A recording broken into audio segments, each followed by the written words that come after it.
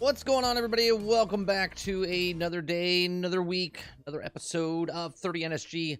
On today's show, we're going to be talking about Pal World. We're going to be talking about Sea of Thieves again, because the devs actually came out with a dev diary. We're going to watch that as well. And then we're going to also watch and talk about the Kingard video, talking about Call of Duty games over the last 15 years.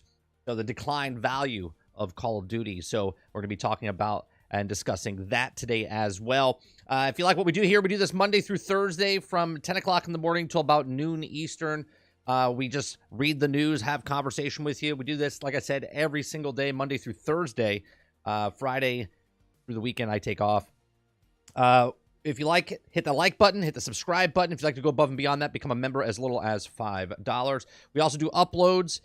We do live gameplay streams. We also do podcasts. We have a podcast this week, Wednesday night. We're going to be talking to Miller Ross. If you guys don't know who Miller is, Miller was big inside the, well, he's a Twitch streamer. And he's also was big inside the Marvel's Avengers. He was a data miner and gave like us hope back then. And now he's doing it kind of again for Suicide Squads. He's in with Suicide Squads as far as knows kind of what's going on, or he does know what's going on behind the scenes because of the data mining and stuff. We're gonna get to know Miller and also do a conversation about Suicide Squad and what they can do, you know, to not make the same mistakes as Marvel's Avengers this Wednesday evening for the 30 podcast, and then Generation X Gaming podcast on Thursday nights 8 p.m. Eastern. Come on, shenanigans. Go on, Dustin. What's going on? Gaming Fire, Kylo, Hemi, Jesse Mack, Mr. Luke, Chris. How's everyone doing? 30 episode 3 of Suicide Squad is 12 p.m. Eastern today. It's 1 o'clock for me. 1 o'clock for me. Yeah. No, it's not 12 p.m. Eastern. It's 1 p.m. It should be 10 Pacific, which is 1 o'clock my time. I'm pretty sure. We're going to be covering it anyway. Regardless, whatever time it starts, we're going to be covering it. Let me just make sure though. I'm pretty sure it's, yeah, it's 10 a.m. Pacific, so that's 1 o'clock my time.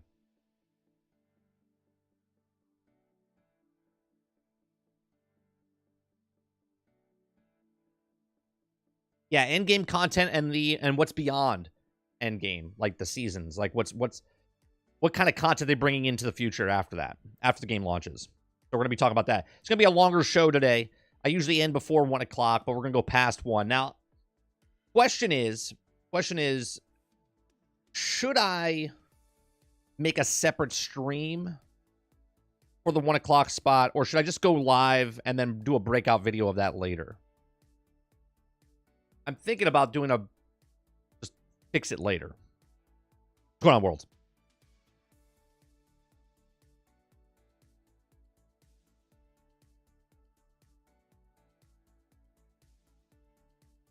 Come on, Dolphin. Yeah, I am. Of course. We're covering Suicide Squads like going forward, just like I did for Gotham Knights, just like I did for Hogwarts Legacy, just like I did any game I'm playing. I'm going to be covering all the stuff. This is going to be a little different than those games because all those games that we covered was a single player game, right? I know a lot of you guys haven't watched me when I did a live service game, but when I was Destiny, I covered Destiny all the time.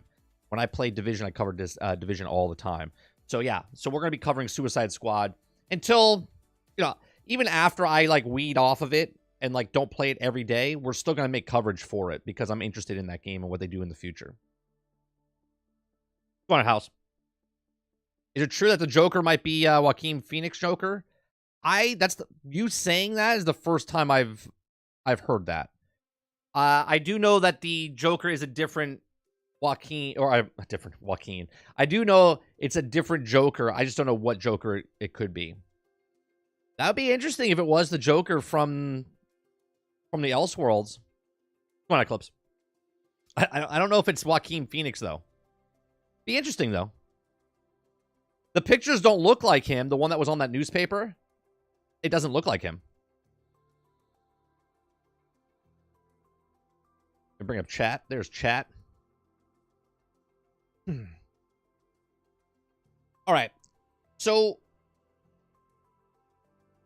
the game that's taking over the internet right now. Okay?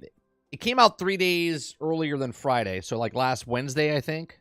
Like Tuesday, Wednesday. Twitch streamers had the game early. Pal World. Lots of people are really liking the game. Last week when we talked about it, I said I'm not really interested in it. I like those types of games. Magic was telling me, or not Magic, Water was telling me, this is right up your alley. I was like, I don't know. I'm not really big into Pokemon type stuff. I played Ark in the past. I played Conan in the past. I play a lot of those games. Valheim, all those things, right? I was like, I'm a little, because it was early access, right? It's still early access. $30. It was actually 10% off on Steam. Pal World last week, we played it Friday evening, the day it came out. I played it for a little bit before I went live. Then I played it in the evening, and we had a bad experience, right? We had a bad experience. I played it on Xbox first in the afternoon. Thought it was decent, but I didn't really like the control scheme and stuff like that. When I like playing those games, I like playing those games on PC. So then I went from playing Xbox Game Pass to going to Game Pass on the PC. We're having server issues. They were dropping. And then I said, you know what? Stealth said he's gonna get it on Steam. He's gonna open up a server. I was like, you know what? I want to play this game with other people. It's gonna be fun. So I purchased it on Steam. Okay. Since that time, I just bought it yesterday on Steam. So Friday, Saturday, we were playing it on PC. Okay. Pal World has sold 5 million copies. Okay, 5 million copies sold. 5 million copies as of 3 days now. Okay. And I have to say, my original thoughts of me saying I don't want to don't play it. I'm addicted to this game, and I have to say it's a pretty fun game. Right? It's a pretty fun game. Now, why is it fun? I'll tell you some of the stuff I don't like. I don't like the base building area, I like base building. I don't like the taking care of the animals, right? I don't like the chores of healing them, feeding them, stuff like that. I know you could put stuff down and it feeds them and all that stuff. I haven't dove too much into that. I love exploring. I love crafting things. I love capturing these goddamn pals. Okay? Exploring and capturing these things and fighting them and seeing like these other animals, the big bosses and stuff. This is phenomenal. Okay? It reminds me of Breath of the Wild. The way you climb it and with the stamina and stuff like that. But at the same time, you guys remember me telling you that I was kind of bored with Breath of the Wild, right? And I know that's sacrilegious, right? Because everyone's like, what do you mean? It's the greatest game ever made. When I bought it and played it, we had a youngster. I was exhausted and tired. Never went back to Breath of the Wild, but I found it boring. This, going around, capturing different things, collecting them, exploring, finding treasure chests, finding little notes everywhere, finding eggs that you can incubate. Like, I'm really enjoying this. Now, playing with other people, that levels it up even more. Okay? I'm really digging this game. And the sad part is, I'm not going to put a lot of time in. Because now Suicide Squad's coming in. Okay? And I'm going to be playing a lot of that.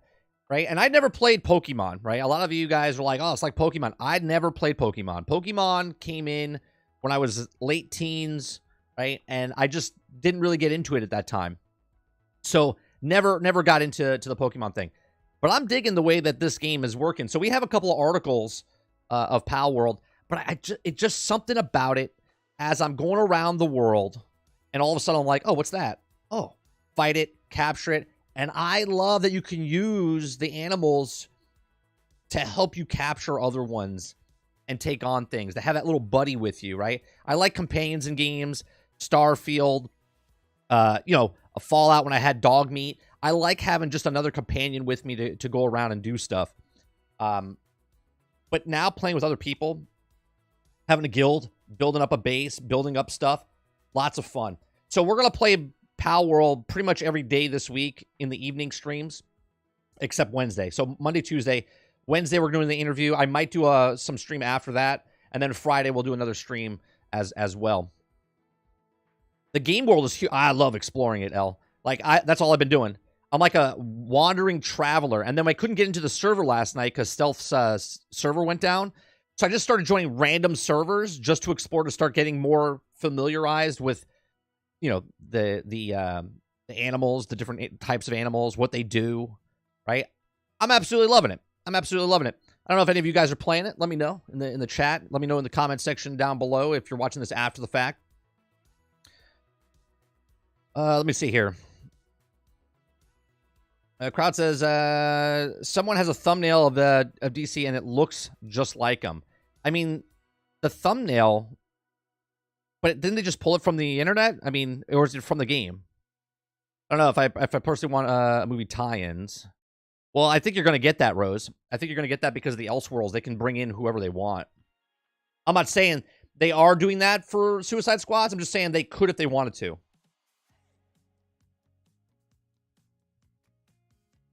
Game is pretty damn fun. Been seeing lots of salt not on PlayStation. Well, here's the other conversation, right? I'm enjoying the game, and I don't know because I don't really go on Twitter, right? I go on Twitter to find news and stuff, but apparently Saturday and Sunday, people just lost their mind. People saying that Pokemon or Pal World copy Pokemon, and I'm like, didn't Pokemon copy another one? Wasn't it called like Dragon something? Digi-Dragon or something? I don't know. I don't know that world. I'm not gonna pretend I know that world. But I love how people are so up in arms that they're copying certain things. You know, pick and choose.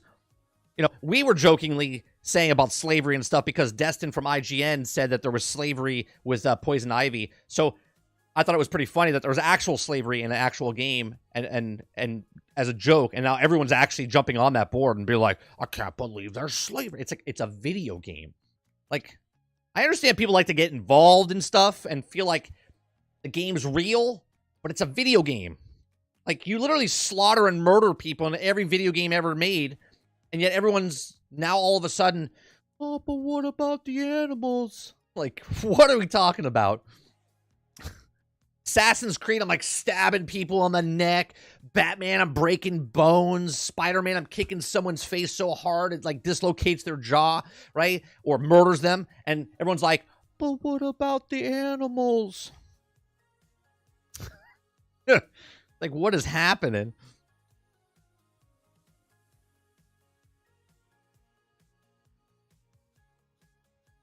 Pokemon and Digimon are all about the same time. No, there's another one. There's another one. I'm going to have to look it up. I don't know. Like Dragon something. It's not Digimon. There was another one. You know what the thing is? Pal World doesn't do anything like fantastic. Right? It pulls in from all other types of games. Conan, Valheim, Pokemon, and then just puts them together, and it's just fun. It's just fun.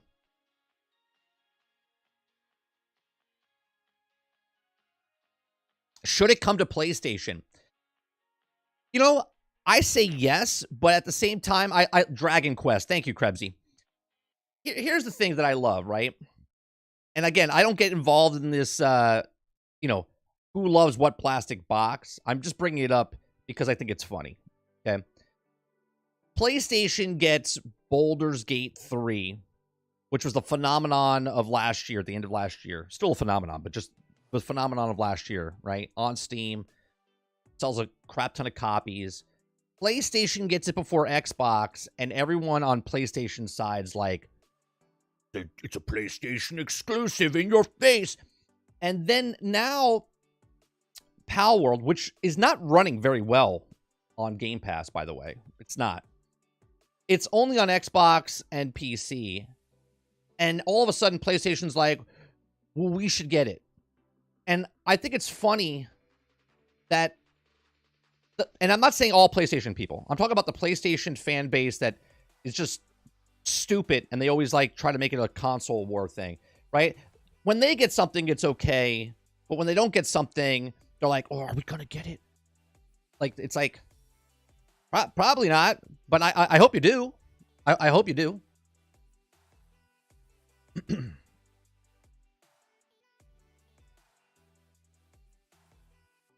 I mean, I don't see why they, in a business standpoint, right? Well, right now they're making lots of money. Okay. And the fact that they don't have it, look, I'm a person that thinks all games should be on all platforms. Okay. Especially if they're not first party, right? I get about time exclusive. I get about paid exclusive for a period of time, or if they paid the money. But if it's not a first party studio from PlayStation, from Nintendo, from Xbox, then I think third party games. Now, obviously, it all depends on how big the studio is, right? Because making different ports for different things is hard for certain companies because they're the size of the team. But I think all games like that should be across the board. Now, I'm a little disappointed that Steam's not cross-play with the Xbox and stuff like that, but I get it. But here's a phenomenon, okay? Now, I don't know how you want to take this, right? So now, we used to talk about Starfield. Like, I don't know if Starfield's going to sell a lot because it's on Game Pass. And then it went on to sell like 6.5 million copies on Steam, even though you can get it on Game Pass. And then here we are again with Palworld, where you can play it on Game Pass, and yet 5 million people have bought it on Steam. Okay? And it's insane to look at it and go, is Game Pass bad, or is Game Pass pushing sales, right? Because Game Pass itself is not a very good game, but it's almost like a demo.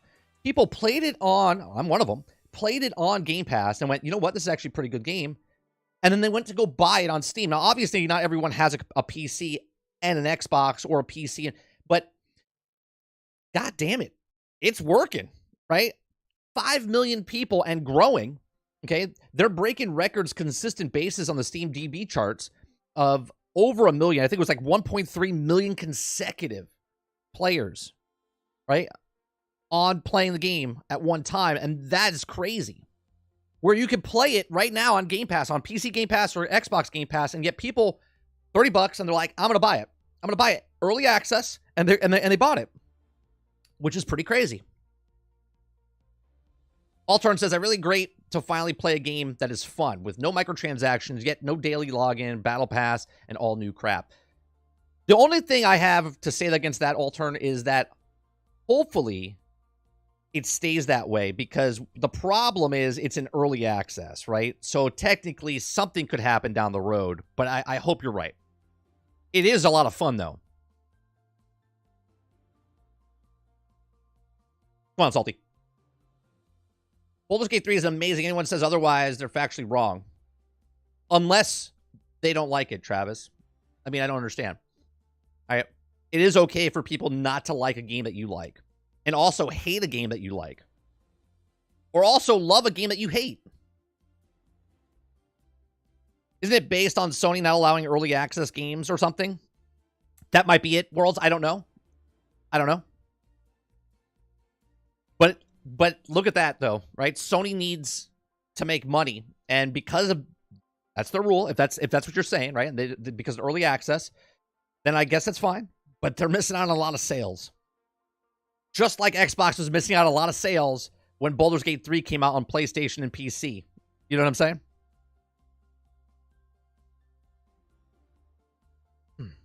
Yeah, but it has no crossplay. It had crossplay. It might be less. It might have less sales.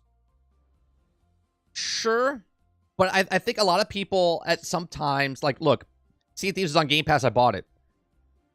Minecraft Dungeons is on Game Pass. I bought it. Right? There's plenty of games that are on Game Pass that I buy instead of playing it on Game Pass.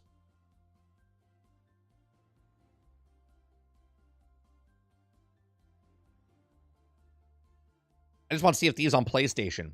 I mean, I think you guys should get PlayStation. Sea of Thieves on PlayStation. PlayStation should get Sea of Thieves, and Sea of Thieves is a wonderful, wonderful game. God forbid Xbox and PC has a hit. Well, they've had multiple hits, Kylo, right? Even though people don't like Starfield, Starfield's a hit. Starfield's a hit. It sold 6.5 million copies on Steam, okay? And then most other people played it on Game Pass, but they still made money off that because a lot of people on Game Pass paid the $30 to get the 5 days early access.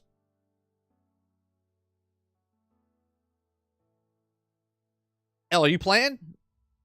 Level 28? Nice. Fortnite was on PlayStation for years in early access, well before the BR boom. That's true, Krebsy. But I think there's a difference because it's a free-to-play game, right?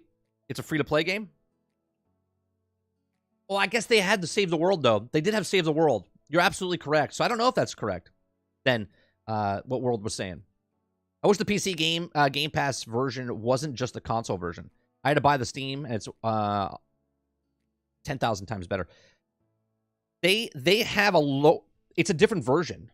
It's a completely different version on Game Pass than it is on Steam. I think it's like a version behind or two behind. I mean, it was fun. It's fun. But here's a couple differences, right? On PlayStation.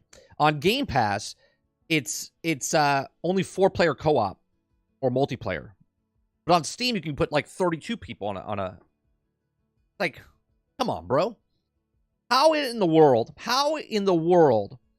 back in the day, I could have 32, 64, 120 people on a console for a game, and yet this game's like, you can only have 4. I'm like, what? Why?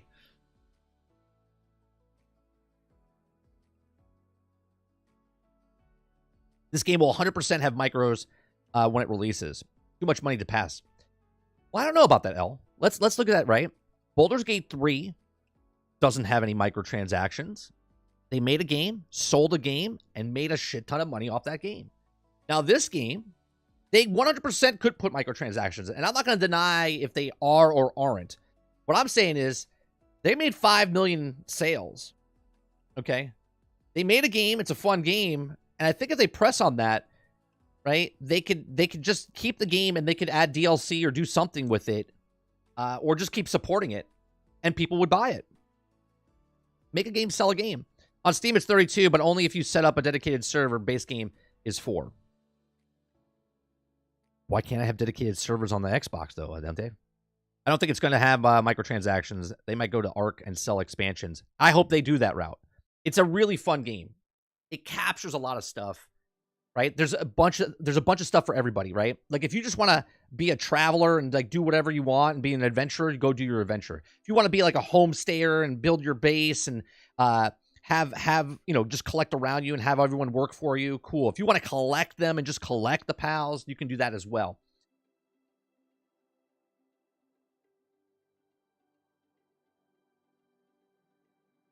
So we're gonna read this story here. Right? We're going to read this story here, but the headline's outdated because this was on January 19th, okay? And it was at 350,000 concurrent players. Right now, let me look at the Steam DB Pal World concurrent. Hold on one second.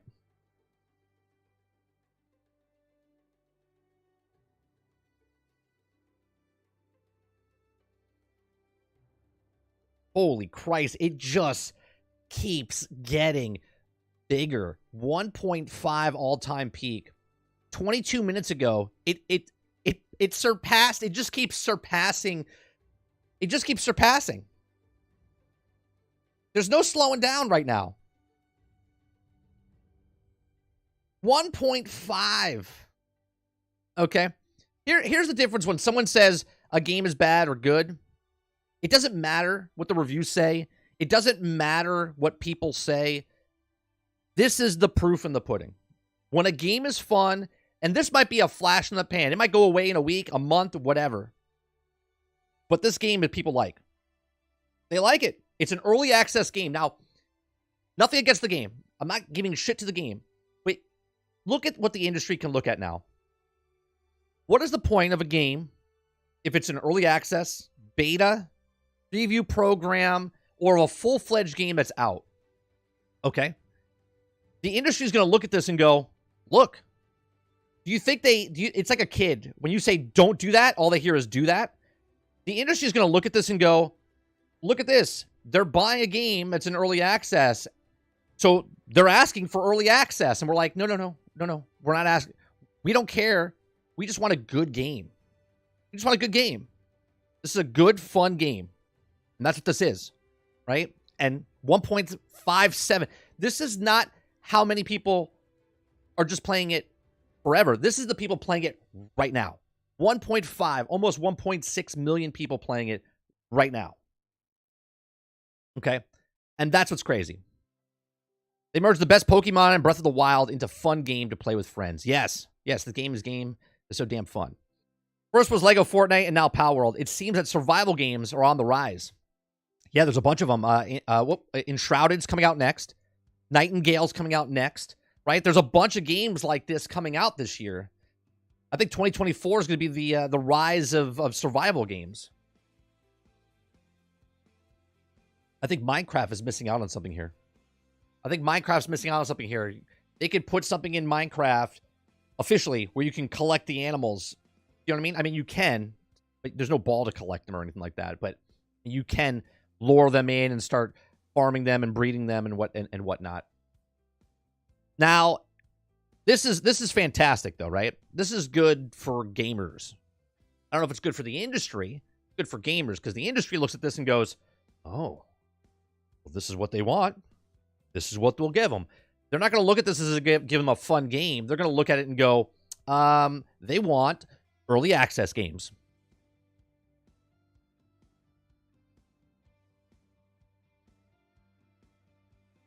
So let's read this a little bit here. Let's read this a little bit, right? Minus the 350,000 concurrent. There's not a current day article just yet, so we'll have to come back to this.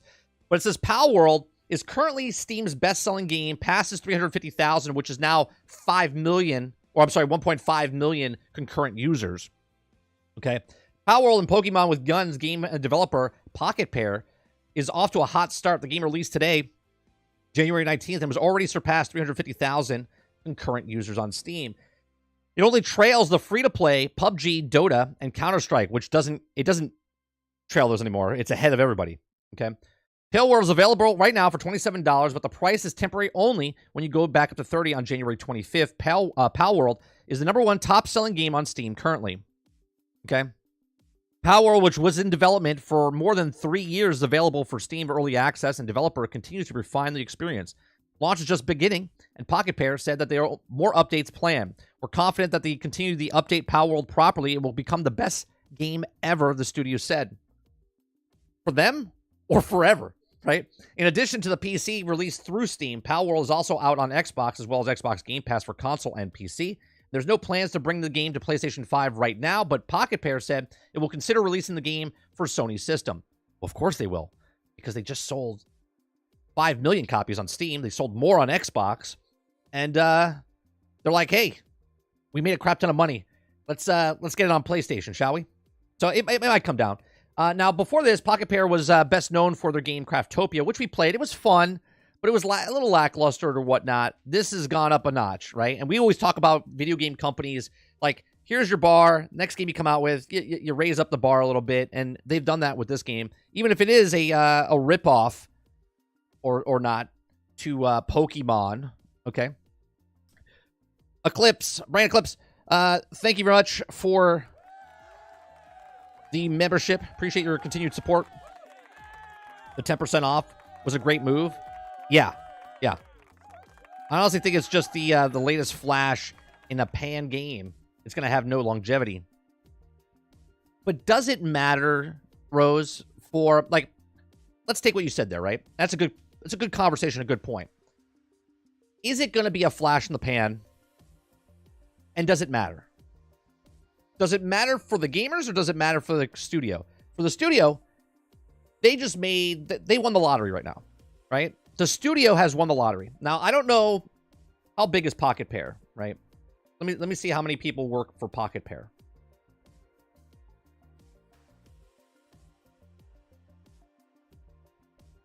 Pocket Pair Inc.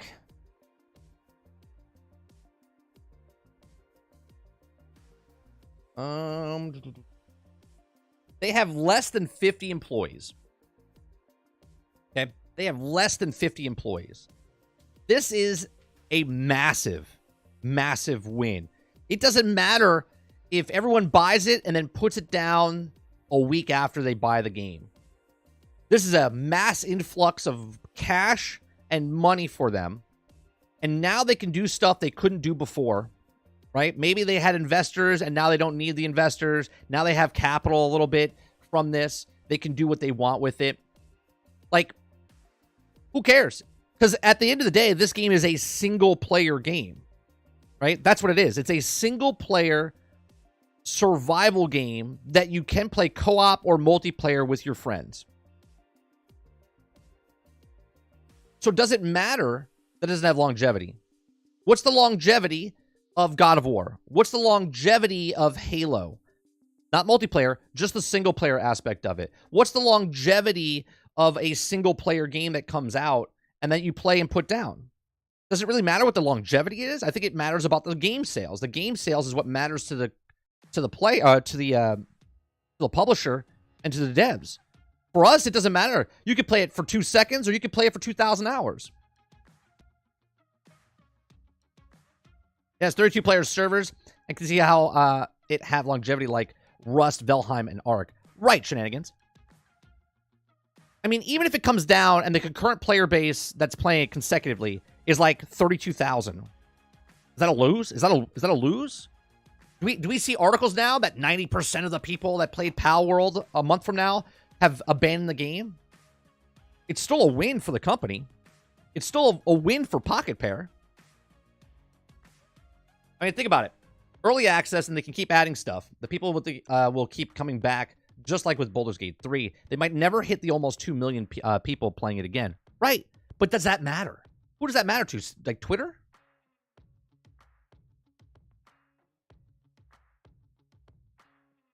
What's going on, Water? We're talking about Pal World. Pal World. Right now, consecutive players right now, Water, 1.5, almost 1.6 million people playing right now. No, I haven't got a flying mount yet. I'm only level... I think my highest character on a server before it crashed, I think it was level 10. And now on the current server I'm on, I'm like 6 or 7. I think I'm 7, almost 8, level 8. I have about 6 hours in on Steam so far. And I have an additional 4 hours, so I'm like 10, 11 hours right now between all the different versions. Water says, Pal World, eh? Sits down with a cigar. Let me tell you a story about the game known as Pal World.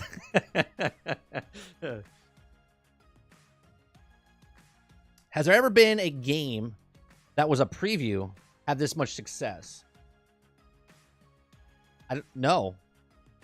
I don't think there's been any game that's had this much success, preview or not, was consecutive. I think it's the #1 game on Steam.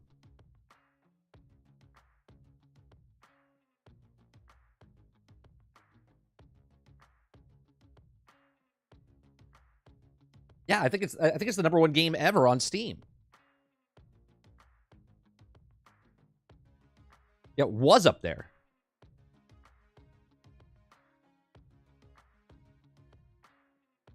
Yeah, see, this is outdated. And this was taken 4 hours ago. Okay? Pal World was 1.1 million for current.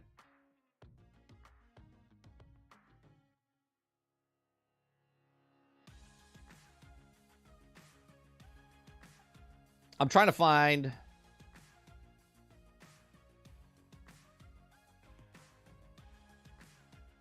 let's see here.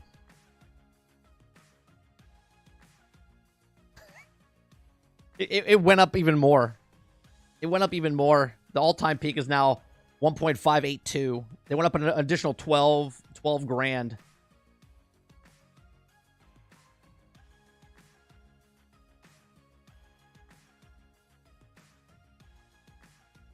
No, it passed PUBG, didn't it? Oh, PUBG had 3.2 mil.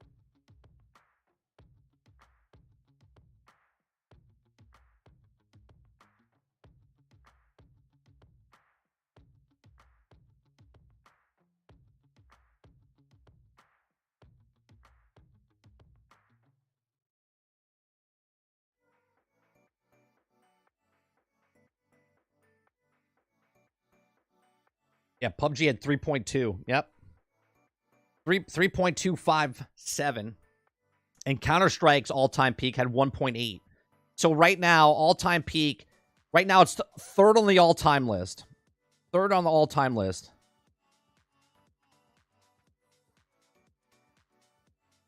It's got a double what it's doing right now.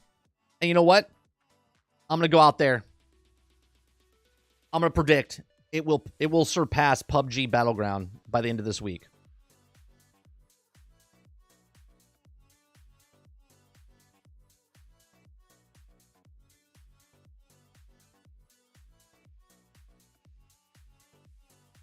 Water says it once they get their servers together, it will double that. Yeah, it'll surpass PUBG.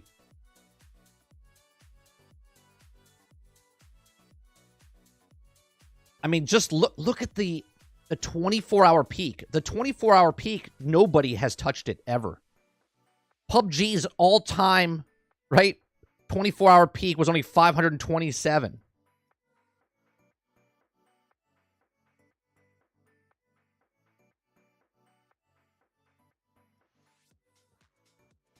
Pal World, Sarge. The Pokemon with gun game.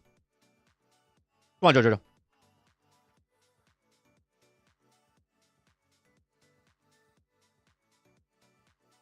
Power looks great. Hope you all enjoy it. To me, it looks like, and don't kill me, but it looks like a less interesting Pokemon. I've never played Pokemon, so I can't say if you're wrong or right.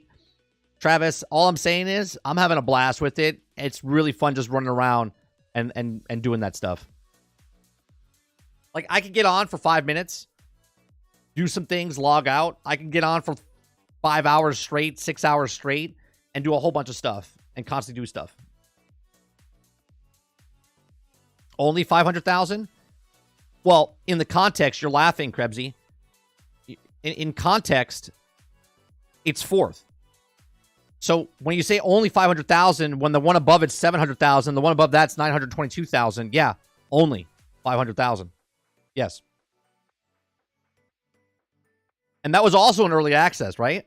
PUBG, when it did these numbers, was in early access.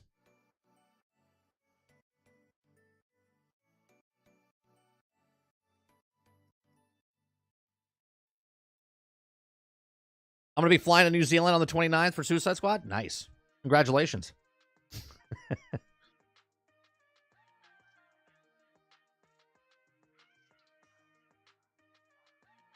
Well, you know what? That's the thing, though, right? Scarlet and Violet came out, and I didn't play it, right? I just saw people talking about it, how bad it was, how glitchy, broke, buggy it was. And now this game comes out in early access, and is apparently a better experience than those people that played that game. So, is Pokemon scared now because they have a competitor? Do you know what I mean? Now they have to make a quality objects here, or games.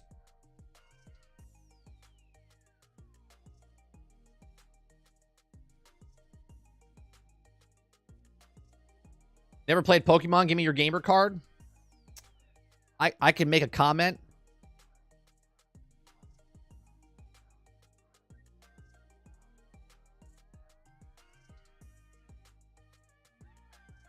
Well, of course, Krebsy. But again, the context of me saying only 500,000 compared to the other 3 games that surpassed that and crushed it. That's why I said only 500,000. That's context, man. When this update of Sea of Thieves with the fast travel, I can't figure it out, the sailing a bit. The game looks like so much fun. Sailing's really easy, Jojo. Just get on a sloop. Don't get a bigger boat if you're playing by yourself. Just get on the single little vessel, okay?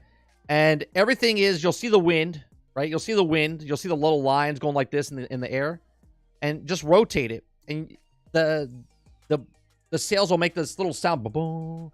And when you hit the wind head on, okay, and that way you move faster, okay. Everything's like right behind you. Take a little course, just sail around in your own little safer sea world. It's a wonderful game once you understand what the actual mechanics are for sailing. I would literally, when the game first came out, there's much better people playing the game now, but I could outmaneuver any boat that was trying to attack me. They would get bored because I would literally make them hit an island, go between little rocks. They would try to get on my boat.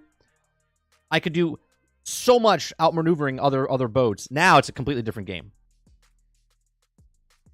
The fastest boat is the brigantine? Sure, but he doesn't understand how to operate, or they don't understand how to operate the actual sail, so it doesn't matter if their boat's fast or not. They just need to operate and learn how to operate the actual boat.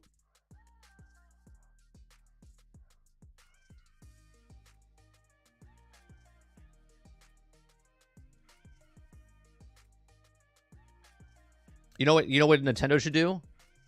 They should put it out there and go, we want Pal World on Nintendo Switch. They would never do this. Just to show how confident they're all. Like, yeah, you can come on to Nintendo Switch. And they're like, oh my god, we have to make a game now. We have to make a game now. We got to make sure the game works properly. So Pal World is under a bunch of scrutiny as well, right? So Pal World is accused of being an AI product with no evidence so far. The article comes from Forbes' Paul Tassi. He says, Pal World is only becoming one of the most popular games in recent memory with the 3 days early access launch, but also one of the most controversial. The subnet article's game developers, also concerned citizens, have taken to accusing the game of two things. Mainly, first, ripping off bits and pieces of Pokemon to assemble their pals, but second, of the simultaneously accusations of Pal World developer Pocket Pair has used general AI in the game. The actual hard evidence is that happened, however, does not exist as of yet. While there's no reason the topic is brought up, there's no conclusive proof that genuine generation AI is designed or assets of the game at this point. Here's the breakdown of what's going on so far, okay? It says, in a number of 2021 tweets, Pocket Pair CEO expressed fascinations with the experiment about creating generative Pokemon with extremely early AI tools. With those later features as BuzzFeed quiz, this is often being construed as Mizobi himself using generative AI to make Pokemon models, but has not been shown to be in that case. Elsewhere in 2022 tweets, Mizobi spoke more to the topic of generative AI, seemingly viewing it as an inevitable development that could be useful. Now, we talked about this about a year ago when they were talking about AI. I said, this is going to be interesting. I said, because now of the Unreal Engine 5 coming out and people be able to make video games and dialogue, and people were pushing against me saying that's not going to happen for a while. And then literally, I think it was 6 weeks later, people in Skyrim were putting dialogue in for people. And then Grand Theft Auto had a story about someone had a mod where they could talk to the police officers and whatnot inside the game. So it's exponentially getting faster and more prominent in games, right? The Finals is using AI for dialogue and whatnot. Other people are using AI to code video games and whatnot. So in 2022, Pocket Pair released a little-played game called AI Art Imposer. It also contained a generative AI system where players could guess where the images were from. The description contains the phrase, "You are a progressive artist who commands AI and generation item or images." And this also needs aesthetic talent to draw good artwork, which some of the views serious is other than ironic. At this point, these are the main 2 points that these brought up, and when it comes to potential Pal World using generative AI and development of the content. But while the CEO has expressed interest in the topic, the Pocket Pair did use generative AI in the game that was being meta about the concept. Again, there is no conclusive proof of the use of AI in Pal World itself, even as it's widely being accused of being a product of AI. Okay? So he continues by saying, this does not mean that it's absolutely no chance that Pal World may have used AI in some capacity. There is no just concurrent evidence that it did. And I have to ask Pocket Pair for comment, but that's the issue, but a few other things to keep in mind. So there in January 2024, blog post from Pocket Pair relaying that the artist had been rejected from 100 different companies was the person that hired and who also draws more of the characters in Pal World. That the Steam implemented a policy this year where game submissions must be disclosed use of AI, and the survey now includes a new AI discourse section, or disclosure section, sorry. You also need to describe how many of the using AI in the development execution of the game, and then the Steam says that as much the disclosure also put the Steam store page so customers can understand how many game uses AI. Nothing like that appears in the store or paywall. Now, that's probably the biggest evidence there, right? Because if they did use it, they would have to disclose it. And they didn't disclose it unless they're lying. And if they're lying, then you have to go down this rabbit hole of, well, Steam just did it. So does that mean they're using it and they're hiding it? Okay. There's no proof yet. So it is absolutely the case of CEO Pocket Pair has a previously expressed interest in supporting of generative AI, and the company made at least one experimental game using the tech. While many of those are choose to support the game with executive interest in the AI recently, this would also include the leadership of publishers like Microsoft, Square Enix, amongst others. This is certainly possible proof that could emerge from the AI usage of the game, and if so, the world breached Steam policy for disclosure. Now, there's none of that, but as of now, there is no actual evidence in that and everything presented in the conjuncture. The PAL world has spoken up about the monster design specifically and credit a specific artist. The conversation about the monster design pinging Pokemon is a wholly different one. Now, actually, the AI accusing it is many ways is the idea that it also took models directly from the Game Freak, again, with no definitive proof of the full-on theft as of yet. So here's another thing, right? All of a sudden, all these internet warriors, they're upset about, well, they used AI. They used AI. Well, there's no proof that they used AI. And if they did use AI, then there would be, you know, Steam would have to take discourse of what it was based on the policies they have. Now, another thing is, majority of players, I know this is going to be a hot take for people, majority of players on the internet don't give two craps if a company uses AI, they didn't use AI, what kind of engine they're using, they don't care. All they want is a fun game to play. I know. How the hell, 30, are you going to say this when people, they're losing their jobs? They're doing... What have you done for me lately? Most people get home from work, they look on the Steam page store or the Xbox store, they start scrolling through stuff, and they're like, hey, what's Pal World? They watch a trailer, they go, that looks good, and they download it, especially if they don't have to pay for it. And then on Steam, okay, then on Steam, they look at it and go, okay. They don't read reviews, they just look at the rating, and it says positive, and they're like, good enough for me. Okay, a lot of people think that, like, the moral high ground, they're like, well, I can't believe you're supporting this game with generative AI and it's a Pokemon. I don't care. I don't care if they ripped off Pokemon. I don't care if they ripped off all the other companies out there. I don't care. As a customer, I look, does that product look cool? Yes. Am I interested in that product? Yes. Here's my money. That's it. That's called business.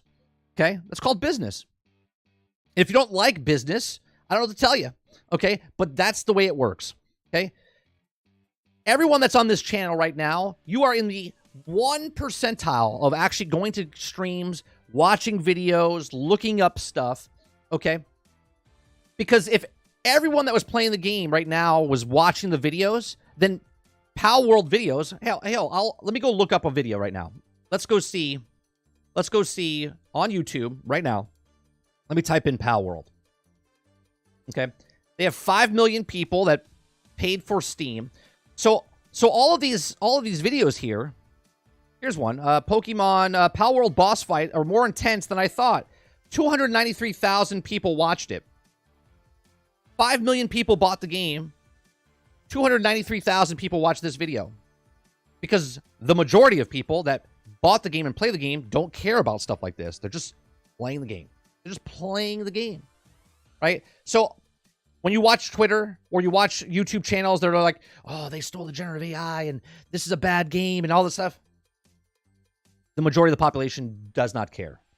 They made a game. They sold a game.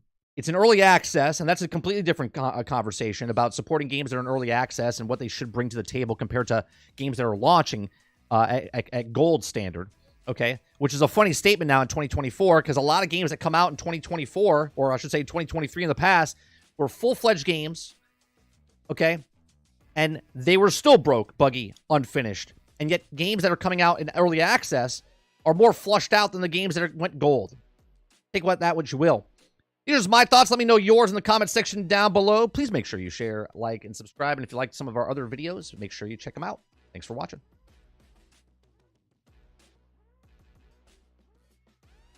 So, chat, everyone that's talking about Pal World and is like, I can't believe you're supporting a game with generative AI. There's people like trying to boycott it because it copied Pokemon. Remember the last boycott that happened in video games? Oh, wait, that game sold 22 million copies. Completely different boycott, too. But I just find it funny. People are trying to boycott a game because they copied Pokemon. Yeah, Travis. Boycotts worked so good for Hogwarts Legacy.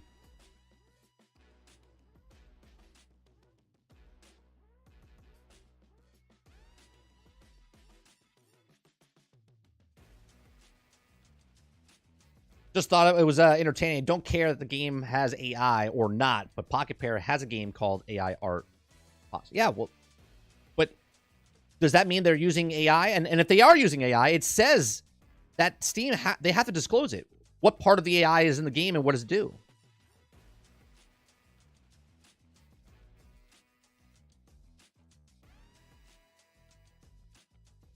They look better than the current new Pokemon anyway. That's the point, Luke, right?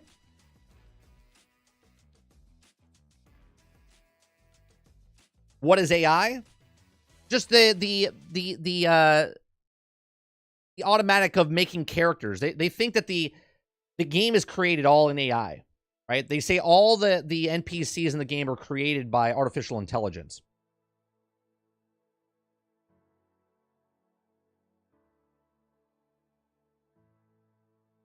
Altern says, early access games are almost the same release games. Look at Battlefield, Avengers, Redfall. All were at launch, stuck year fixing it, just like early access games. Altern, don't forget, Cyberpunk 2077. You got to make sure you put that in the conversation, right? Because that game that came out broke, buggy, unfinished, sold 12 million copies on day one between pre-orders and day one sales, and then sold an additional 5 million copies after everyone knew it was broke. Okay?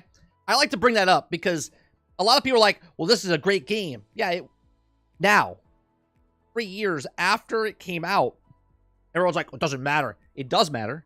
It matters because it was a game that was released, full-fledged release, gold standard released, broke, buggy, unfinished, 3 years later, fixed.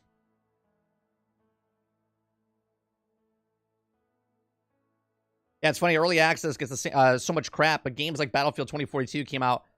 Right, and everyone's like, well, it's a fun game. It's okay if it's fun, right? And there's a difference. If it's alpha, beta, early access, preview, at least you know as a consumer, hey, preview program, early access, there's going to be problems with the game, right? Where if a game comes out and they're like, hey, latest, greatest Battlefront 2042, greatest game coming out, Cyberpunk, the greatest game ever created, and then you're like, oh, I'm gonna buy that, and then it's broke. You're like, now if they come out and said Cyberpunk early access, then all those things go away because you're like, all right, well, it's good, great for early access. I can't wait for this game to fully launch. Thanks to Cyberpunk DLC, the game confident in CD Projekt Red games will be great in 3 years after launch. Jones says, what I'm saying, 30, is that the term artificial intelligence is so vague that it could be anything. Oh, of course. Or mean anything. Yeah. People are just so angry about stuff. People are so angry about stuff. It's good now, and that's all they care about. Well, that's fine. But you can say it's fine now, but I'm going to bring up the 3 years that it was broke. But doesn't this Pal World game have problems with the servers and people getting dropped and frame rate? Sure. But here's the thing, Rose. It's an early access game. I know it's weird, but that's the saving grace. Because one, it's not a full-fledged $70 title. Two, it's an early access. Three, it's a single-player game that you can play and have dedicated servers. So it's not really a multiplayer game. They've added multiplayer for dedicated servers and whatnot.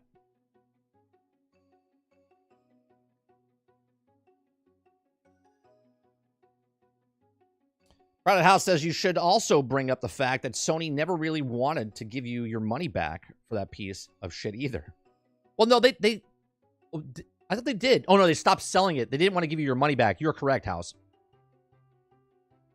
If you believe Call of Duty and Battlefield has any value anymore, that's on your consumer segue. We're going to go over to Kinger's video in a bit. It's not fine, but it's fine now.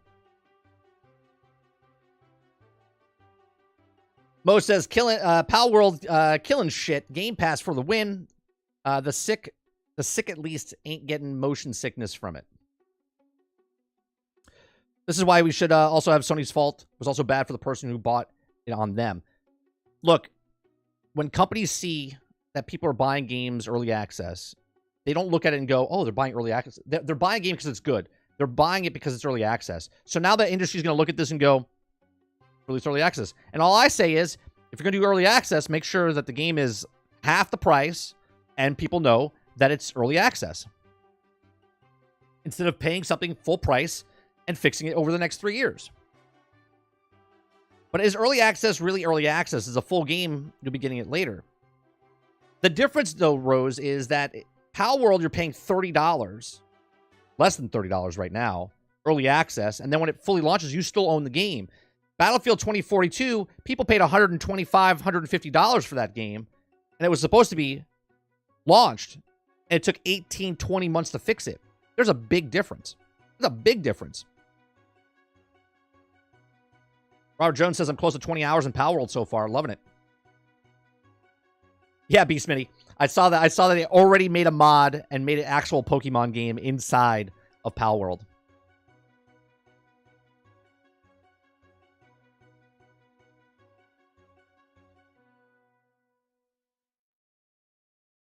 It won't stay Xbox only. Here's the thing, though, Travis.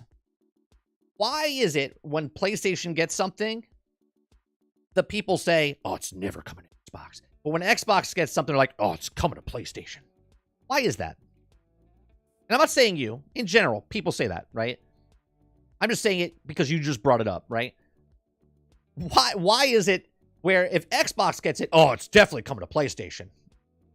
And yet when PlayStation gets something, it's, suck it, Xbox, you're never getting it.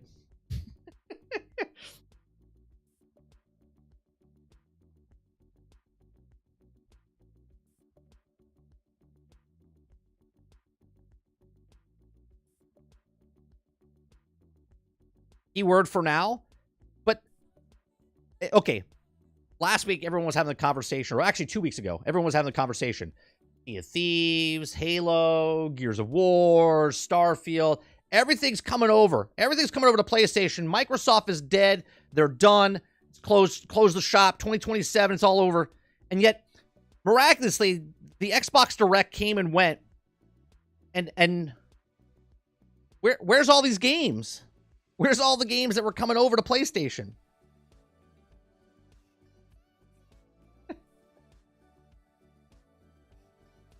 Because it makes the plastic box less valuable. But the thing is, it doesn't matter about the box anymore.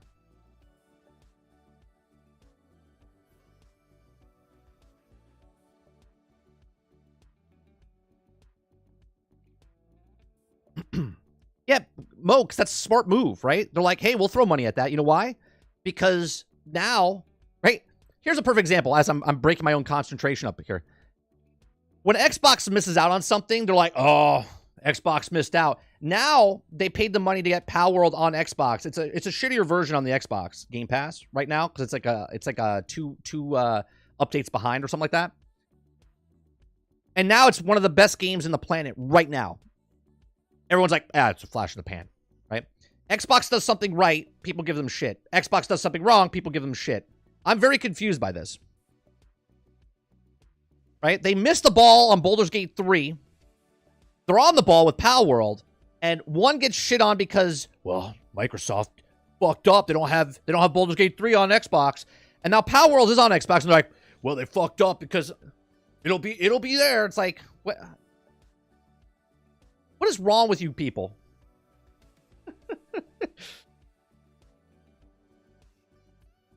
But if the game comes over, good, I'm happy. People who also enjoy it also take Gears of War, PlayStation 5, but neither comes, I'm not mad. But the point, Rose, is that people are upset regardless if it comes or doesn't come. It's a lose-lose all the time.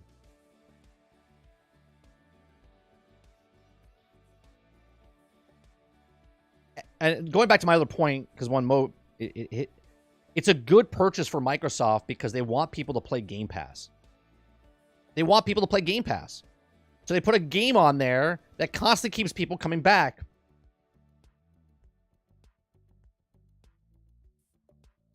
And you also have to remember, Xbox wanted this game on Xbox because they're trying to go for a market that they're not in. Right? China, Japan, they're trying to go for that Asian market over there. And this is one of those games that's popular. Pokemon is a popular brand over there. This is not Pokemon. But this is yet another platform or another game to get on their platform to get that market to come on, right? Chronicles of Mana, they showed it direct last week and said it wasn't coming to Game Pass, and now the news is it is coming to Game Pass.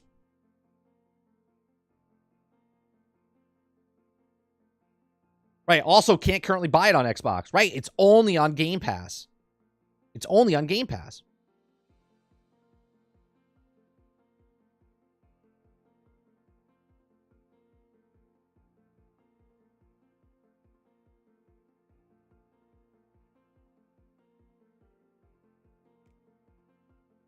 All right. We're going to talk, or we're going to switch subjects now. We're going to switch subjects. We're going to watch a video by our new friend, the Kingard. He's been on our podcast twice now. He will live in infamy because was the first guest on our new podcast. It was very nice of him. And then he came back for the second episode. It's always a good time talking to him.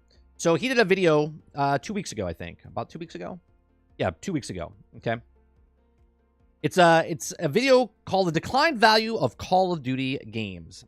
I said I would watch this, and we're going to watch it this week. Okay. Don't forget, we're also covering the Suicide Squad stream at 1 o'clock. Okay. If you like what we do here, make sure you hit that like button. Make sure you hit the subscribe button. If you'd like to go above and beyond that, you become a member as little as $5. We do live streams Monday through Thursday from 10 o'clock in the morning till noon Eastern. We do uploads every single day. We're trying to keep that streak going. Every single day, they're going to get something uploaded. Okay. You're also going to get live gameplay in the evenings, Monday, Tuesday, Wednesday. Wednesday, sometimes we have a podcast, which we're doing this week. We're interviewing Miller Ross, talking about Suicide Squad.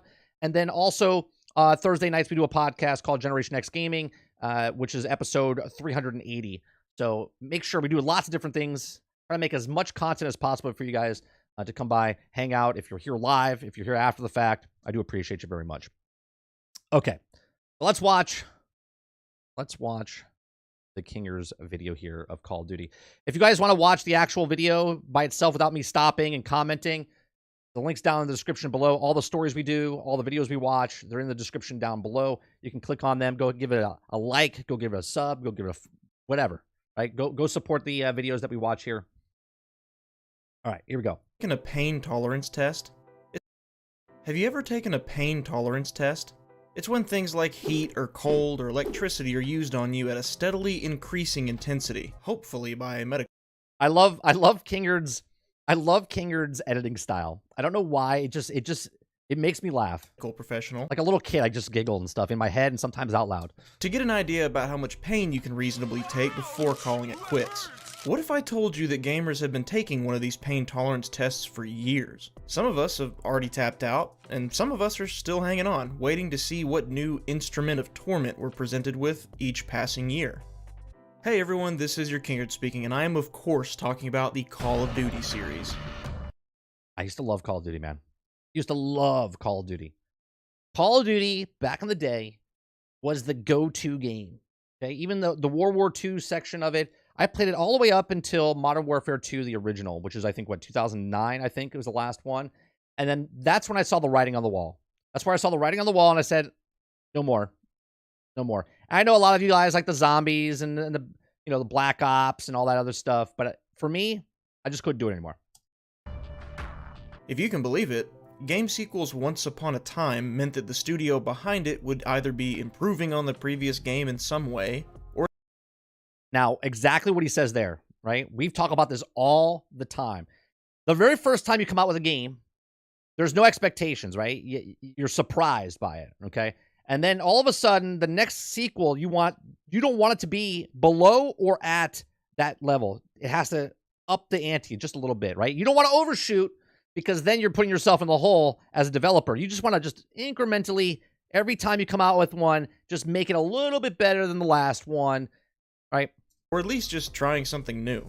New features, upgrading the visuals, or just giving new content were pretty much expected out of upcoming sequels.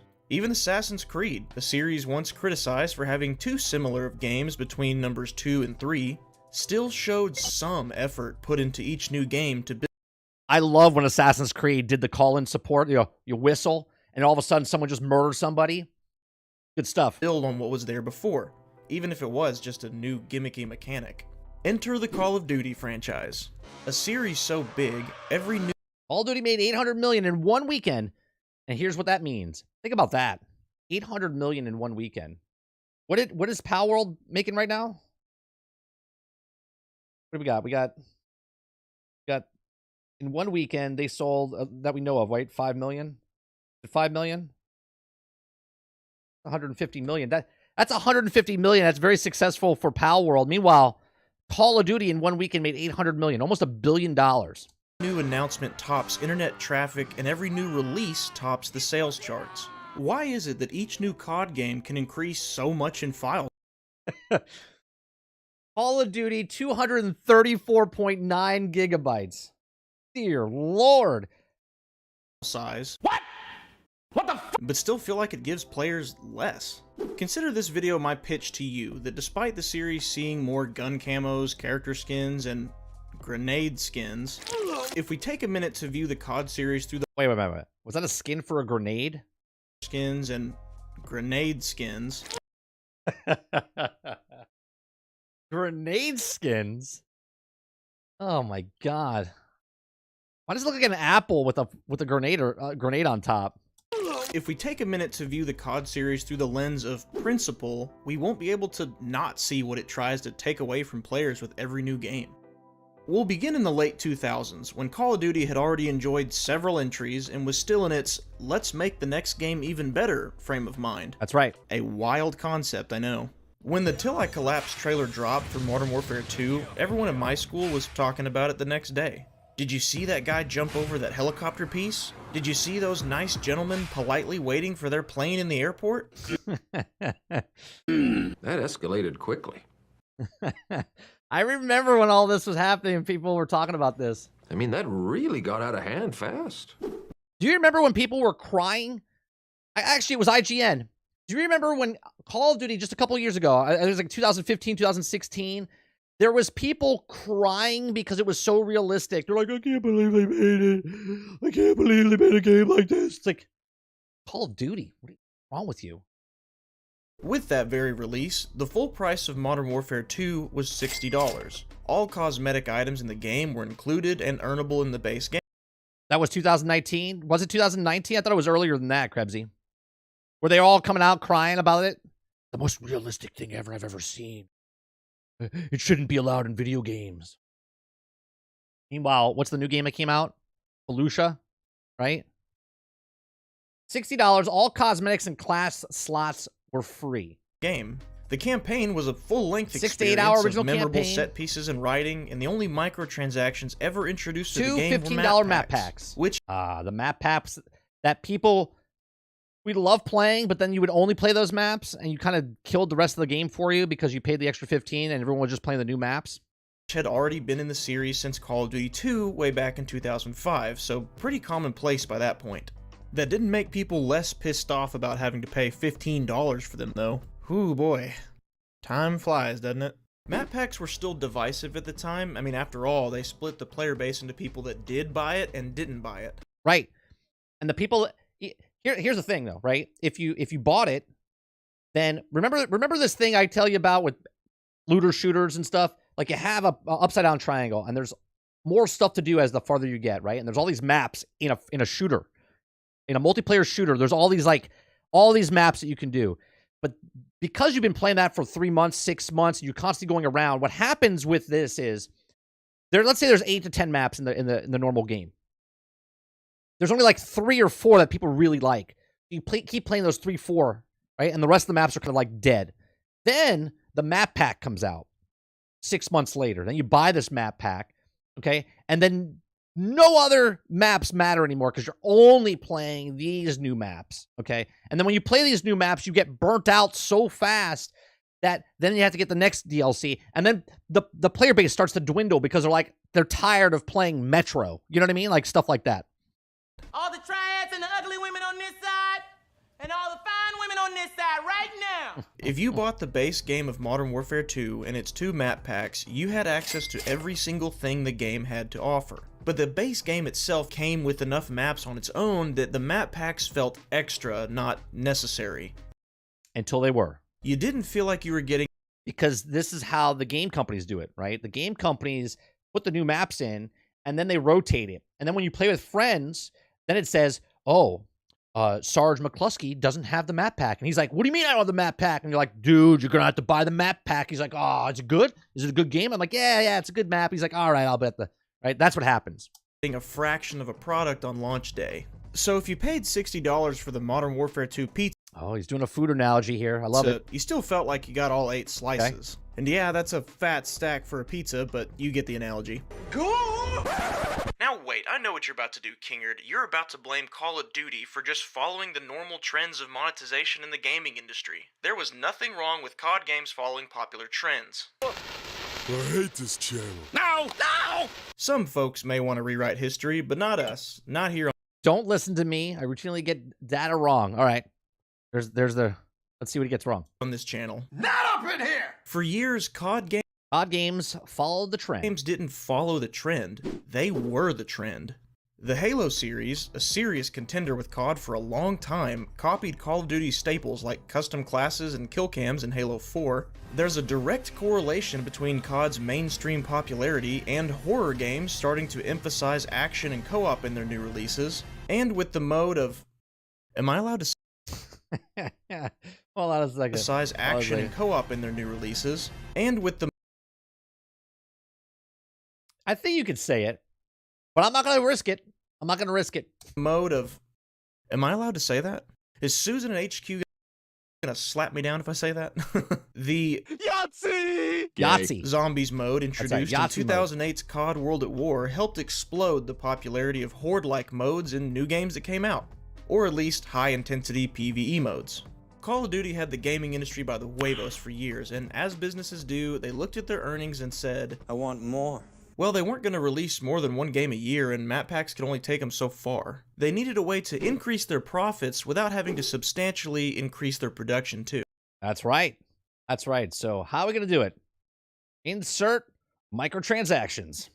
This is how it happened. Call of Duty Black Ops 2 gets microtransactions for little luxury in-game. This is how the Batman That's March 12th, 2013. died.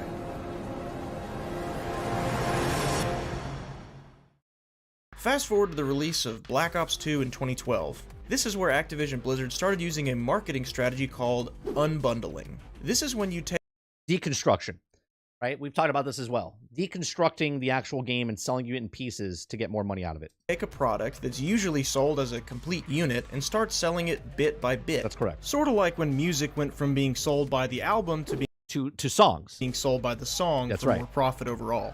This is different from Right. Look at that again, right? $15 being sold for by this the album to being for the sold by- album, or $18.81 if you buy each song separately. the song for more profit overall. This is different from shrinkflation, where you sell less quantity of something for the same price. But don't worry, we'll get to that one later. With Black Ops 2, for the first time in the series, a COD game locked items other than maps behind a paywall, extra custom class slots, weapons, and cosmetics. Okay. To demonstrate how much the times have changed, the cosmetic bundles, or personalization packs, cost $1.99. Now that would be a microtransaction, right? Well, let's talk about inflation, right? That's like $7 now, 30. Still $1.99 back in that time. Okay. And now the same thing, you're going to be paying what, 15, 20 bucks? And when they were purchased, the player got a camo they could equip on any gun they wanted, and usually came with at least an emblem and an aiming reticle too. Hey, that's a pretty fair price. Would be a shame if gun camos became half the price of a full game or something ridiculous Oh, man. like that. I love it. I love it. But why'd it matter? It was cheap, only You know what it is? You know what it is? What I like about Kingard is that he can keep a dead straight face as he says certain things like that. I love it. $2, and it's not like it broke the game. I'm still having fun. Well, I'm glad you asked. In 2013, Paul Tassi said the same thing. However, he also questioned if this was the start of something yet to come. Maybe, one day, video games would start letting players pay for progression. Rewards for game Warzone 2 Season 3 brings pay-to-win DMZ bundles with permanent upgrades. Play like cosmetics would become a revenue stream. That's horrible. It's just a couple of $2 cosmetics. Stop being paranoid. My money, my choice. We're getting a bit ahead of ourselves, but the thing to know is that in 2013 is when Call of Duty started doubling down on unbundling. Hey fellas, I know you're used to paying $60 for the whole pizza, but that one slice over there lets you... All right, let's take that one slice. All right, we gave a slice out. Now we're paying $60 for 70, or I'm sorry, for seven pieces of pizza. You unlock everything in the game without having to pay extra, so we're gonna have to take it from you. If you want the 8th slice back, you could always pay us more money. All right, $54.74. Access to all camos, weapons, custom class slots, country themes. It's fine. It's not like I have to pay for that. I'm still having fun without it. Thanks to the success of paid weapon cosmetics, they would return in 2013's Call of Duty Ghosts, but this time Activision Blizzard would introduce yet another type of paid cosmetic. For the price of $3.99, you could play as Captain Price or Makarov in the multiplayer. Ooh. I always love these skins that you get in a first-person game. Like, the fact that people are like, okay, I'm gonna buy this so I can see my arms to see what's happening. I always thought this was funny. Like, how are you buying a cosmetic skin in a game where you can't even see your goddamn self? This video is an awesome time capsule for people's thoughts on these paid character skins at the time. The Captain Price Legend Pack. What's going on here? Well, it's available on everything for $3.99, so it is a little bit more expensive than the other options. It's more expensive because you know the character. Amazing. That you have that came out today, but it is Captain Price. You know, one of the most... Let me say something. Nothing against this particular person that's saying this right now in the video. But that's the problem with video games right there. He's super stoked to see a hand of the character that he purchased. I bought this skin, bro. I can see this part of the hand. Just this.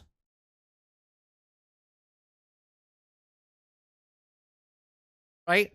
Influential and most badass heroes of all of Call of Duty history, so it's pretty cool. You heard that right. $3.99 was expensive for a paid cosmetic, and people still bought it anyway because it is Captain Price. And so began Activision Blizzard hitting the motherlode of an idea. A special idea. People would pay even more money for a character skin, which so stupid. So stupid. is effectively just rearranging polygons on a character model, even though players couldn't actually see it at all times because it's a first-person game. Exactly. The only time you see it is in your menu system. The new paid skins don't even have to be new. They can just be returning characters. Worlds. Context matters here. This is not the new Call of Duty that he's talking about right now. This is the old Call of Duty where you're paying more money for a skin that you couldn't see. Characters to the series. For $60, players could no longer access all character customizations in the game. Sorry boys, that 7th slice is Yeah, take another slice out of the pie. gonna cost extra. $470, access to all character customization. Well hey, maybe some cosmetics were locked behind paywalls, but at least players could still choose exactly which cosmetics they specifically wanted to earn in-game, right? I must know the truth, Master. Supply drops reward you with more than 1,000 items, including weapon loot, character gear, and reinforcements. These weapons...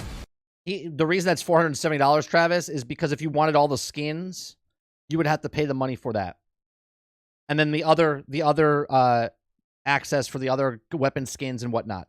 not only look different and super cool, but modify the stats of their base weapon. What's up, guys? Today we are doing another supply drop opening video. It was double XP week. Oh my god, we're gonna open up another thing. It's gonna be amazing. Make sure you tip me so I can open up more stuff, so you can tip me some more stuff so I can open up some more. You will never, ever see that on my channel. I can't watch anymore. Loot boxes. The gaming industry's answer to the question, how can we give players something while actually giving them nothing? Give him something by giving him nothing. We don't have to go into the whole history of loot boxes and why they ended up mostly being expelled from AAA games over time. When they were added to Call of Duty, gone was the tried and true progression loop of a player following a specific path of progression for the item or weapon that they wanted.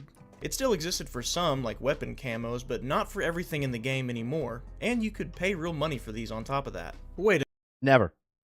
Never, Water. a minute, does that slice say that you get to choose Oh, sweet. We lost another slice. What are we down to? 5 slices. exactly which items you get to unlock next? Hand it over. Yoink! That's okay. I'm still having fun. Still having fun. You know, I'll give COD some credit. At least they were still trying to justify their annual releases by making each game unique from the one before it, or trying to improve on it in some way. Call of Duty Infinite Warfare trailer is YouTube's most disliked gaming video ever. It doesn't matter.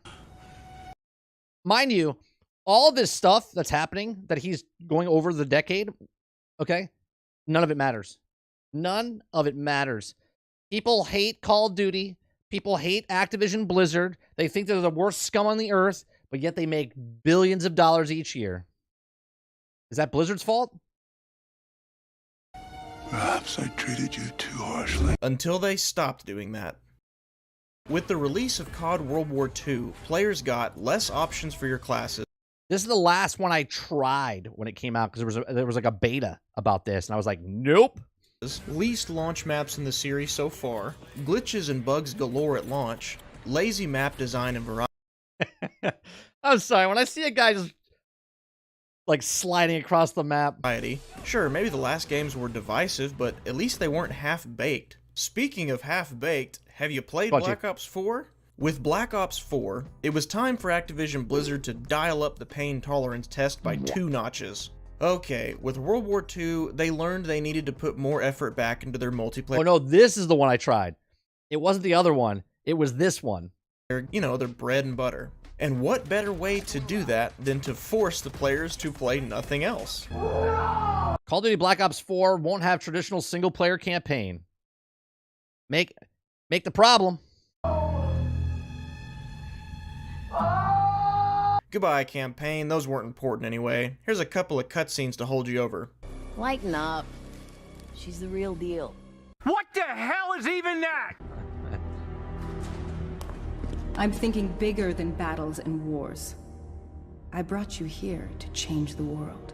Oh, no, no, no, no. It's freaking Owen Wilson. Hold on, I gotta see that transition again. That is fantastic. No, no, no.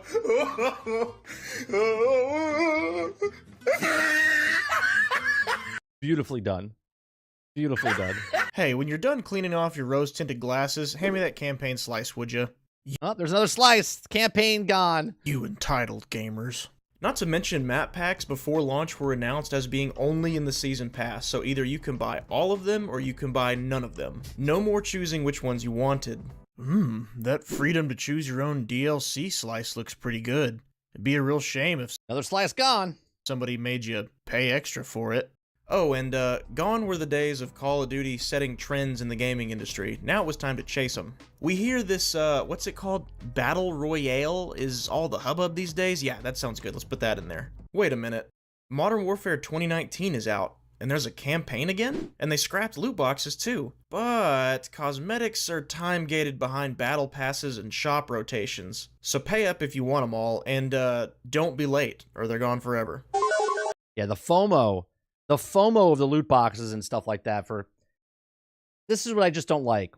I really like, even though I don't play it, I really like what Halo does, where you buy and it doesn't end, right? If I want to buy, look, do what you want with your money, but don't steal my money where I can't earn that stuff. You know what I mean? So if I buy season 1, but I don't have time to play season 1, and then I buy season 2, but I don't have time to play season 2, and I take my time with those, let me do that. I gave you the money, give me the product. In case Activision Blizzard hadn't already persuaded us that Call of Duty had turned into a conveyor belt of generic products in the gaming space, the next 3 games would all share just about everything but their skin. Modern Warfare, Cold War, and Vanguard shared battle passes, most mechanics, overall gameplay feel. Seriously, they might as well have just been DLC for the same multi-year live service game. Gone were their unique identities. But who cares about that, because we have Warzone. That's right, Warzone. Oh, it comes all down to that. Everyone loves it. Call of Duty's attempt to farm the Fortnite strategy of free game Introducing a game-changing, free-to-play experience. modes, monetize cosmetics, Because that's what I want to play. Nicki Minaj. Call of Duty. and progression. I'm 1,000 times better than you, and you guys cannot accept that a girl can just be good at video games. No. She lied to you just now. She did. Now, because Warzone is free, I'm not going to be including it in the value of a Call of Duty game because obviously you're not paying for access to that when you buy one. However, the launch of Warzone coincides with the time in the Call of Duty series when no longer does the value between games decrease on principle. Cut concepts? No. Cut content? Yeah. Anymore. Now it's actual content. I mean, let's face it, there's just more money to be made. 2,800 COD points, $28. Complete game, $70. That content looks pretty damn good. When players lap up $20 Santa skins like the dog water they are, than by releasing a... And I've said this. I've said this all the time. The fact that a game costs, at the time when I first originally said this, $60, and you would buy a cosmetic for 1/3 the price of the full game. Thousands of people work on a game for 6 years. It costs $60 at the time. A person, one person, two people working on a cosmetic skin for a couple of weeks, and it costs 1/3 the price of the actual game itself is insane. New game that improves on the previous one. Perhaps that's why we keep telling the COD fanboys to stop buying skins, because we want to, I don't know, see the series improve maybe? Nah, we just want to boss you around. Your money, your choice. Thankfully, all these games after Black Ops 4 still contain the primary ingredients of a Call of Duty game. They were still trying, just trying less. Until... Call of Duty Vanguard.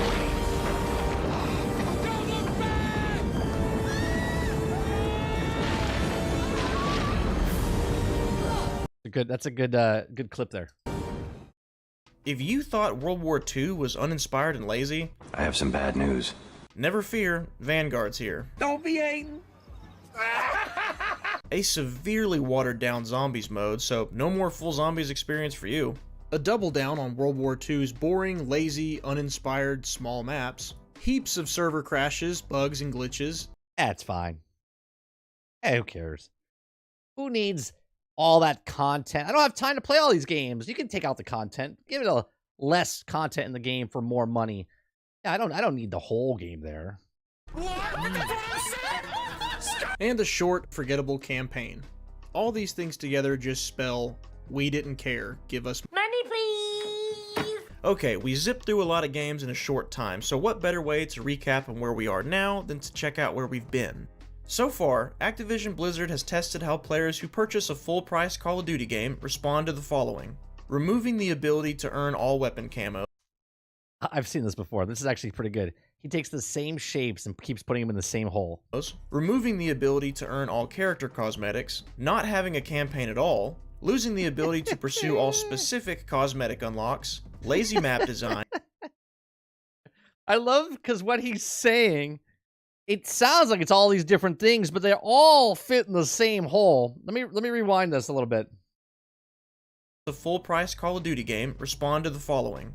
Removing the ability to Remove earn content all weapon bucket. camos, removing the ability to earn all character cosmetics, not having a campaign at all, That's fine. losing the ability to pursue all specific fine. cosmetic You don't need that unlocks, anyway. lazy map design, an emphasis on support for the free game mode instead of the ones people paid for, increased microtransaction prices, forcing players to buy all or no That door is literally made of cardboard. map packs, a minimum viable zombies mode. Is that everything? As long as we got one slice left, I guess. Wait a minute, Kinger. There's still 2 Call of Duty games left. Why do a recap now? Right you are, and I'm combining them on purpose. 2022's Modern Warfare 2 contained several reasons for players to be excited, even with the increased price of $70. The rumors and reports that it would be a Right. Activision to delay next year's planned Call of Duty game. Not going to have annual Call of Duty. 2-year game, several classic maps being coded into the game implying they'd be playable, a full campaign experience, and a reboot of the General Shepard storyline we all know and love. There was just one problem. Every one of these things was either blatantly false or just bad. You lie! You lie! Turns out, it was yet another Modern Warfare 2 players left fuming after a shock Call of Duty 2023 report. one-year game. The classic maps that are right there in the Warzone map never got added to the paid multiplayer. That would be pretty infuriated if I was you. But I'm not playing the game, so I can't be mad for you guys. Player modes. The campaign was basically one long stealth mission, which I'll admit that's subjective, there's plenty of people that liked it. But the campaign story was a shell of the original with nowhere near the emotional weight or impact of old Modern Warfare 2. I mean, why bother with fleshed out betrayals and character choices when we have Warzone? Terrorism is good for business. Because MW2 turned out to be yet another one-year game, MW3 was announced the following year, and despite some accusations, 12 months after Modern Warfare 2, Call of Duty fans fear Modern Warfare 3 is just going to be a glorified DLC. Seems like it was, right? That it would be a DLC pretending to be a sequel, and you paid $70 for it. Activision Blizzard insisted this was not the case. Modern Warfare 3 this year is the complete package. Complete package. Complete package of bullshit. Oh hey, trying to play Modern Warfare 2? Here's an ad for the next game. Also, please pay extra to pre-order our Vault Edition for cosmetics on pre-existing characters and early access to our full package. Well, it didn't take long for people to realize this complete package shared most of MW2's coding and even PlayStation trophy assignments. Holy! I didn't know about that. Call of Duty Modern Warfare 3 PlayStation 5 doesn't even have a platinum trophy. The DLC list to Modern Warfare 2, only the PlayStation 4 version has a standalone list and the platinum trophy. What the heck? Holy Jesus. And about those classic maps that were coded into MW2, you know, the game you already bought, well, good news. We're shipping 16 multiplayer maps, all from the original Modern Warfare 2. They shipped the same maps that you already had in the other game. Whoopity! I have no sympathy for anybody if you guys bought this for $70. I don't. And you shouldn't either. If you enjoy the game, have fun. But just know that every time you support Call of Duty, they take one less piece out of that pie, and you pay just as much for less every single year. These maps have been modernized with new gameplay and features. I'll put a shameless plug for my Twitter here, but I did say before MW3's launch that buying this game just for those maps would kind of be like buying a second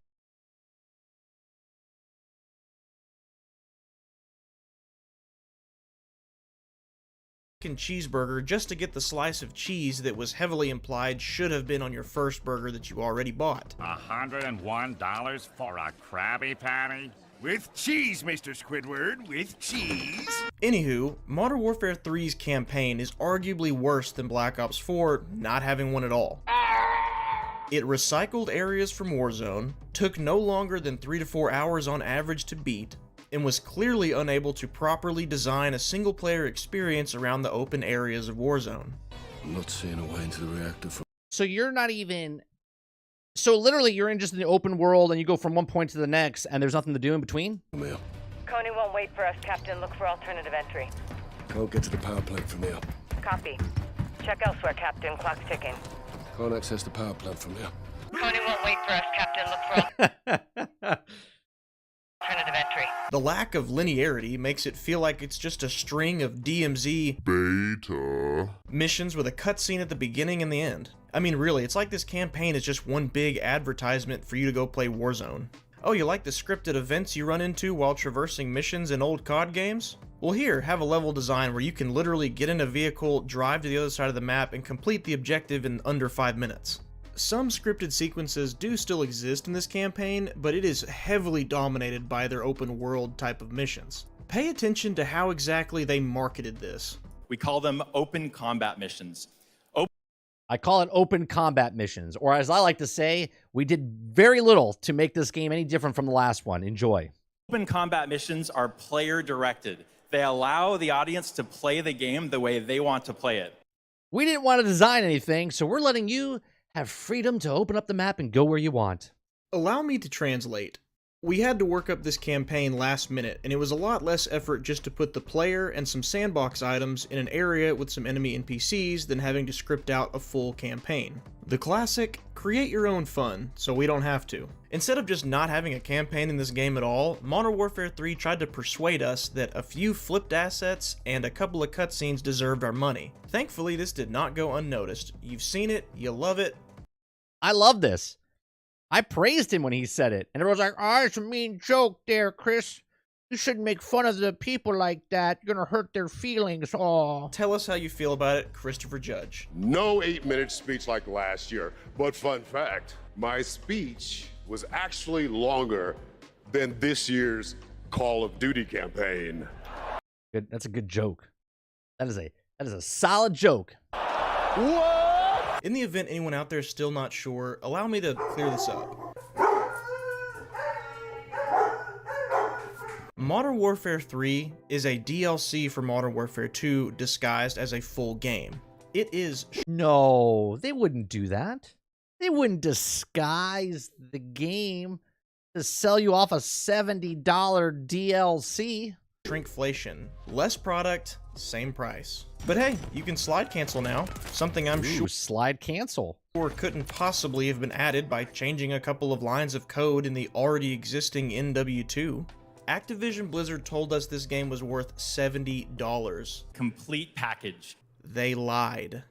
Liar! Now I hear some defenses out there. But the multiplayer is fun. But if that's right. Well, I'm having fun. That's fine. The history of Call of Duty, and hopefully this video, has proven anything, it's that every new COD game is a new opportunity for Activision Blizzard to see how much less they can provide us with this time and still get the same amount of money out of us or more. Recycled maps and progress from MW2 being carried over into this game, while a nice gesture, should be enough evidence that it's the same game. Every time they sell a copy of Call of Duty, a loot box, a skin, whatever, every dollar they make, that's one vote that's cast from a... That's right. That's right. Every time you buy a microtransaction in a game like this, that's one more vote for, hey guys, we don't have to do a game next year. We could do the bare minimum, less than bare minimum. And we can sell it for $70 and we get just as much money out of it. A player that says, I like what you've done with this. Do this again. I'm doing my part. I love it. I'm doing my part. Doing my part. I'm doing my part. I'm doing my part too. Personally, I only have this game because... I like how it said... Pre-orders every year. The little kid that knows nothing. Doing my part too.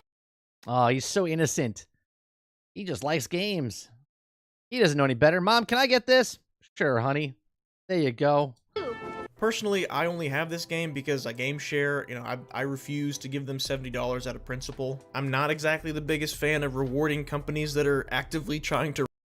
Crowded House says, it's not funny, Mike. The campaign was longer than 8 minutes, you know. Oh, for God's sakes. That means you don't like jokes, House. It's okay, though. Rip me off every year. I don't think I'm better than anyone else or something stupid like that. I just want to help everyone who bought Modern Warfare 3 understand that your vote was cast for the following things. A campaign slapped together with reused assets and filler is super tight. We're cool with buying the same game from you 2 years in a row at full price. It is very cash money of you guys to gatekeep content from me that's already in the game that I already purchased. Innovation and new ideas are for squares, just hit that annual release. If you did buy the game, I'm not trying to insult you, I'm just trying to show you the way that the corporate overlords are looking at your purchase. I mean, do you think they care about videos like this? No. They care about this. That's exactly right, Kinger. They don't care because money talks. And this looks good. And this game's at the top of the sales charts too, so I mean, I don't think anyone at Activision Blizzard's gonna go, hey, we made a lot of money on this. Let's put in more effort next time. Until the dollars stop. Yeah, they're not doing that. They're not doing that. Right? It's never gonna go back. It's never gonna go back to the way it was. Flowing in, the pain tolerance test will continue to get cranked up, and the value of full-priced new... There it is. There's your $70 game. Right? There's your $70 a game right there, right? One slice of pizza. It's an expensive slice. Call of Duty games will continue to go down. How much longer until they start chipping away at that last slice that some people insist is all fun and fair. all they need. Removing some aspect of the core gameplay loop of Call of Duty that everyone loves. I mean, they're already experimenting with pay-to-win stuff like Wait, what was that? What was that? Call of Duty that everyone loves. I mean, they're already experimenting with ensure weapon cooldown. Bonus effect. Bro. With pay-to-win stuff like guaranteed UAVs or more armor for DMZ, and judging by reactions online, people are defending that too. But pay-to-win bundles are not as big of an issue as people are making it out to be. Oh, here we go. Let's read this defender. We have a trash night. We have a trash night in this post here. I know this will come as controversial, so please read it out and try to have an open mind. All right? All right, let me... Hey. Open mind. Here we go. All right, here we go. I preface this as saying I'm never going to buy the bundles, even though I do play DMZ a few hours per week. From my understanding, there are 3 main benefits from purchasing these bundles. Spawn in with a UAV, spawn in with a medium backpack, and an LMG with greatly reduced cooldown. While all of these are nice perks, they really aren't game-breaking, and they distract from casual gamers' experience. That, my friends, why there's a problem in video games. But don't worry, that's just the tip of the iceberg. If people keep buying it, we will see extra UAV, extra armor, strong bullets, exclusive weapons, question mark. And if you guys don't understand what this analogy is showing, extra UAV is just the tip of the iceberg. Right? Tip of the iceberg. He just said it. Kinger just said it. If you keep buying this stuff, they're going to keep putting more stuff underneath the water. See plenty more of where that came from, and I promise you it will increase in both the advantage it gives and the price it costs. I think Paul Tassi said this best in 2013 when microtransactions of less than $4 were added into the game. This is only the beginning. I think this is a 5-video streak of me being critical about stuff. I think my next video is going to be something more positive, maybe something I actually like in the gaming industry today. Let me know down in the comments your thoughts on the value of a Call of Duty game today. Do you feel like it's going down? Do you feel like it's going up? As always, thanks for watching. There you go. There's Kingard. Another good video. Make sure you go give it a like. Give it a thumbs up. Give it a thumbs down. Whatever. Go watch it. Go click that link below in the description. Go watch it later. Go give him some support. He makes some good videos. At least I think there's some good videos. And he's been on the show twice. I liked his videos before he was on the show. He was just nice enough to come on the show. So, good stuff. I like his editing. I like his humor. I like the info he gives. It's entertaining. You know what? It was fun. It was fun.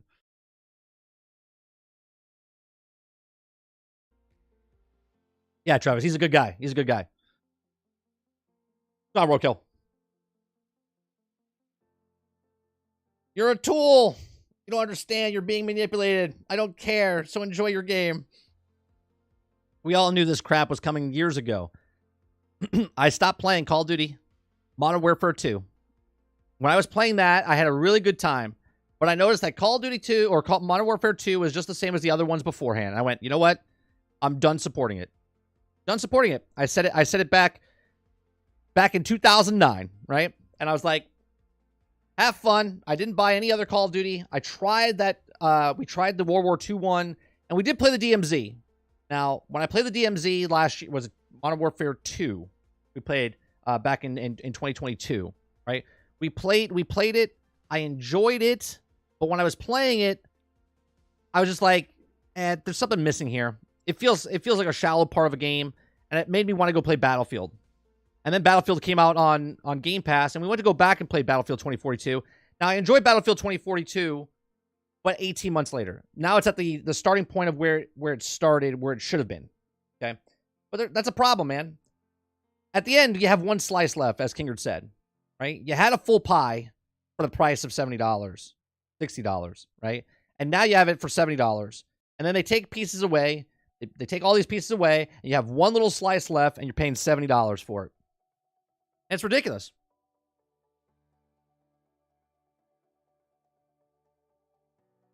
Modern Warfare 2, I bought it. Love the campaign. Regret buying it.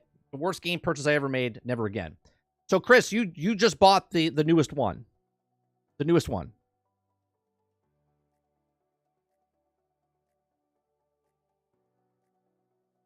Was it, wait, Modern Warfare 2, was it last year, or was that the, okay, you bought the new one.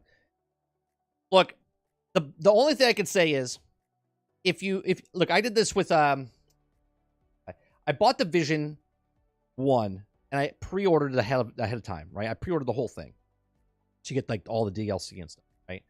I regretted it because it was the company that put it out, and then they didn't put it out on time. And then I had to wait. I had to wait like 18 months for all that content to come, but they had my money up front.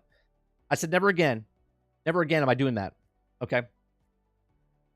I don't buy roadmaps ahead of time. And as long as you learn, okay? Now, I'm not saying that people can't have fun playing video games, right? Pal World, you have fun. Have fun with games that you want to play. But you got to look at, it's not just buying it and going, well, I'm having fun with the thing. There's a fundamental problem with businesses going, well, let's take away stuff and let's see who's going to buy the stuff. Who's going to notice that the prices are going up and less content's in the game? Okay? Right now, Modern Warfare 1 had a full campaign, right?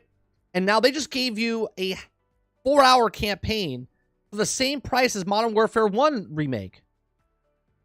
So you just paid the same price for less content, and everyone's like, it's okay. Warzone's there, and it's free. It's totally worth it. And that's the problem. They're giving you less money. In-car, does this give you a lot of stuff, I think, for $70 compared to other live service? For which game? Roadkill? I say. I played a lot of God just because I had a real bad ADHD and 10 minutes match keeps.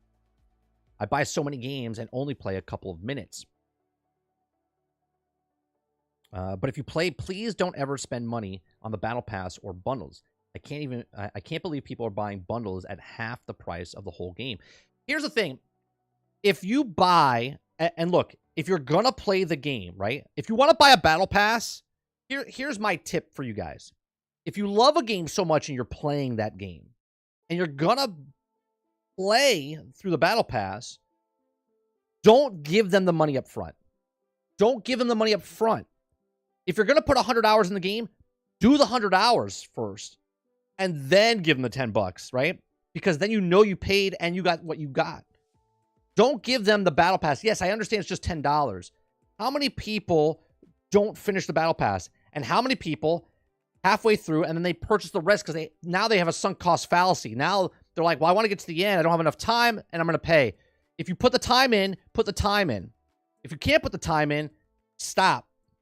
Stop. Because you're earning that level of experience anyway. Just don't give them the $10 up front.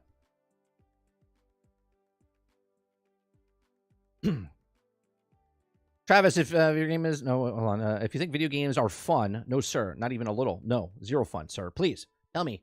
No, this reference 30. I don't know the reference.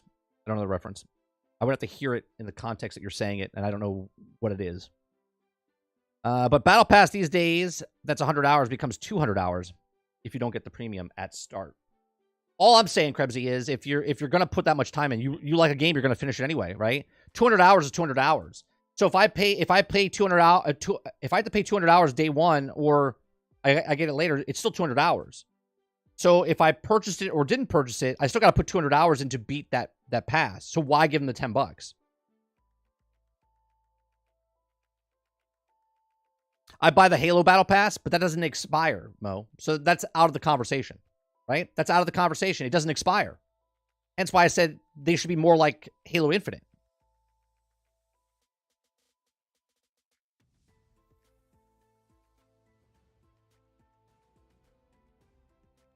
Like, I bought this season, the Battle Pass for Fortnite, this last Fortnite, because I put in the time and I beat it. I was like, all right, I want the Peter Griffin skin and whatnot, right? I had the coins, spent it, earned the coins back, put it back in there, right? Instantaneously. I played enough time, beat the Battle Pass, got the money. As soon as I paid for it, I got most of it, and it went back in. So I spent $0.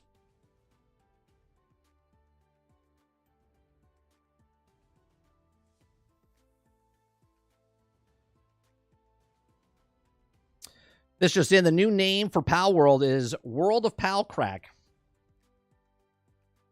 I like how some use COVID to justify Modern Warfare 2, Modern Warfare 3 being the same. The devs have a rough condition. The devs need to be paid, and they got paid.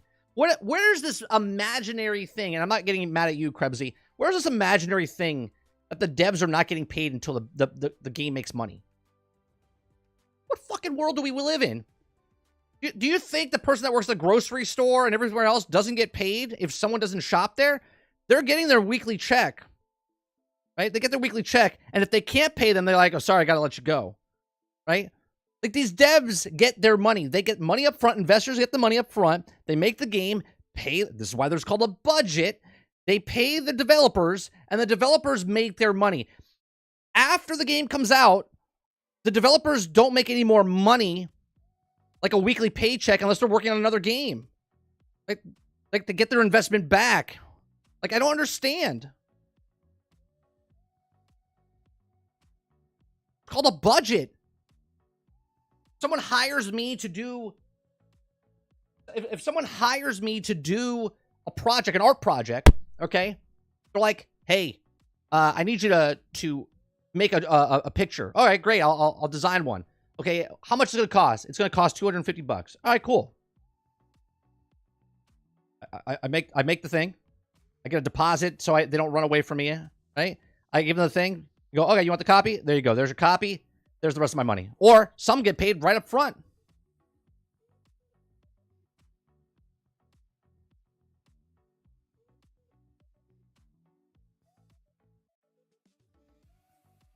What's a budget? The devs live in the streets, right? They're like, please, sir, may I have another? Like, may I have more? More? You want more? Please, I have 2 children at home. They're getting paid.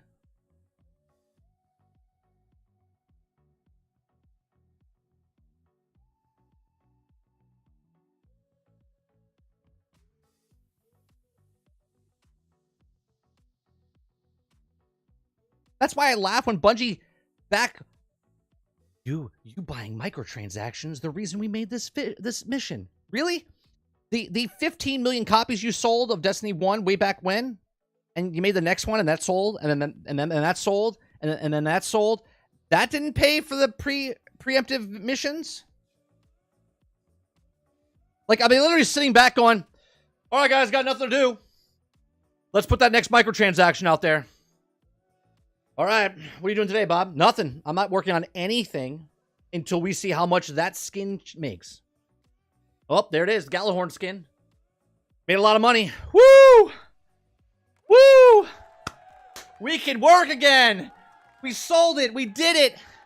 We got the microtransactions. We can work on the next expansion. What the fuck are you talking about?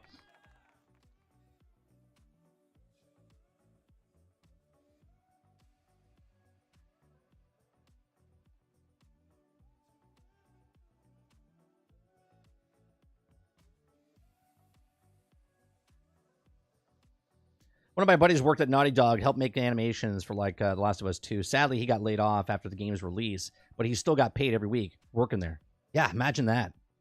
Imagine that, Kylo. No water. No, they didn't work at all. They had 5 people. 5 people working on the game.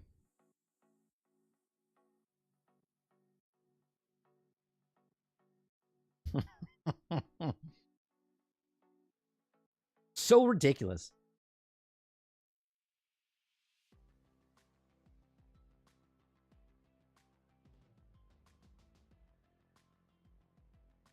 It's so ridiculous.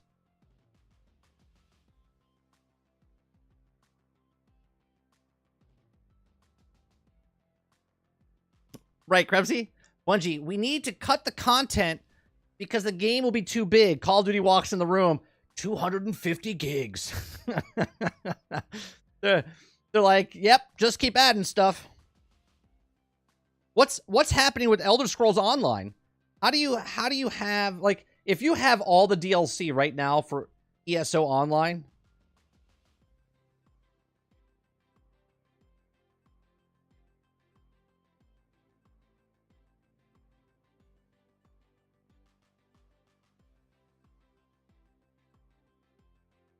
Elder Scrolls Online client requires at least 95 gigs on the computer's hard drive, at least 125 gigs on the PC, and 135 gigs on the Mac.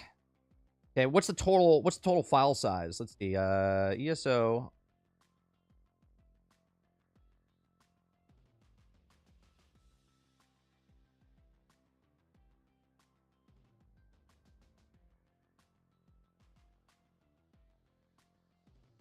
That's a huge.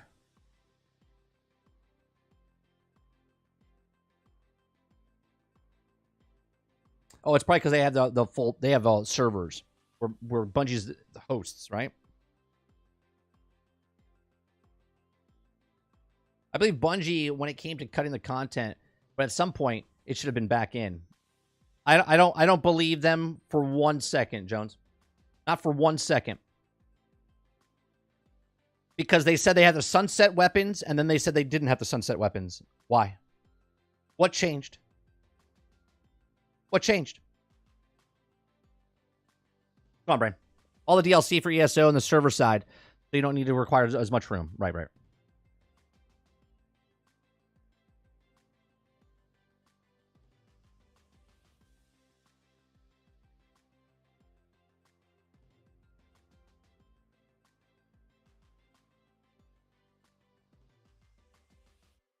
People make up stuff to believe Bungie, to justify to themselves why they're okay losing the content that they lost or the guns that they lost. That's the only reason people defend it. They want to make sure that they feel better about themselves, and that's why they defend. That's why anyone ever defends something like that. They're like, well, I believe them. And I'm not saying you, Jones, but that's the thing, right? People believe them. They're like, yeah, if we didn't spend microtransactions, we couldn't have got the Whisper mission. They literally made that mission because we bought microtransactions.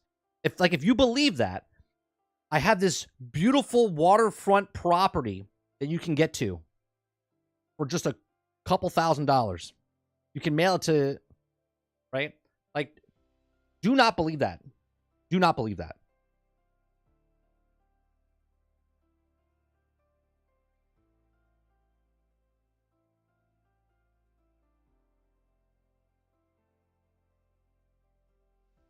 Too big as a problem in software sometimes.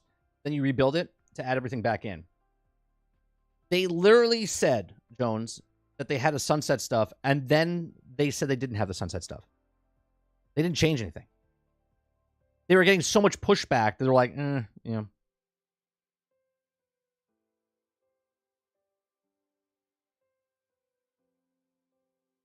The only reason people defend Bungie is because they love the company. They're blindly loving the company. And they're like, no, they wouldn't lie to us.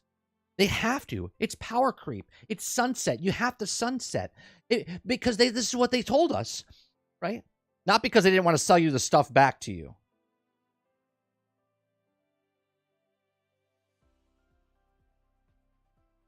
Yeah, Microsoft Flight Sim is some large file. And the fact that my son plays it through the cloud, he was playing it this weekend, like, it's very impressive. And he plays it on the S. And he plays it on the S.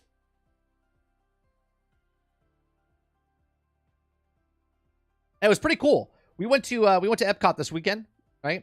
And we went to the country of China inside of Epcot. We watched this film about the history of China.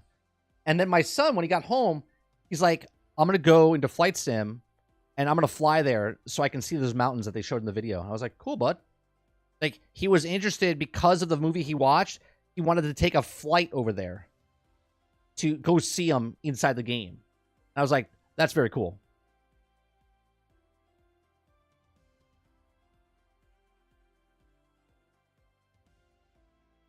Paul wrote an article recently. The content that entire the DCV has been in longer than it has been released.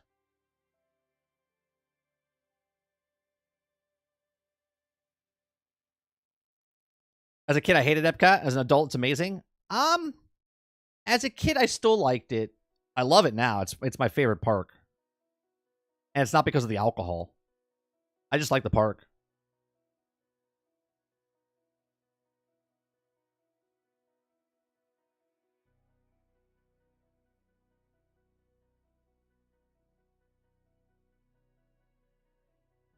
You know, I was going to watch, I kind of want to watch the Sea of Thieves and have the developers talk. Yeah, the food's good. Yeah, no, I'm not a lush. I don't drink that often, Travis. I might have 2-3 beers and 1 alcoholic like mixed drink a year, if that. I had two glasses of wine at a party I went to about 2 weeks ago. That's probably the last time I'll touch it until like the next Christmas party at the end of this year.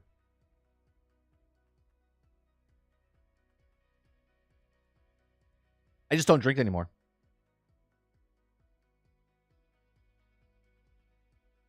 Sarge drinks for both of us. Sarge likes to drink. He drinks for me and him. All right, we're gonna watch this pirate. This is the devs. This is the devs talking. So this is the official Sea of Thieves Season 11 deep dive. Last week we watched like the trailer type of thing. This week it's them talking about it to give it more in depth. I'm interested to hear what they have to say, a little bit more in detail type of stuff. So I probably won't talk as much through this. And then we're going to lead into this going into 1 o'clock. So it's 12 o'clock now. In 1 hour from now, we're going to be going over to the Suicide Squad mission. And we're going to cover that as well. So it's a longer stream this morning.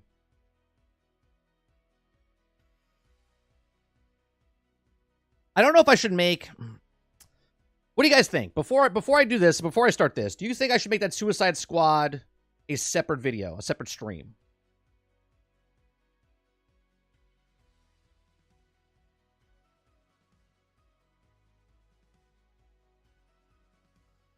I mean, it's still going to be a long stream. Should I just make it a separate video? A separate live stream, just for the Suicide Squad thing? Travis says separate stream. Come on, Titan.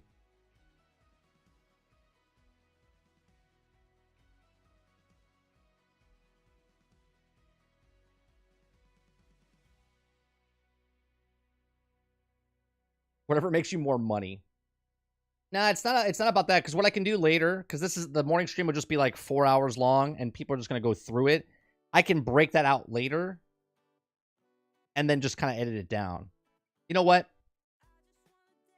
Salty says I'd separate it. If you don't separate the video, make sure you add a timestamp for Suicide Squad. Well, I'm going to make a separate video brain afterwards, and it'll be an upload. Videos perform differently as a live stream and also as an upload.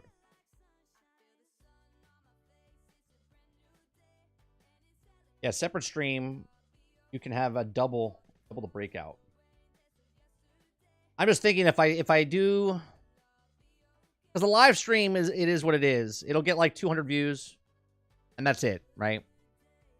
But if I take that portion of it, cut it out, and then make it into a separate standalone upload, it'll do much better. Maybe I'll just keep it. I'll just keep it as the same. Because the only thing that's going to keep in, I guess people would come in live now if I change the title. I know what I could do. Hold on a second.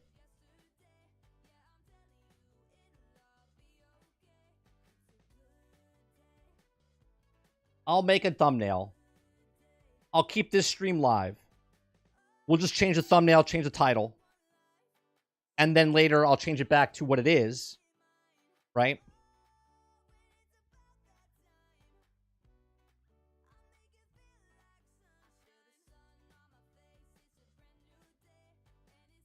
So let me work on the thumbnail. That way people that are watching live will see the thumbnail in YouTube and go, oh, he's talking about the thing. So then they'll come in. So let's do that. Separating it may boost the initial views. We're going to keep it live, but I'm going to change the thumbnail on the live stream to talk about the thing. I'll make one. So when it goes live, we'll switch it over to that.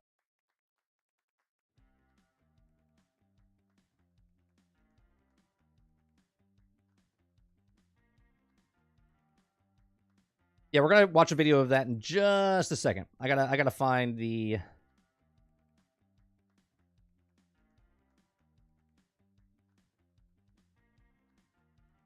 I also might sit down for a little bit.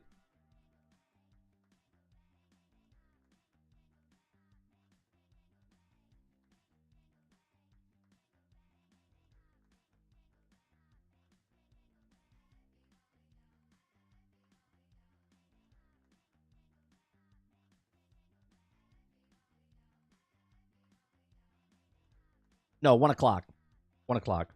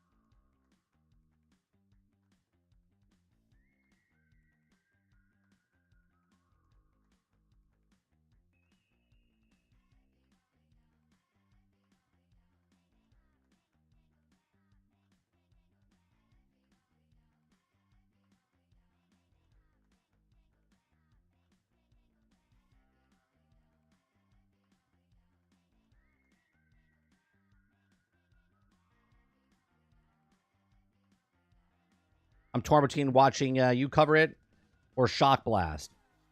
That's a choice you'll have to make. You want to look at my ugly face? Or you want to look at his face? I don't know what to tell you. Yeah, exactly, Salty.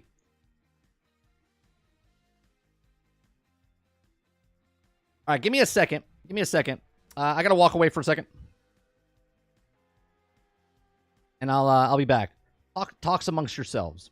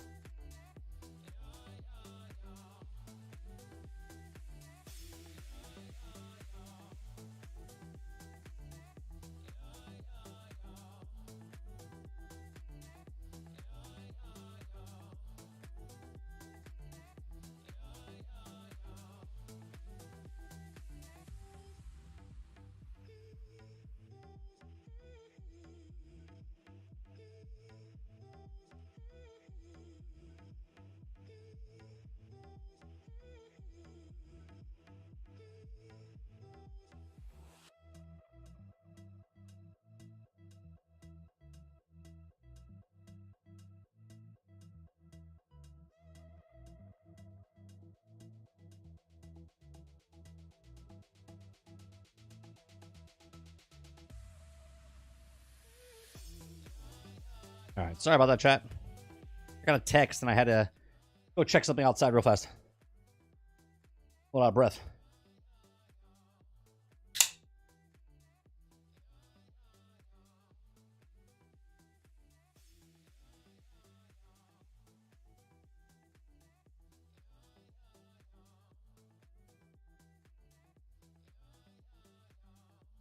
All right, well, here's the thing, right? Do we talk about the Sea of Thieves, watch the video, talk about it a little bit, or do I just change the channel over? I'm asking you guys because you're the viewers, right? Should we start talking about Suicide Squad leading up to the Suicide Squad stuff? Or do I do a Sea of Thieves? I'm going to be honest. I don't think a lot of you are interested in the Sea of Thieves conversation. Right? I mean, there are some. Don't get me wrong.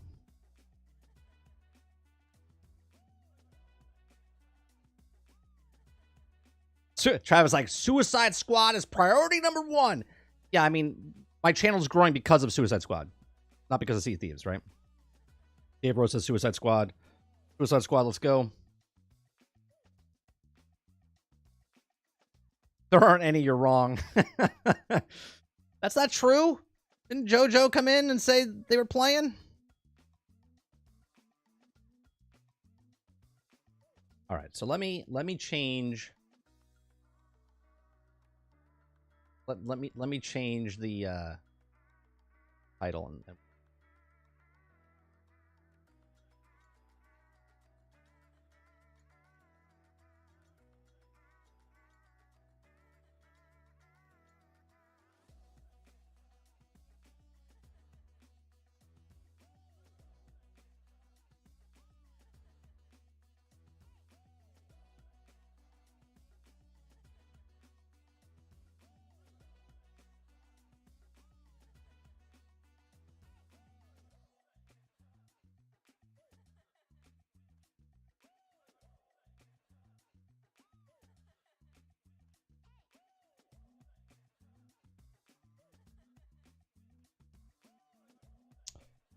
Are they doing the roadmap too? They're doing the roadmap too, right?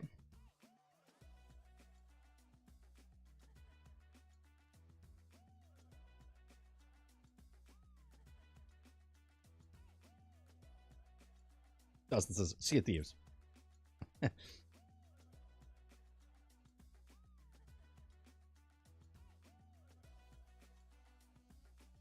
not sure why it wasn't at the Direct. I think they wanted to focus on the new games, not games that have already been around. Suicide Squad Insider, episode number 3, introducing Elseworlds, and more?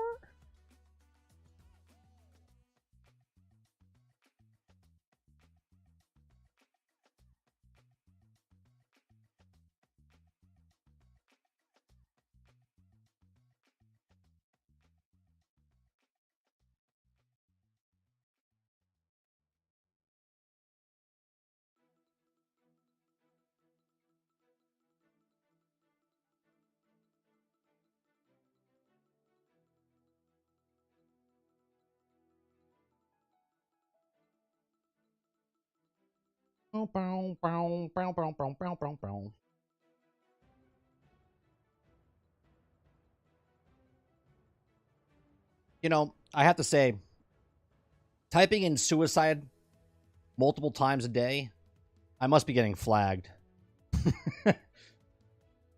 Must be getting flagged.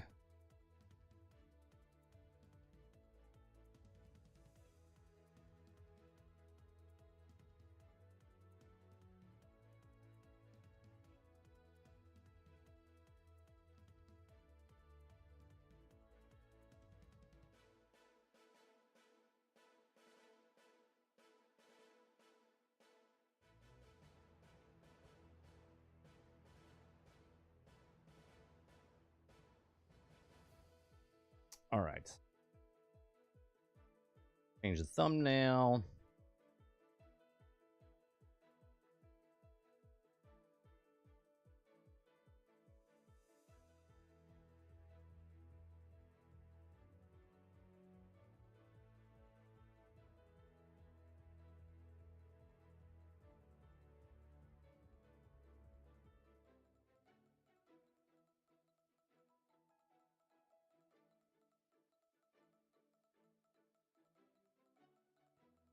Just make sure it's working.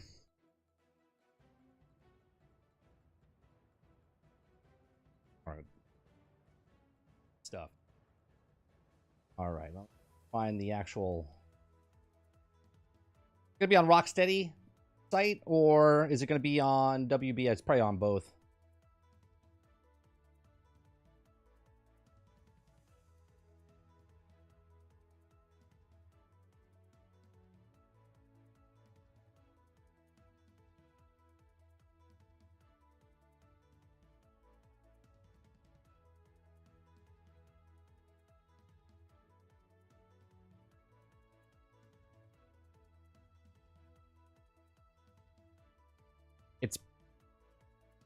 Is it gonna be? They don't have a stream scheduled.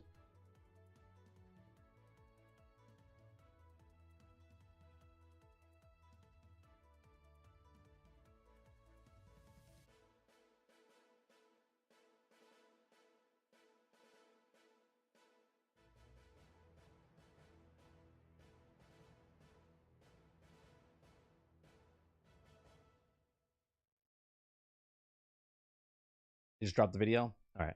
And then I'll go to their both their sites and we'll keep it up and posted.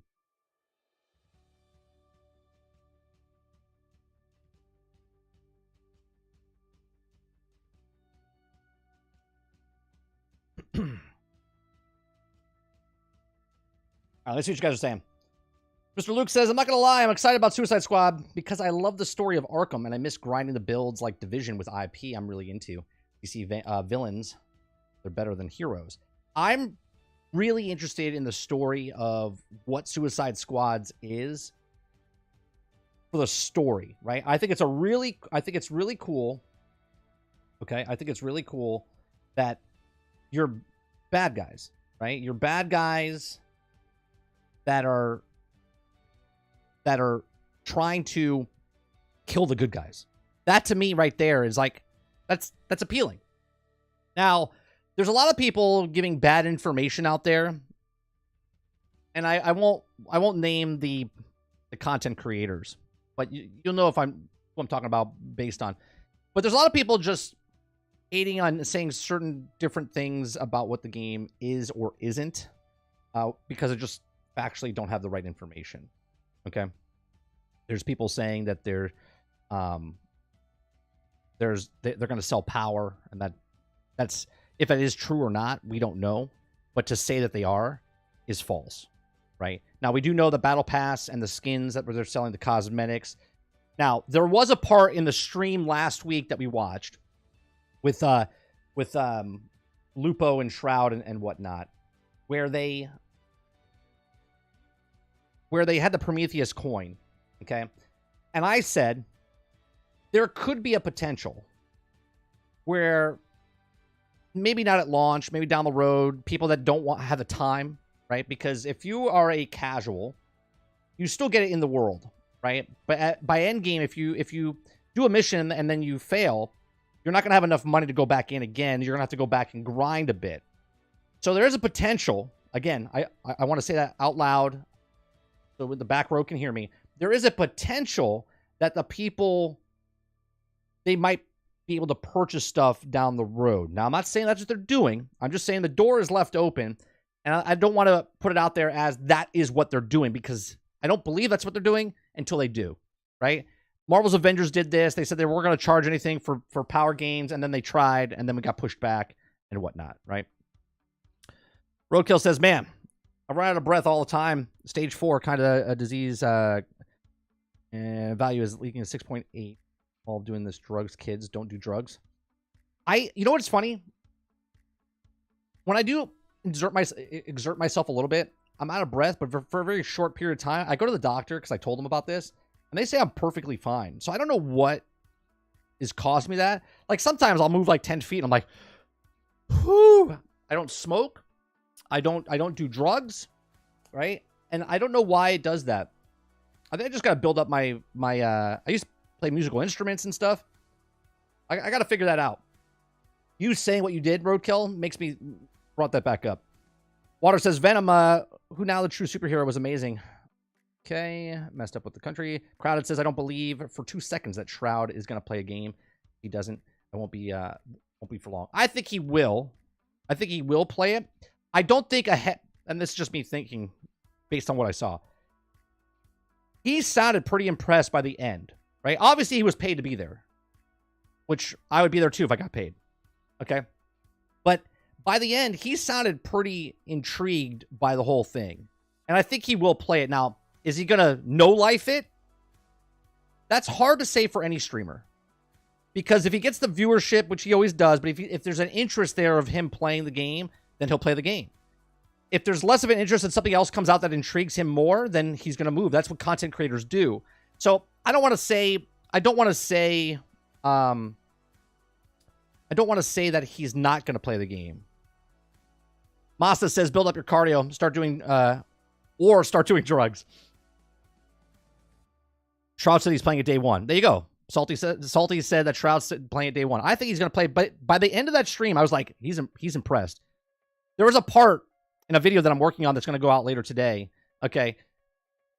He said, what did he say? He goes, did you say infinitely? Like, he was impressed. He was like, okay.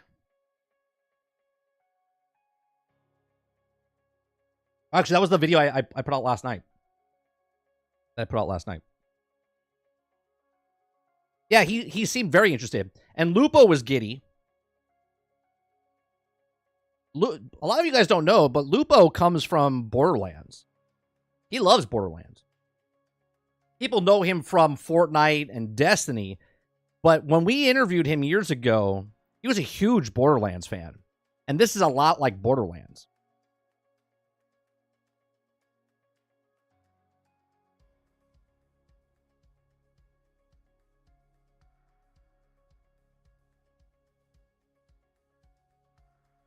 Oh, sure, Titan. I mean, but that's what any streamer does. You can literally insert streamer's name here. They play the next hottest, greatest, latest thing on stream because that's how you stay relevant. Don't do what I do and go off and play SnowRunners. Okay? That's how you stay relevant when you're with them.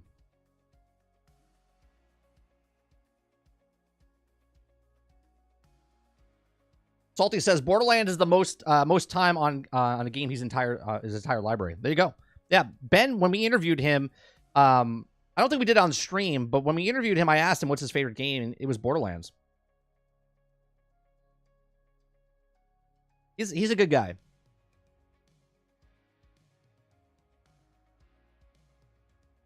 This is years ago. It was like 2015, 2016.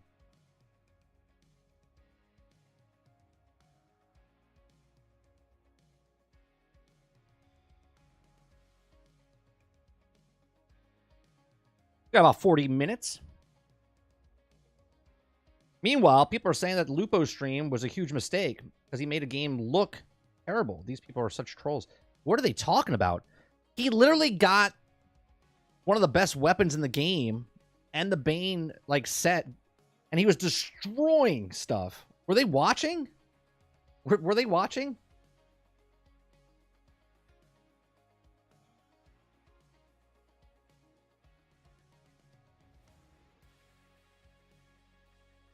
If you guys didn't know this,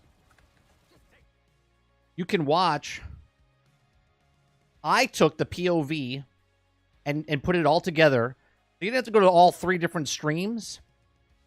I made it a little fun little thing here, right? Kept my video on there, right? And I put them all together and synced them all up, so you can watch all 3 POVs of them on my stream. Okay. I wish I had Harley Quinn, but I don't know why the community manager did it on TikTok. I thought that was a bad move. But, you know, they did what they did.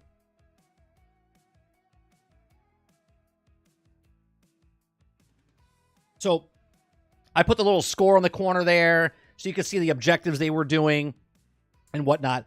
Gave it something so you could actually see and watch each of the different POVs.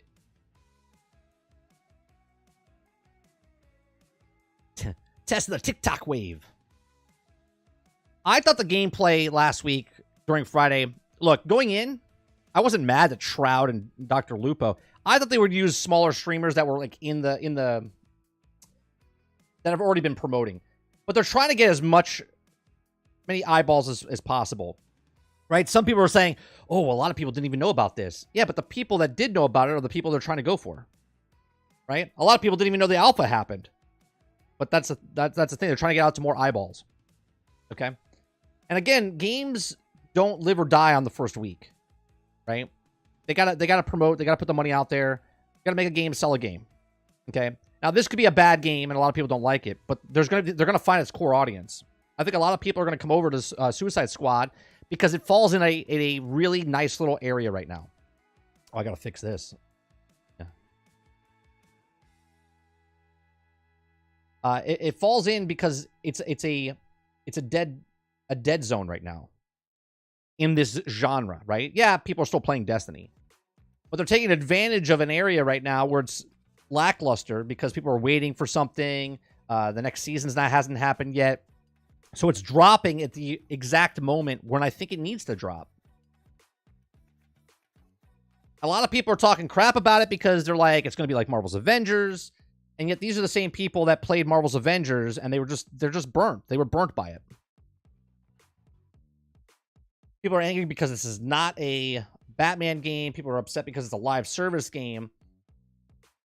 But yet the people that are playing it, and again, I have a very small community here. But if I show you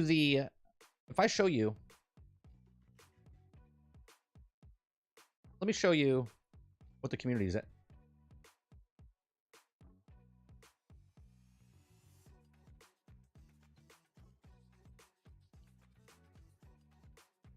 We actually have a pretty good turnout for a poll on my channel, by the way. Okay. I asked the people, first of all, what players they're going to do. 487 people voted on this one, who they're going to be. Right? 561. And 29% of the people voted that the single-player story is why they're playing this. 8% said the looter-shooter part. And 61% because of everything. The story, the looter, the live service. Okay? Only 2% of the people want an actual live service because of this. But between all of the above and the story content, okay, that's 90% of the people that are playing this game are for the whole package, man. Right? For the story or for the whole package. So people are like, nobody's going to play this game. No one's going to buy this game. People are going to be very surprised, I think. Right? Now, is it going to be a hot commodity for a week, 2 weeks? It could sell 5 million copies, and then people will be like, oh, it only sold 5 million copies. Right? I think the magic number for this game, and again, I don't know, based off the other Marvel IPs and other DC IPs and just known IPs, I think the magic number for this is around what Spider-Man is, right? I think it needs to sell around 6 million, 7 million copies. Only because the leaked documents from the court case, when they said they were going to pay $250 million for Suicide Squad Day and Date on Game Pass, that was the rumor, that this is probably about $200 to $300 million into this game. Okay? Which means they have to sell, 6 million copies or so to make their money back. And I think it does. I don't think we have the same thing that we had for Marvel's Avengers. I don't. I think a lot of people that are talking about this game that are upset because Captain Boomerang doesn't throw boomerangs, I think really are interested in this game. They just don't want to get the game right now because they're worried about what's going to be in the end game. What's going to be after the fact down the road. And I think, again, you don't have to buy the game day one. You don't have to buy it week one. You don't have to buy it month one. You can wait and see. And I think people are going to look. Now, I have a little bit of a complaint, right? Or not complaint. Let me retract that. It's not a complaint. I'm a little worried because they showed us endgame stuff. Now, this stream that we're about to watch in about 20 minutes, 30 minutes, I want them to go down and tell us the triangle, upside down triangle. If those of you that are just joining us and don't know what the upside down triangle is, during an MMO, during a live service game, during a looter shooter type of thing, when you first start playing the game, right, the triangle at the bottom point is like the starting point. And as you progress through the levels, more things open up for you to do, right? A lot of people talk about it's just a normal triangle, right? There's a bunch of stuff to do, and then it gets less and less and less and less and less as you level up. And then you're only doing one thing. In Diablo, you had to do the dungeons, right? The nightmare dungeons. That was it. Okay? That was the pinnacle of the stuff. And other games like that, Destiny, the dungeons or the raids or whatever, you want as many things as possible to do. So you don't want one thing to do. You want like start off 3 to 5 things to do. And then it opens up past that. So they talked about in this stream on Friday, Lupo asked, do you keep the stuff like, so he had the Bane set. And he said, do you keep the stuff as you go? He said, yes, you do. Is there a way to earn this stuff after the fact? Yes, there is. So season 1, or season 0, I should say, is going to be the Bane gear set that you can go for. Now, I'm speculating what they're doing here, okay? The next season, which is the Joker that they leaked, okay? Let's say that is season 1. There'll be a Joker set, let's say, in that category, or the Bizarro set, or whatever that set is, okay? So if you want the Bane set, you're going to have to do this event. So these 3 things, okay, with the Bane set. And then when the next season one comes in, there'll be a new events going on, and then that'll be the gear set you have to do in the end game to get that set. So if you come in later in the time frame, I'm assuming that because based on what Derek said during the stream, he said, yeah, there'll be ways to earn the old stuff as you go. We're not taking anything away, right? Like Bungie does. So you'll be able to go do the Bane set, gear set missions, and then you'll be able to go do the season 1, if it's Joker, Bizarro, whatever the next gear set is, which is cool based off that. Meaning, when I get in the game, if I want to go for a different build, and I want to get the gear because that's what I want, then I can go back and do that gear set stuff at the end game. And then if I want to do the next season, I can go do that gear set and get that stuff. Right? So there's multiple things that you're doing. And as they keep adding, it opens up more of the end game. So you're not just doing the same 3 things. Because if I have to do the same 3 things over and over and over, it's going to get super, super repetitive. Okay? Which is not a bad thing. As long as it makes me feel that it's not repetitive and I keep earning stuff and I can go different places and break that monotony up, it's much better. Right? Again, I don't know if that's what they're doing, but that's what it sounds like they're doing. Krebsy says, I think the public perception of the game before it launches is on fence. I mean, the story needs to be good, and no bugs can happen at launch. I agree with the first impressions. The bug thing can't happen at launch. It needs to be a solid game. Solid game is a must. Make a game, sell a game, and then this stream telling us about what the future holds is going to be an important thing as well. Faulty says, depends on what you're after. Roadkill is if you care for the Battle Pass, 3-day early access skins. He also says, if the story isn't the best, and it's a hard play with others, games will be labeled a failure by generic public. Here's the thing, I think it makes it not a failure right off the bat. Because of the cross-play, cross-progression, I think it's that right there saves it. I think another way to save it is, even if you have no friends, you can still pull in people from the leaderboards, which is a really cool feature. So you're playing by yourself, but you can play with like your favorite streamers or your friends when they're not home and stuff like that, right? So you can continuously play, so it makes you feel like you're being a part of it. Communities, okay, I think are going to be a big part of this as well. So I think they've already done a really good job with that stuff in the game to keep it going. Mr. Luke says, let's hope WB don't try to milking us too much, right? Roadkill, or Clip says, Roadkill, it just matters if you for you if you do want to play it early. Do you want the token for the season pass? Oh, you're asking if you get the pass? That's up to you, Roadkill. I got it because my brother-in-law got me a Christmas gift, and he said, I got you the pre-order of the deluxe edition for this. And I said, I hated when he did it. I hated when he did it. And I was like, I appreciate it very much because I don't like the pre-order stuff. But he bought it for me. So otherwise, I would get it as a content creator because of 3 days early access. Is like, that's just dumb if I don't get it as a content creator. But if I wasn't a content creator, I would probably get the standard edition, to be honest with you. But that's just me, not because of the game. Just because of me as a person. Wall of text of gear comparison. No game-breaking bugs. Always bugs for these online games. Well, the online part might crash a bit, Titan. But as long as the single-player aspect... Because remember, this is a single-player game with co-op, and then there's the multiplayer as well that you can play with your friends, right? It's a single-player game. A lot of people talk about it's a live service game. There's still a single player game, right? Let's say the story is 15 hours long, 20 hours long. Is that not worth the price? I mean, literally, people bought $70 Call of Duty for a 4-hour campaign. Yes, people play the multiplayer stuff, but they bought the Call of Duty for $70 for 4 hours. You think you'll ever get the bug-free live service game? You barely get bug-free single-player games anymore. No, there'll always going to be a certain amount of glitches and stuff. It all depends.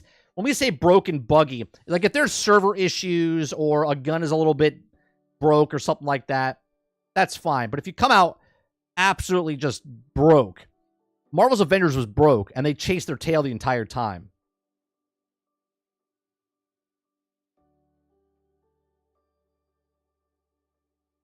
Clans are already being formed. That's right.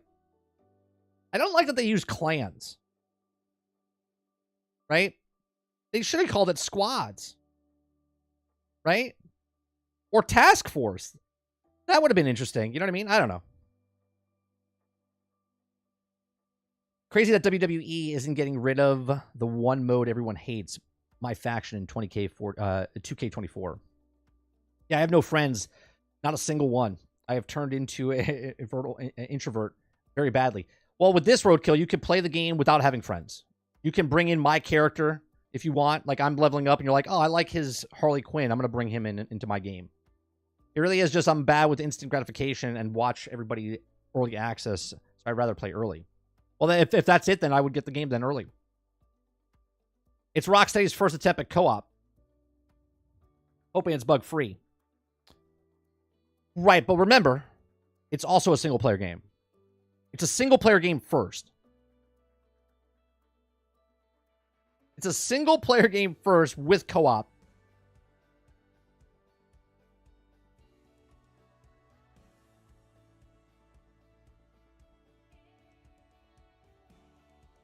Squad clans and squad points would probably get confusing at chat in chat though. Yeah, I can see that, Masta.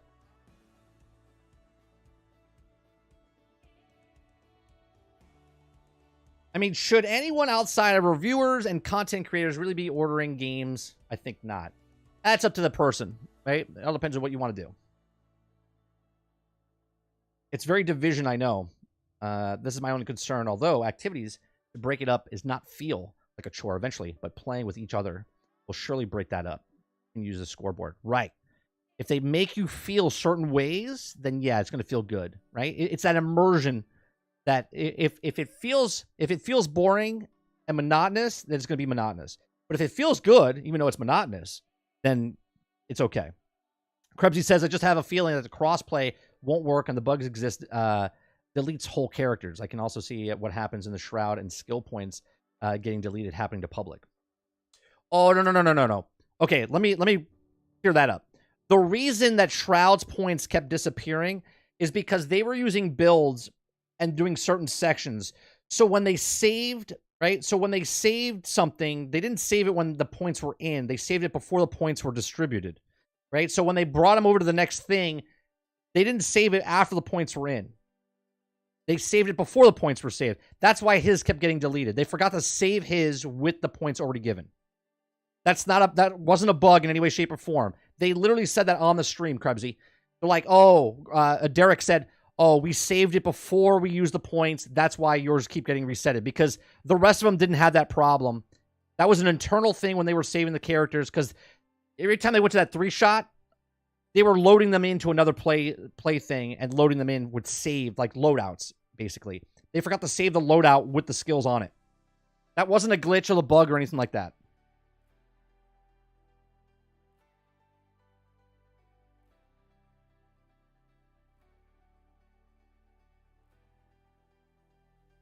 System, so whoever comes in first will get a pick what they do next. Yeah, it's a cool system as well. I like the little leaderboards that they have. I like that you get to pick. Okay. I like the rewards and whatnot. I hope you're right. I am right. They literally said it on stream.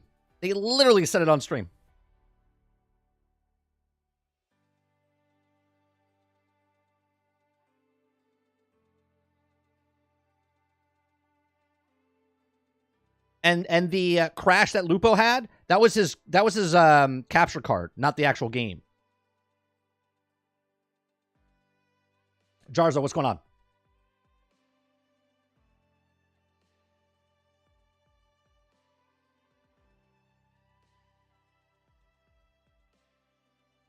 Trust me, Krause. I had to watch this footage hours and hours worth. So I could sync it up, go through, get screenshots, do the editing, right?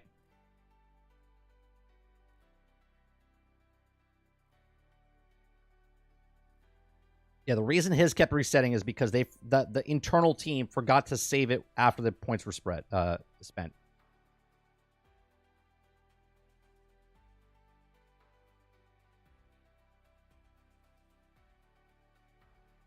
I'm getting ready for Twitch drops for outfits, etc. Yeah, that's over on Twitch, right? When the game comes out, they're gonna be doing that. YouTube has got to get their shit together with stuff like that, man. YouTube's got to get their stuff. We lose out on so much viewership and stuff because Twitch has the drops. It's infuriating.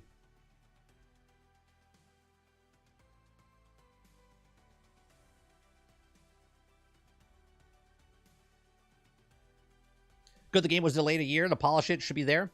Here's what I think they did, Titan. Honest to God. I've said this every live service game ahead of time. I said if a game takes 3 to 5 years to make, these guys are launching it. These guys are launching it 2 years in, right? And then they fix it over the next 3 years. I think what these guys did was it took them 5 years, 6 years to make this game. They delayed it so they can work on that content so they don't have a problem. So that again, I don't know if this is true, but I feel like that they had that first year content already in the barrel, ready to go.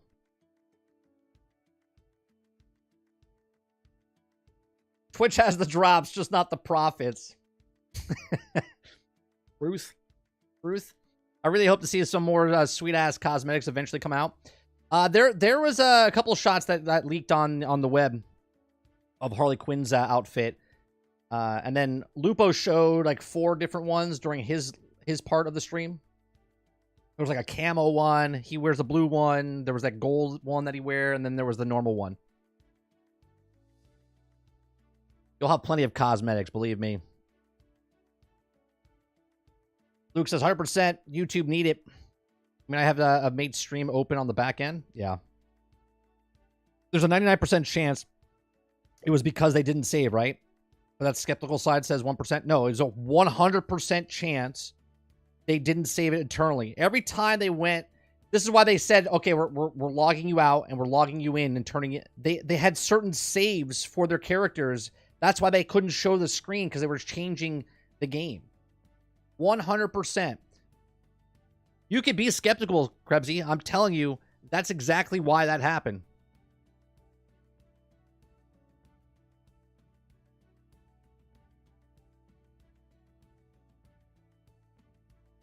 Sweet Baby Inc. Me and Kinger talked about it a little bit. Look, let me give you an analogy that's not a food analogy, okay? If I stand outside my house and look at my grass, okay? It looks beautiful, right? Beautiful grass. Nice and green. Okay, it looks great, right? But if I'm looking for bugs and I start walking in that grass, okay? I start looking down and then I start noticing a bug here, a bug there. I'm like, oh man, there's a lot of bugs in my grass. Okay? If you look for the bugs, you're going to find them. If you look for the bugs, you're going to find them. Everybody says YouTube needs a lot of things. YouTube Premium doesn't come with membership. It is beyond me. Yeah, there's talks behind the scenes, supposedly something like that. I'm allowed to gift, and I don't even know if I don't know how to do it. I don't know how to do it. There's a way for me to gift, but I don't know if I'm eligible yet.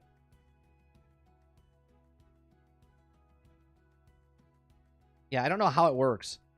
They added it where you can actually gift, like we're allowed to give 10 memberships for free a month, but they haven't implemented it for me yet. So they're slowly kind of they're slowly kind of making things better. But you're right, they should give the premium. Who am I gonna main? So here's my plan, right? So I have a video that came out yesterday. If you guys haven't seen it, it's about the squad talents. Okay. Now the squad talents, the way they work is They don't unlock unless you have a character, one character to level 30. Okay? You can't have two characters at level 15 to get to 30. You have to have one character to level 30 to unlock squad talents. Okay? So as I play the first 3 days of early access, I'm going to be playing through the story. And I'm going to juggle between the characters to see who I like. Okay? By the time the campaign ends, it'll be who I'm going to main. Okay? Now, once I get to level 30, I want to get one character to level 30 first. Okay? Then, and only then, am I going to start jumping around to other characters, because you have to get to 30 to unlock the talent tree, the squad talents. And then anytime you use anybody else, you can have points to put towards the talent tree as they're leveling up. You get all 4 characters up, you're going to have an additional 120 points to spend inside the talent tree. Okay, the squad talent. The squad talent is the Paragon system. Okay. Here, let me bring up the video real fast. Okay. Let me bring up the video real fast.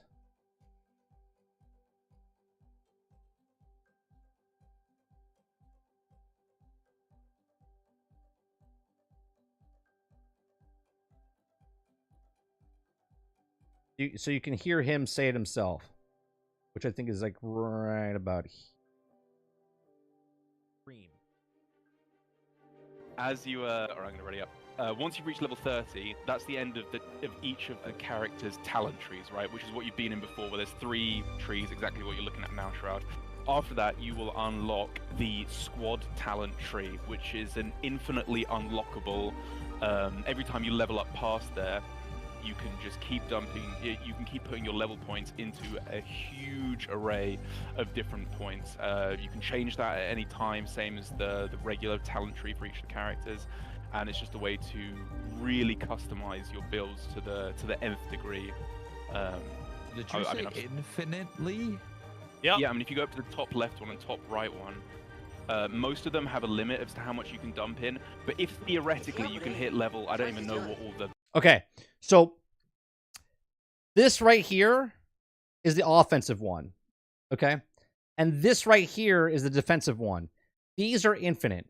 You can put as many points as you want inside of these 2 things, okay? What's going on, Hemi? Now, all of these, okay, all of these, if I fast forward a little bit, right? So this one and this one, you can put in as many as you want. Never fills up. It's always. Okay? If I go back just a little bit, you can notice that there's all the way up to 120 over here and 120 over here. Okay? You can go past that as well, but it's 120 to that point. Now, let me see. This part. Okay. So you see like this where it says 0 of 20. Okay? 0 of 20. You can only put 20 points max into this particular one. Okay. Now, if you guys want to go look at this video, I made a video yesterday just showing you all the different things that you can do. Okay. So I'm going to show you. There's a couple of different ones that happen here. Okay. There's up close and personal. There's all like this one's experience points to earn. But if you notice, this is rank 3. Okay. I get a close up here in a second.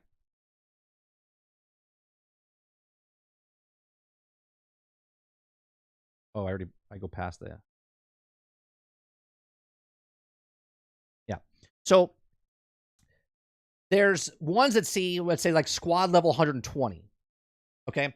So if I have one character to level the 30, it unlocks the squad talent. Now I can go start playing my other characters, right? So let's say I get 15 points on one character. I got 10 on the other. That's 25 points total on top of my 30. So I would have 55 points total, right?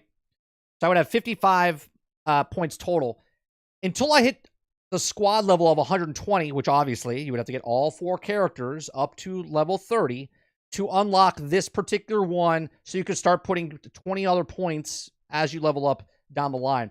I think the gameplay or the meta would be that you would want to get the XP points as much as possible.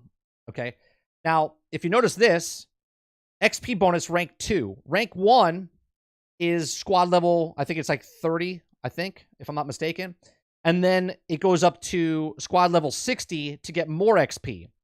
So I think it's 20 points on on level 1, on rank tier 1. Okay, 0.5, you can go up 20 points. Then you go 20 points up with rank 2. Then you can also go up, once you hit to 120, get all your characters up to 120, you unlock the last one, which is this one right here, which is rank 3. Okay, so technically you could put 60 points into XP earned. Okay, XP earned. Now, I would suggest if you want to get more XP, I would 100% do the XP first in rank 1. That way you're getting more XP to level up your characters faster. That means when you switch over to the next character, they're leveling up faster, and you're getting points faster, and then you can take those points and put them into more XP, and so on and so forth until you're leveled up. Once you have all of your characters leveled up, and you have all your XP leveled up, then you can start spending those in the other areas faster. Okay? What's going on, man? You guys understand what I'm saying? Right? So there's 3 levels. So obviously you have to get all 4 characters. So if I get 1 character up, then I can start pumping into rank 1. If I get 2 characters up, I can pump into rank 2. Okay? Or vice versa. You could do 1 character at 30, 2 characters at 15, which gives you an additional 30 points, which unlocks squad level 2. Does that make sense? Right? You need to have your squad level at level 60, but the first one has to hit 30 to unlock this tree. Does that make sense? Go on, Monster. Are any of the Suicide Squads considered as an anti-heroes, or are they all Suicide Squad villains through and through? No, I think there's some that are anti-heroes that could potentially come in down the road. Most of them, I think, are villains, though.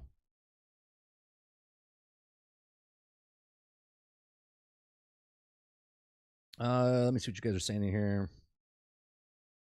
Nice way to make your want to level up all your characters. I like that. Yeah. Salty says, what are your thoughts on the combat section's length? You're expected to do the alpha and that you wanted to watch.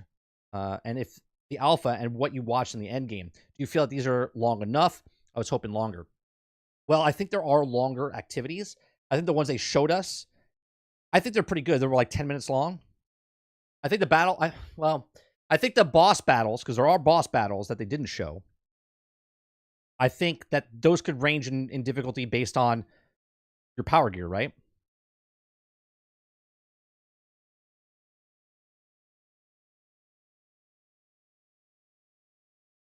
Mr. Luke says, I agree, XP first. I think that's the way I'm going to go. I think here, the first one I think is over here somewhere.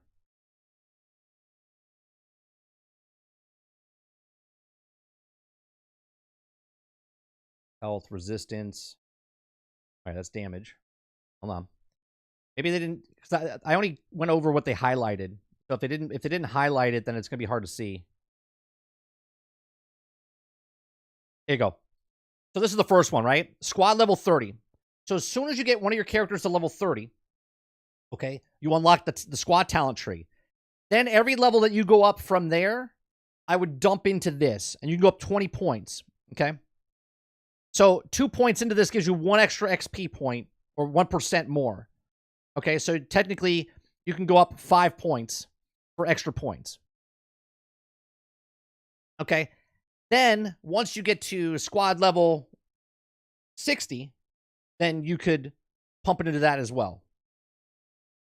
Unless there's broken build where XP boost is negligible, perhaps there'll probably always be something that's a little.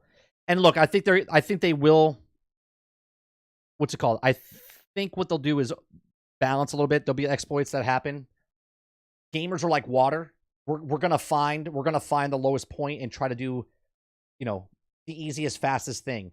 Like we'll find out like which missions are easier to do, right? You'll see a meta form where people are going into that mission where, let's say you have to, one was faster than the other. You watched the live stream, right? They did one of those things in like 4 minutes, where the other one took them like 9 minutes. So they would never want to do that. So people would actually back out and try to get back in just so they can go do, you see what I'm saying? But I think the money actually would keep you in there because you're paying $1,000 to get in there with Prometheus. That actually might stick you in there because I think if you back out, you lose it, right?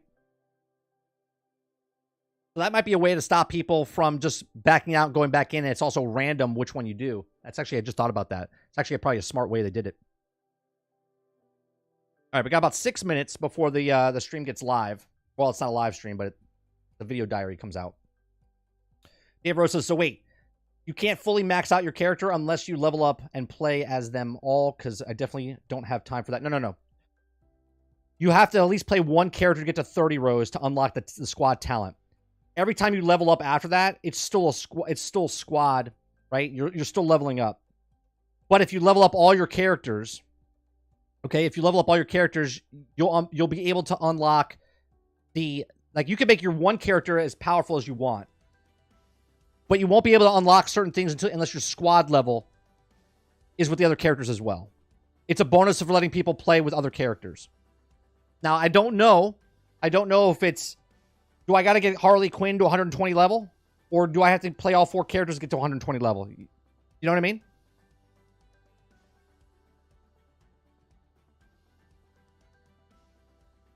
I don't know how that's going to work.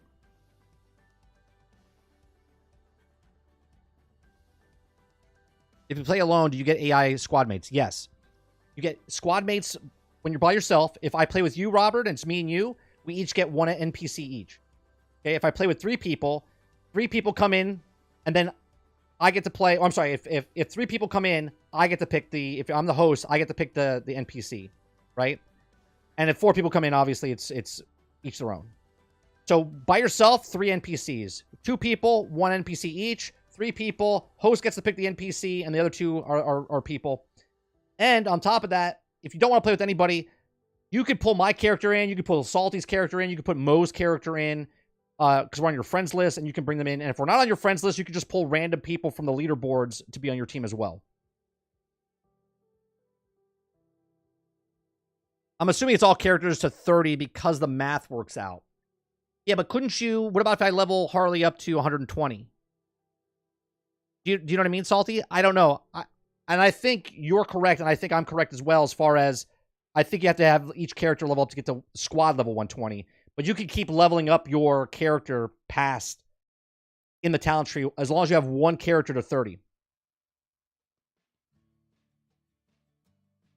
Level capped at 30. Level caps at 30, but squad talents continuously infinite go up.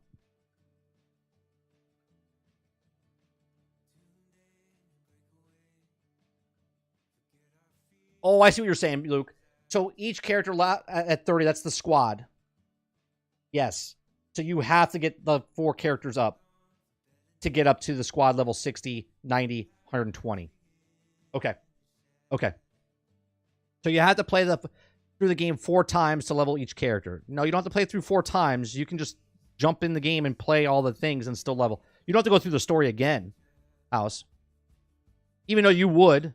I know you did it 3 times with Destiny. You probably deleted a character and did it a 4th time.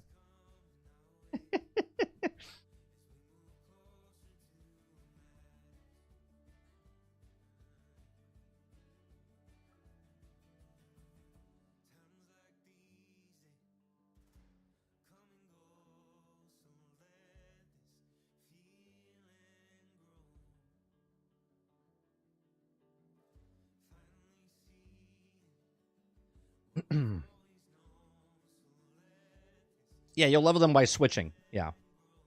I mean, the bonus XP part, that will make it a lot quicker for the new runs. Right. Because technically you can get an additional 5, 10, 15 extra points if you max it all out, right?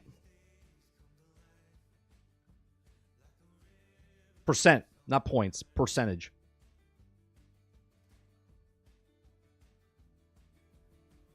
Oh, by the way, Bungie's let us redesign our characters now. Only took 10 years. Well, that's good.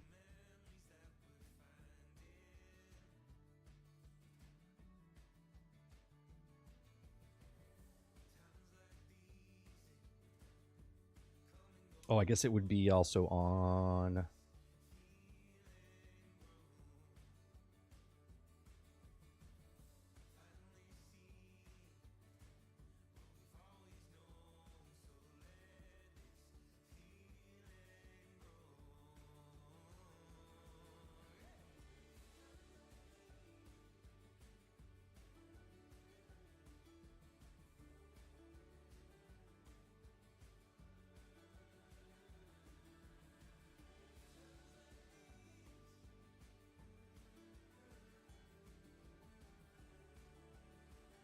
I'll be honest, Salty. I'm just happy they have it. I'm just happy they have loadouts. Let's be honest.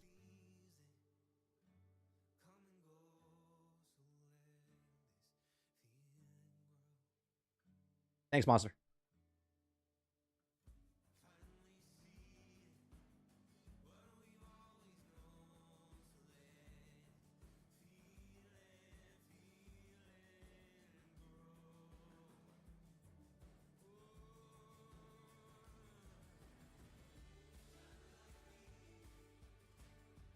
I'm refreshing. I don't see anything yet.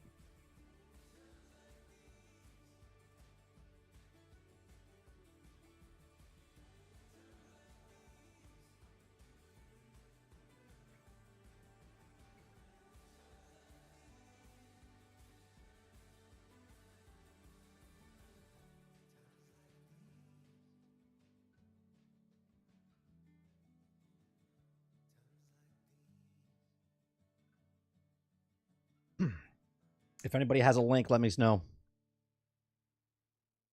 No one's asked about storage size? Yeah, no, not yet.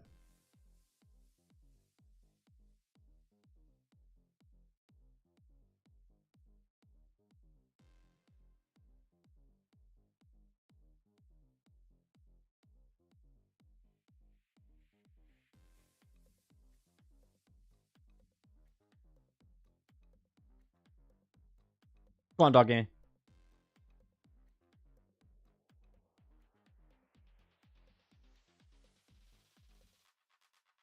Got behind the scenes. We got no episode 3 yet.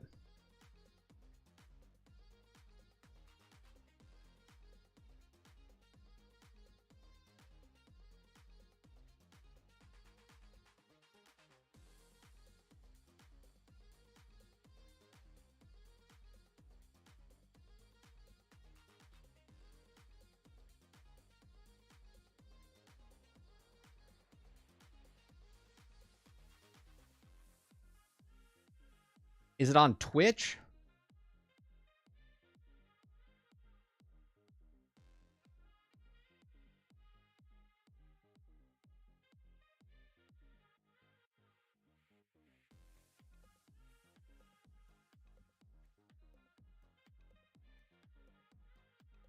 Oh.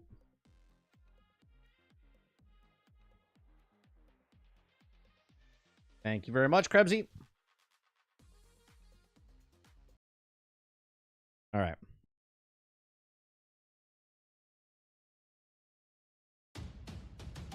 Computer, activate the threat assessment matrix. All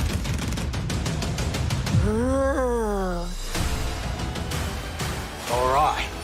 Toys, loaded guns. We're gonna watch it, then react later. What are we waiting for? We can work with that. Hi, I'm Darius Sadigian, studio director at Rocksteady Studios. In our last episode, we talked about how Suicide Squad Kill the Justice League allows players to customize each character and their playstyle through story-driven mechanics. Man, if you gave me 5 minutes in there, you'd have the world's authority on microtech and all my inventions. Aw, he's so sweet. He's not gonna make it. The Suicide Squad gave us the scope, 11 the minutes. narrative, gameplay, and then the idea of being able to expand that, be able to take this further. It's going to feel completely fresh. In that spirit, February we want to 2nd deliver for totally Standard new Edition. content at no cost for those who 30th of purchase January Suicide Squad for Kill the Justice Deluxe. League. We're back in business. All right, let's steal this shit. Today we'll discuss customization options that draw from the full spectrum of DC Comics. You'll see emotes, rival taunts, outfits, and more. We wanted to have a game that was very focused, but this time we really want to expand out with being able to dynamically update, add new content, take on feedback, and evolve the game over time. For the first time ever, we'll give you a preview of what's to come after the credits roll on our main story campaign. We always designed the game in a way that we really wanted it to be accessible for everyone. And for those players that want to delve even deeper into our gameplay and into our systems, it really is about delivering new places to explore, new worlds to be in, new stories, new characters, and creating unique ways for you to play. We're gonna give you the content you love. Speaking of, what are you doing, mate? I'm smiling. Let's dive into Suicide Squad Insider Episode 3. Welcome to Task Force X. From the onset, Suicide Squad, being a squad, felt like the right fit for the kind of game that we wanted to make. You get to play with friends, you get to play on your own, but while you are playing on your own, you're playing with a squad, always. Every aspect of our games, we always look at it through the lens of Rocksteady's treatment. And that just doesn't stop at gameplay, that doesn't stop at story. When we're looking at the social features that we've really introduced into Suicide Squad, it has Rocksteady's approach. What do we think players will have fun with? This game has the mechanics to play kind of socially, competitively, like none of our games have previously. We're going to go back and look at that. It really fits the characters of the squad. With multiplayer, we're leaning into the competition within the squad to show off your skills, show off your mettle, be the best one. I'm a freaking superstar. The squad are working together under duress.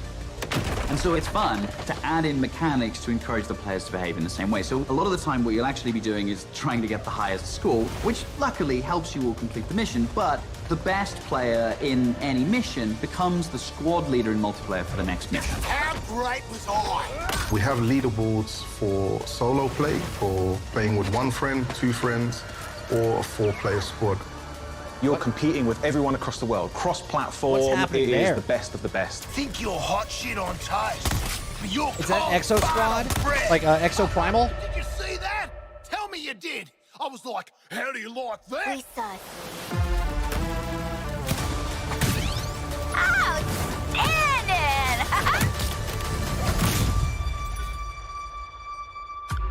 There's some really fun incentives for playing together as well as playing competitively. You can use the equipment that other players have equipped on their characters in your squad with the AI playing as the characters. And those players whose bots you use get rewards for you using those bots. And that's a really fun feature that I think the players will be incentivized because they'll get something out of doing too. Farewell. We also have the rival taunt system, where on the leaderboards, if you pass your friends or anyone on your friends list who's also playing the game and you beat their score, well, next time they log in, they'll get this kind of funny quip just to show that, oh yeah, by the way, I beat you. Okay, that's fun. You boot up the game, you're logging in, and then all of a sudden on your screen you get Boomerang giving you the finger. I think fans are going to have a great time with our remote system. Allowing players to kind of communicate in different ways, really in playful ways. As Rocksteady, as creators, this was another opportunity for us to really engage with our characters, extend the narrative through the players' choices with a very cinematic eye. Through the game, we offer many customization options and outfits to the player. You start off in the prison, you get your prison garbs, and then you evolve to the Task Force X outfits. Yeah, right. I was thinking something more fashion forward. The outfit customization in our game is vast, to say the least. We'll look at that. With this game, Rocksteady will deliver a full story-driven campaign to players, including more cinematics than any previous Arkham game. For players who survived the war against Brainiac's forces and want to keep the adventure going, Rocksteady is ready. We very much knew we had a story to tell initially, and then we wanted to carry on feeding into that, and then changing up the gameplay to have a game that was going to evolve through post-launch content. Suicide Squad Kill the Justice League is going to be one of the most generous, player-friendly, post-launch experiences available. Every season we will have 2 episodes. Each season is going to be a different spin Miller was on correct. how you 2 play. episodes per season. Will be heavily themed by a DC villain. So there's many, many layers of influence from the DC world on how you play and what you do. The seasonal content gets automatically dropped into the game each episode. There's no playable content locked behind a battle pass, and the in-game shop is for cosmetics only. You'll always be able to go back and play the episodic content. If you want to come back 6 months from now, that'll always be there. This is a totally player-friendly approach to letting you play the content you want to play when you want. The DC universe is massive, and in most games, you can only see or explore a tiny, tiny piece of it. But what's really cool about the narrative of Kill the Justice League is there's almost no limit on where we can go. Celebrating before the game is over. In his pursuit of trying to recreate his perfect Kolu, Brainiac has been experimenting with some of our favorite DC characters' DNA, creating new worlds in alternate realities. It's these worlds that we call Elseworlds.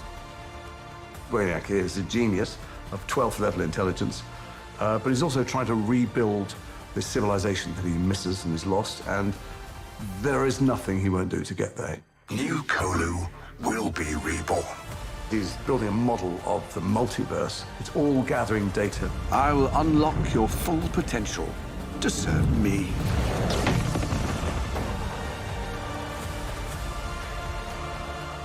There's different versions of everybody in different universes, and their timelines have just diverged at some point.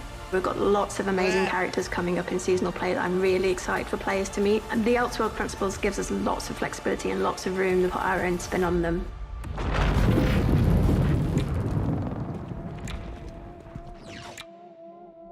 So we get to play with a bunch of cool shit from alternate universes, and then what? Retire? When Season 1 launches this March, you'll be able to unlock a new playable character for your squad. There he is! The Joker. At least buy me dinner first. The original Arkhamverse Joker has been dead for 5 years, but this is a new Elseworlds twist on the villain. He was part of the Suicide Squad in the Elseworld that he's from, which already shows that he's slightly more cooperative than the previous Joker we've had. But as you get used to him and actually play to him, you realize he's unhinged in a different way. Not only has he got to figure himself out, but he's figuring out his place in this new world and this new squad. He hadn't reached supervillain status before Brainiac invaded, so, he's still a bit less experienced. I think we've taken him back to the kind of more vaudeville roots of Joker. He's masking insecurities with traditional Joker behavior. But deep down, he's not sure who he is yet. Lock him up. Oh, making new friends after a move is always tough. As your mission expands deeper into the lore of the DC universe, this new version of the Joker will join your fight with his unique combat, traversal, and weaponry. His traversal is all based around a rocket-powered umbrella, which he can blast himself into the air, and then uses that to glide around, and then he can actually flip that down to grind along buildings, knocking enemies out of the way.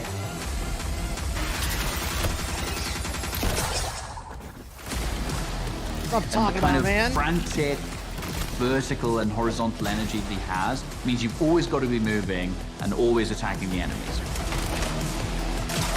Bro. The Joker is only the first of the new squad recruits you could meet through the ongoing additions to our game. Over time, we can build up a library of characters that DC fans might not have expected to see in a video game, like a regular comic book release. I look forward to when the next issue's coming out. And in the same way, I hope people will look forward to the next episode from us. Whatever it is, I'm down. New environments, new characters, missions, challenges, gear, and more. All of this free content comes for players who own the game. We can't wait for you to see what the future holds. With Elseworlds, the possibilities are endless. How do you like that? Thanks for watching this series. We hope you'll join us for Suicide Squad Kill the Justice League, a third-person action shooter where some of the wildest villains of DC Comics join forces to save the world from its greatest heroes. No, that's mental. We're not doing that. God help us. Yeah. I think players are going to be surprised about the depth to which they can craft a character. It comes back to player choice and player freedom. Everything from melee strikes into gunplay, which you could then go into a traversal attack. All of the combat moves flow seamlessly into another. The squad can be garish, they can be loud, and playing together with your friends in a multiplayer space is a really unique experience that you can't get anywhere else. What we've done with the Suicide Squad is to really expand those experiences. Not only just one character this time around, we've done it with 4, and we plan to do it with more. This brings back memories of my old Suicide Squad. Whether you're in for the main story or exploring what lies beyond, Rocksteady Studios is here to support our players while delivering exciting new experiences. Thank you for joining us, and we'll see you at launch February 2nd, 2024. Bro.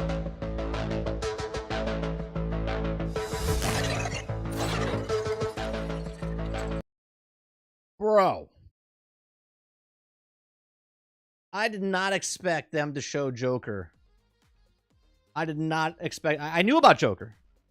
Okay, so Miller... This even makes more reference why Miller is so important in this community. Okay? Miller talked about this stuff weeks and months ago. And now, voila, here it is. He talked about... Now he can say it. Now he can say it because now it's official. Right? He had Joker down to a T He talked about how his traversal was, which gets me psyched up for everything else he said. Okay, he talked about the multiverses, talked about how Gotham was going to be in there. This is great. Miller's going to be on the show on Wednesday, by the way, and we're going to talk to him. They made him look lame. Sell you Arkham Joker skin. Oh, for fuck's sake, Jason. Like, seriously, you're like a. I should have a trombone. Womp womp womp womp. You're like a Debbie Downer. We get it. We get it. You don't like it. We get it. Marvel's Avengers burned you. We get it.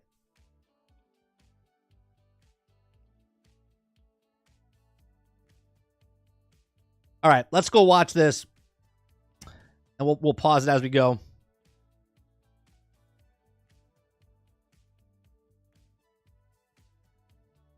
I want to know what the so they're putting a PvP in the game.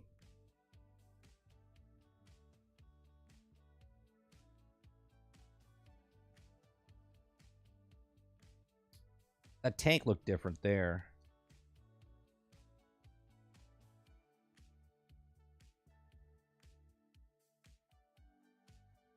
So the tank, different looking tank than it was. That's the same. Okay. There's the Wonder Woman skin.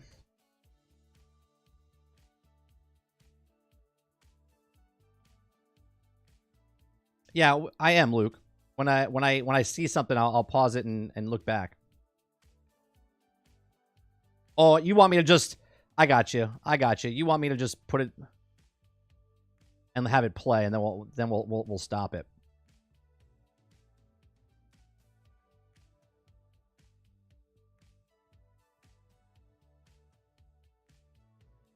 All right, firearms, melee weapons, shield mods, traversal mods, grenades, neck bomb mods, and lucky charms. Blade, bludgeon, wrist cannon, boomerang. What do we got there? Robo Man. We got Robo Man over here. Okay.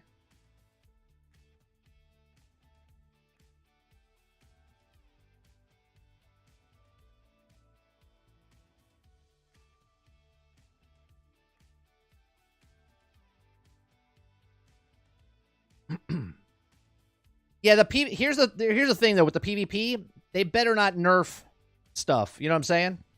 They better not nerf things because it's too OP for one thing or the other. Keep it separate. Keep it separate.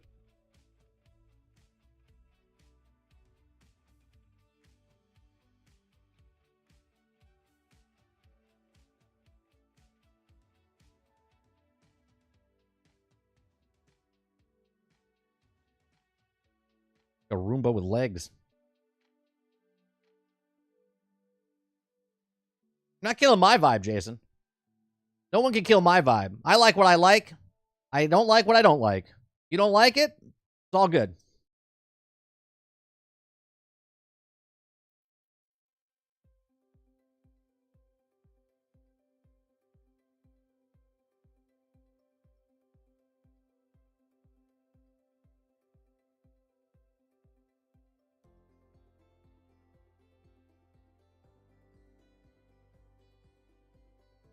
Look at that city, man.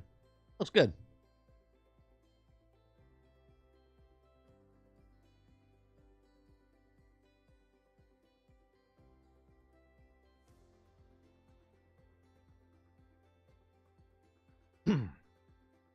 Not game modes?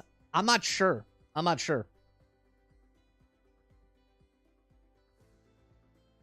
The umbrella of for Joker was dumb with Penguin in the game. Why not have Pogo Stick for Joker? I mean, are we just nitpicking now?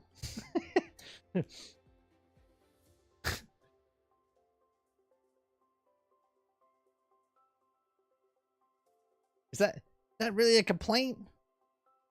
I mean, I know it's just a question. Like, why not a Pogo Stick instead of? And I like the answer. Pogo Sticks can't glide. Of course, that's the answer. Why not?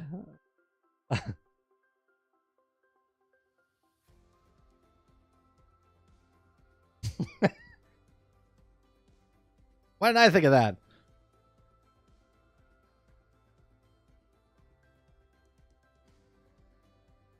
That's why I said the other day. Elseworlds, they can literally do anything. They can literally do anything.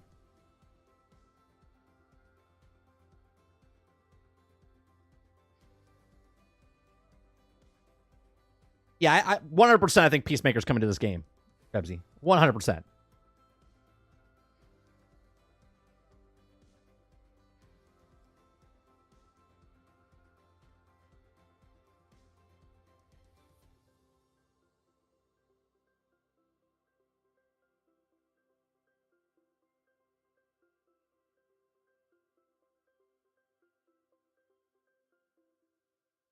We have it running at 2.5 because we want to see anything that's happening on the screen. I'll pause it. Dude, that insider was fantastic. I did not think they were going to show the Joker. I think the Joker looks great. I don't think everyone's got their picture in their head that he doesn't look as good as like Heath Ledger, or it's not the Joker of Jack Nicholson. Like, they could literally sell you skins that look like anybody, right? I think it looked great.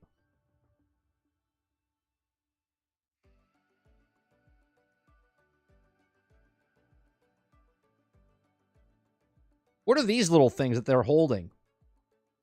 Little emote things? Like, what is that? Is that? Oh, that's a grenade. It's a grenade. Got it.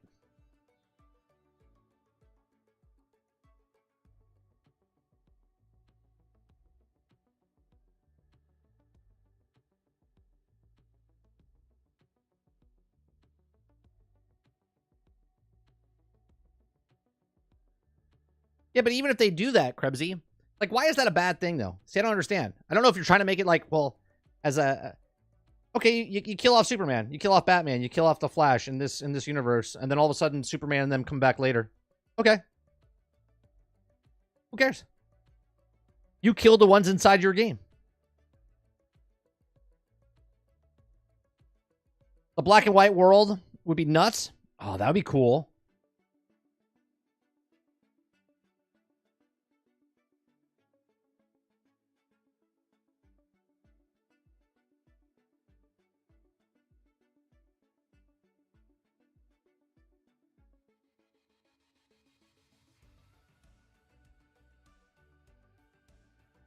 Yeah, that's what I'm saying, Luke. Who cares? It's a comic book game. You're supposed to have fun. Okay, this right here. Highest mastery level, double trouble. Finite crisis rank is aggressive to all mastery levels from incursion missions. The mayhem mission is not included. This is finite crisis. You are not yet ranked. Average mastery. Okay. Average mastery level 15. Number 1. Level 3. Okay. Global. Oh, I see. There was 3 teams. 3 teams. Okay. Okay.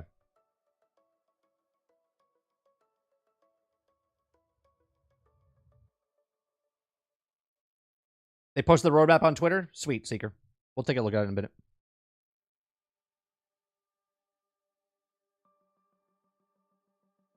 Okay, you know what? This is too... Oh.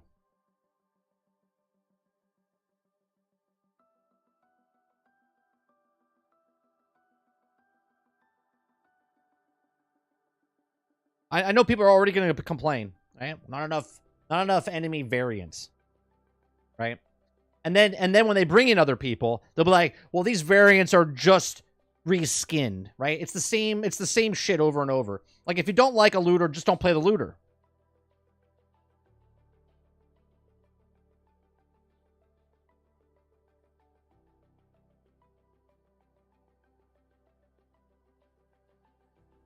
The hell is that thing? There's a big poker chip in the far right corner.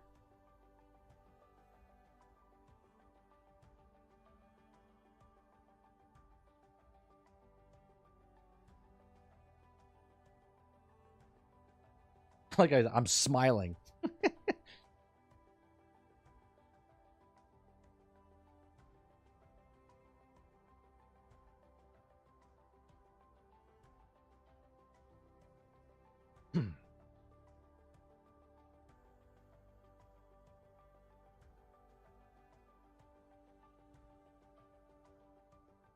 For me, I like the decision to carry weight.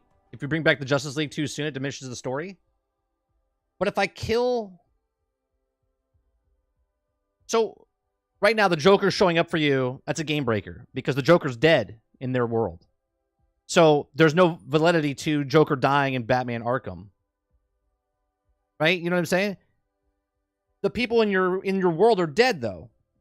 So, it brings in a different Superman or a different Batman if that's what they choose to do. Yours is still dead if you killed him in your universe.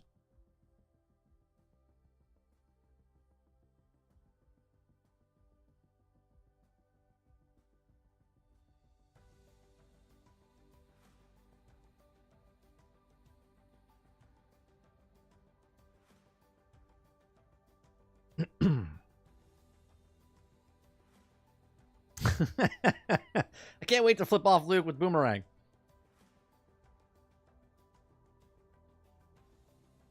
The ceiling looked pretty goddamn high, Monster.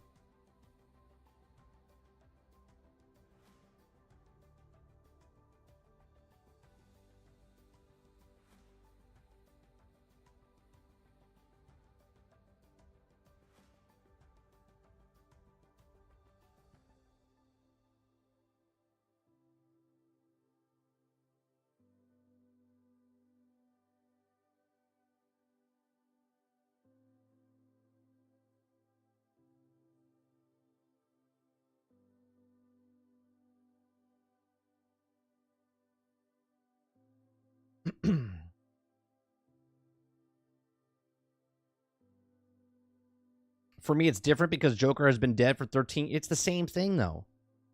The same thing. It's not the same Joker, though.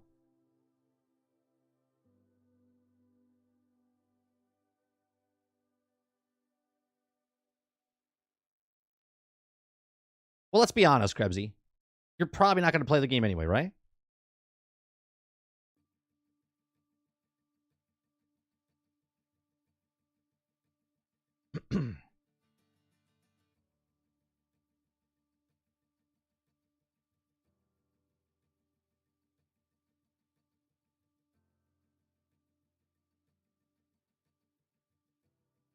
Okay. Flying solo. Highest mastery level. Finite crisis rank. Okay. Levels from Intrusion Mission, Mayhem Mission included. Okay. Hold on. Go back. So you can play up to...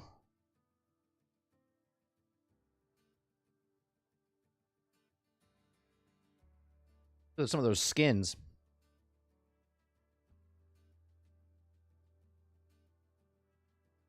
But no love for Captain Boomerang? What's going on there?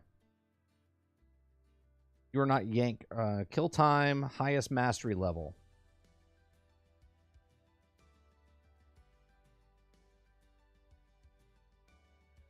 Okay. 2 teams of 3. Solo. 2 teams of 4.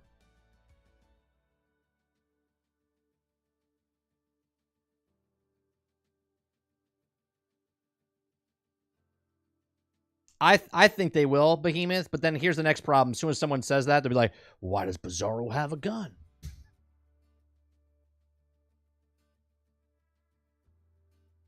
I think the PvP is going to be more of like an exoprimal. Like you're like there's a mission and it's one team versus the other and who can get it done faster type of thing. I think that's what it's going to be.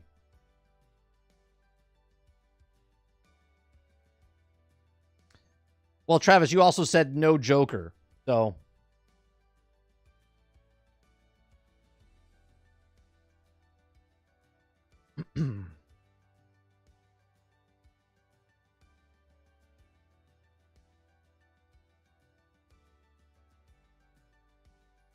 I don't think it's head-on to head-to-head competition.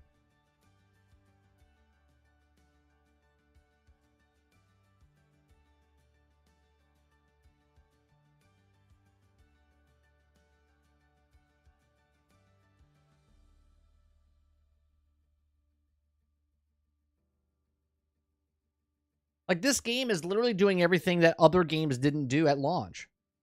And yet people are still giving it shit. It's amazing to me. Every other looter that came out before this okay, has failed in some way, shape, or form, adding things at launch, waiting 3 years, 6 years, 10 years for certain features to come into a game. This game is doing it from the start, having an actual content line that they already have ready to go, and yet people are still giving it shit. What's the story score? What is this thing?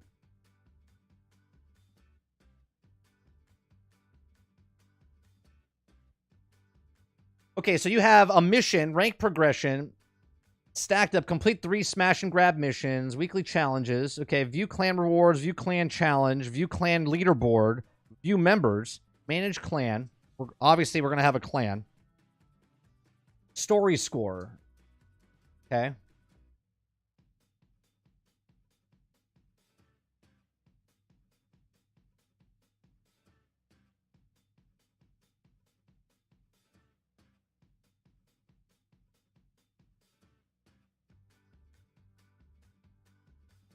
Yeah, if they do PvP head-on, it's going to nerf a lot of shit. Hopefully, it's just competitive scoring, which is different.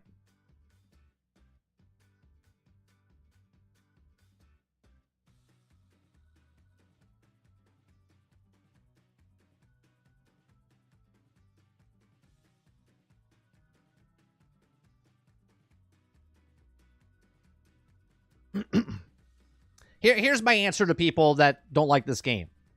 Then go play the looter shooter that you want right now.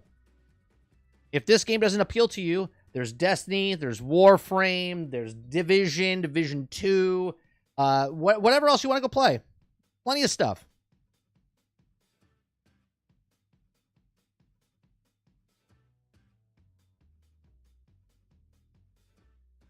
Well, Z, it's a good thing there's games like that out there for people.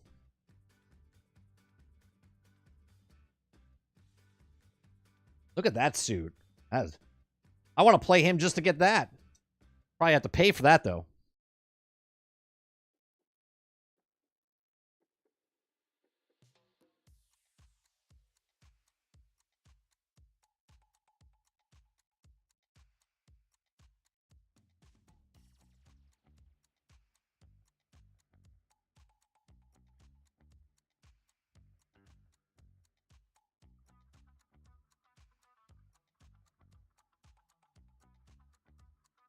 Like, look at those.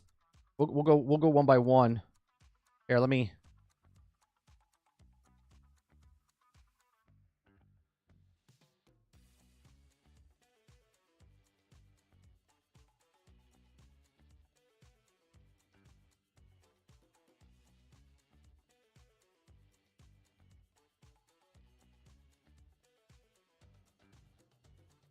That's a cool one for Deadshot.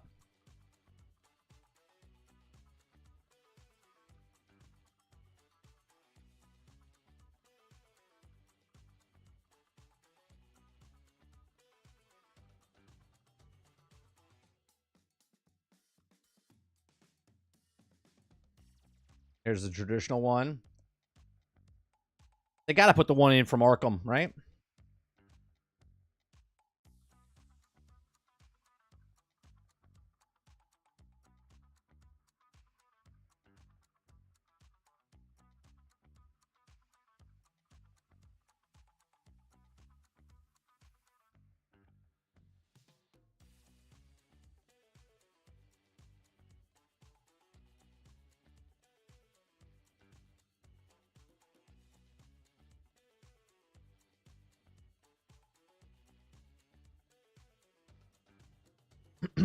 All right, this is where they start showing the other changes.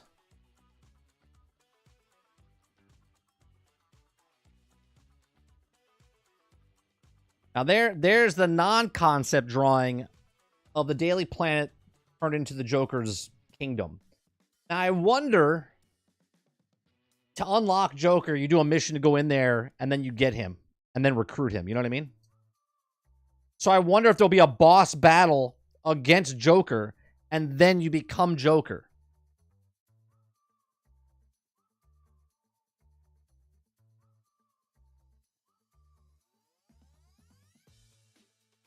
Yeah, beat him first. You know what I'm saying, Luke?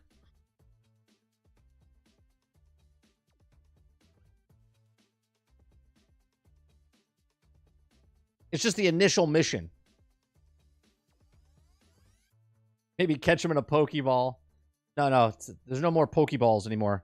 It's you have to a pal shard or sphere. Pokemon so 3 days ago.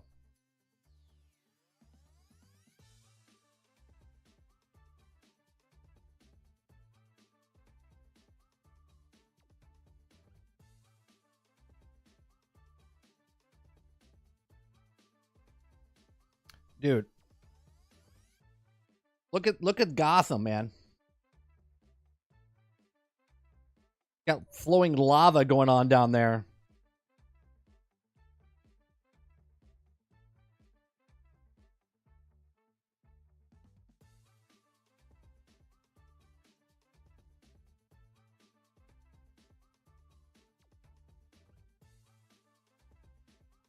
I like the S-World, the Elseworlds type of stuff.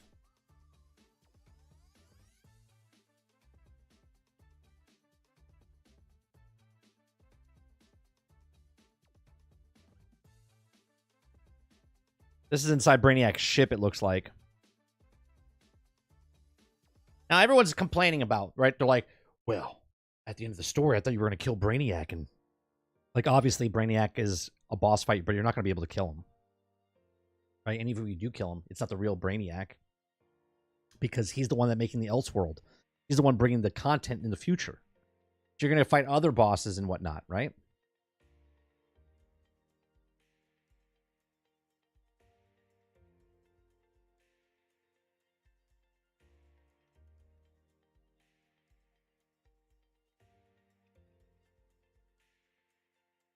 Look at that. So you get to fight in Gotham. And there's one that's frozen over. So was that Mr. Freeze or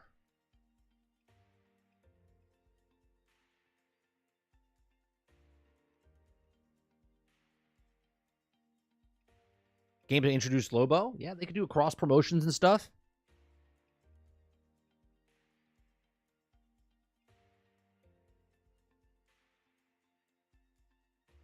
Captain Cold? Yeah, that'd be cool.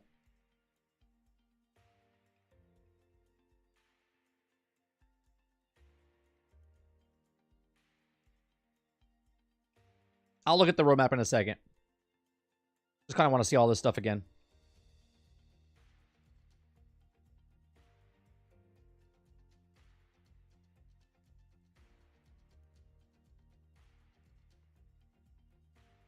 Batman experience. This where is this from right here? This has got some Easter eggs here.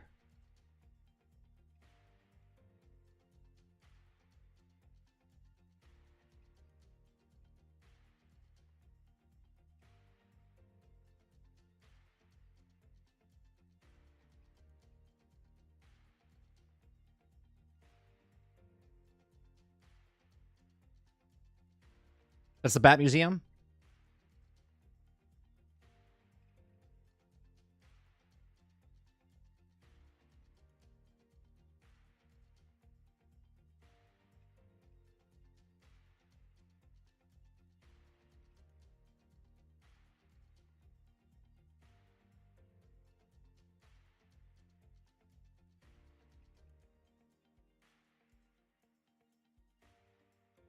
This right here, man. He looks good. He's like super young.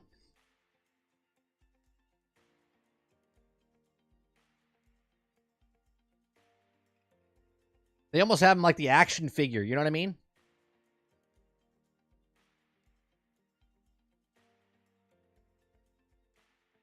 There's that chain with the boxing glove on it. That was set in a leak thing. I think he looks good, man.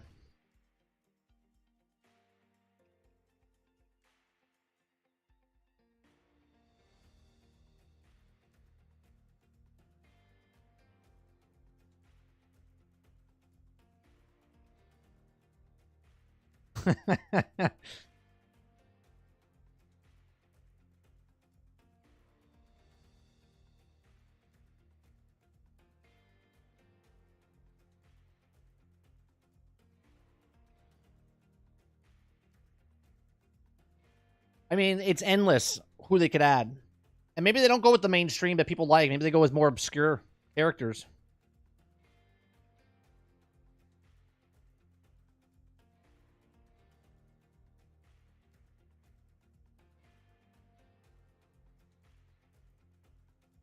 Still got stuff on his belt. You're putting him in solitary with weapons.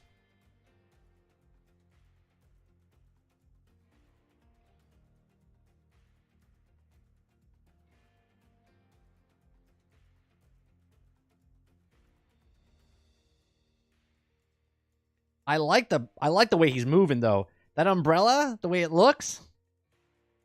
And then come on, man. It's very comic booky. I love it. Look at that.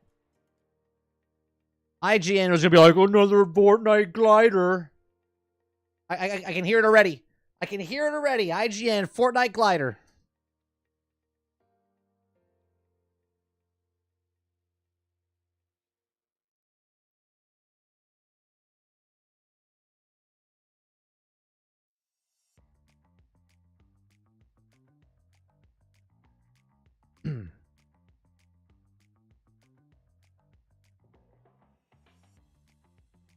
Can always sell glider skins, of course.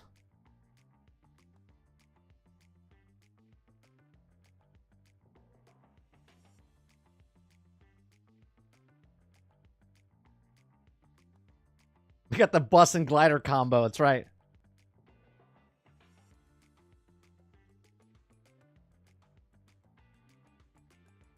Someone's gonna complain, like, well, they didn't put all of Gotham in there. Kind of stupid. They didn't put all of Gotham. They could have put all of Gotham in there.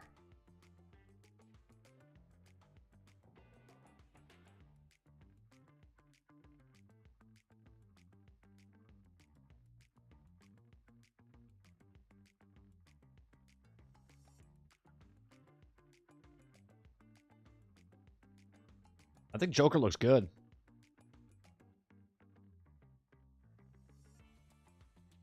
Here's what's gonna happen. You're gonna go in as a mission. You're gonna play him. And you're gonna grab him, and then in a mission, you're gonna be able to use him to test him out.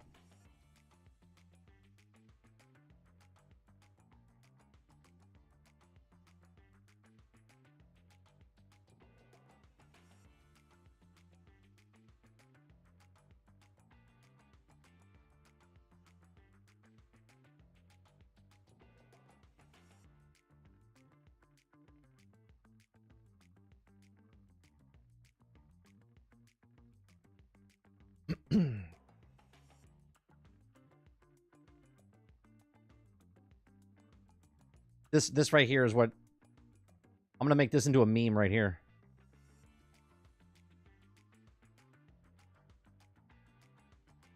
The eye rolling. Every time someone says something, they're like, oh well, they could have done this.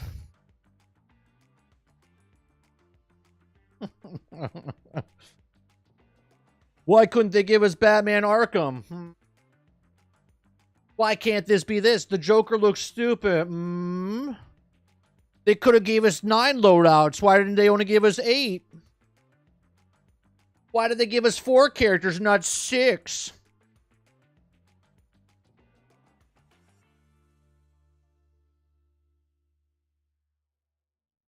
All right, let me bring up the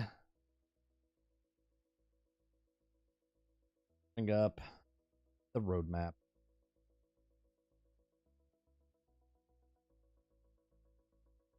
Okay. All right. Free seasonal content, Season 1. New playable environment, which is the Joker's area over here. Okay. New boss fights. Okay. Enemy variants. There's the answer. Okay. We killed Superman. Now you're going to go up against a different Superman. So I was correct on that a few weeks ago when I said maybe it'll be variants. Okay. You get new weapons, new DC villain-themed weapons and gear. You get a new playable character as the Joker. You get new Riddler content. So there's content in the game for Riddler stuff, and then there's new stuff. New activity plus strongholds. And you get 2 episodes. And if you look at the 2 episodes, and it says, and more, you see Two-Face, And you see Scarecrow. Okay? Future seasons, 2 to 4. 3 new playable characters. 3 new playable environments. Okay? This one has the ice. This is Gotham. And then this is... I don't know what this last one is. Where's this last one? I don't know who that is. What that other section is. Can I zoom in? No. Can I make this...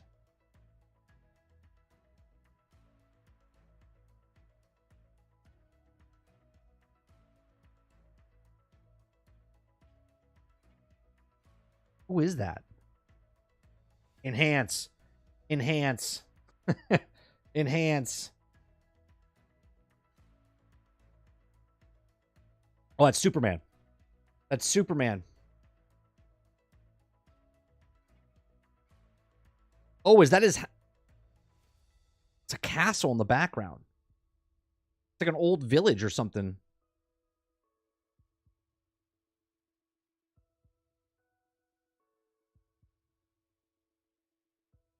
The town worshiping Superman, it looks like. Yeah, it's kind of weird. It's in like old village.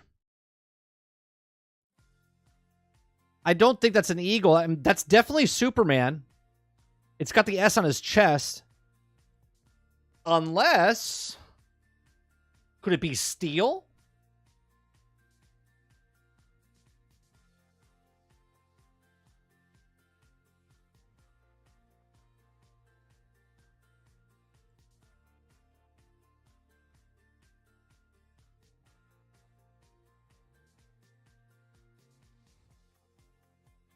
Arc? That's definitely an S on his chest. And that's definitely a bird on his arm. Hawkman? Perhaps?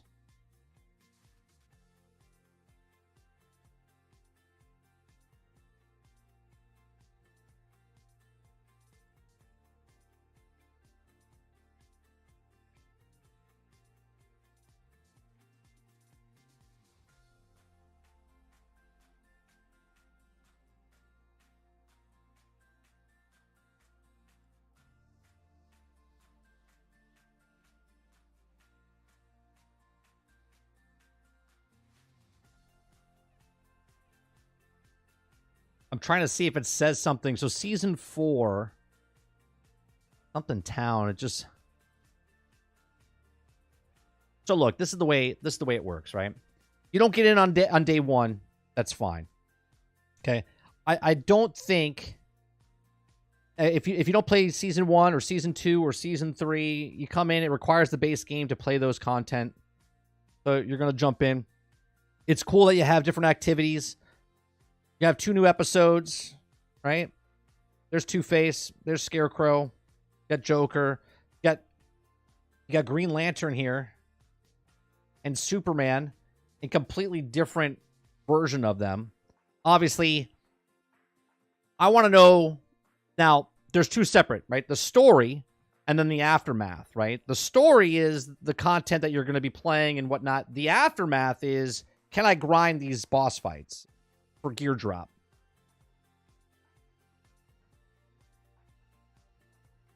They said the contract does not disappear. 8 characters in 4 seasons. That's like 240 squad levels.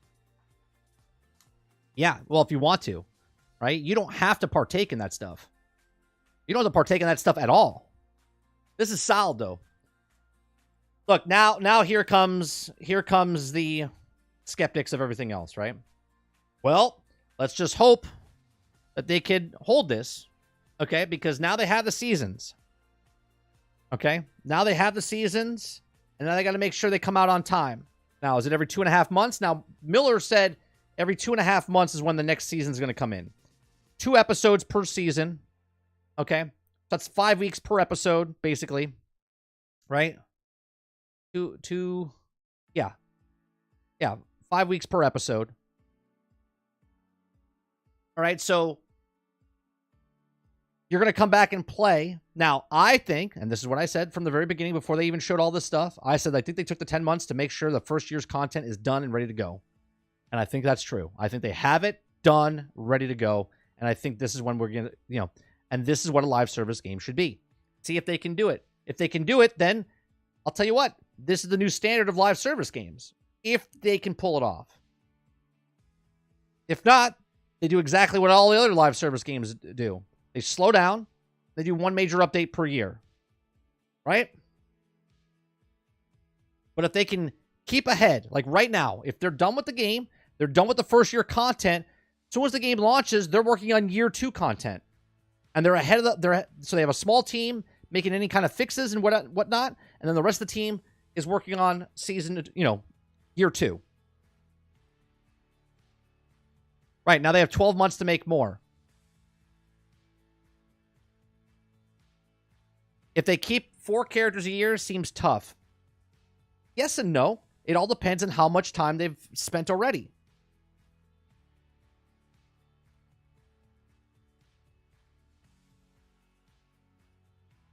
Maybe this game only lasts 2 years. Okay. Then it lasts 2 years.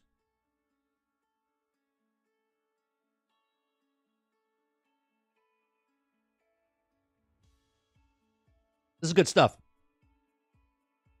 I'm very shocked they showed Joker. I thought they were just going to talk about it. I didn't know they were going to show gameplay and stuff like that. That's fantastic. I want to know his skill sets and stuff now.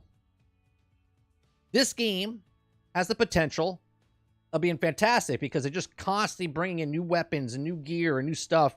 And if they can hold to it, if they can do what they do, then bravo.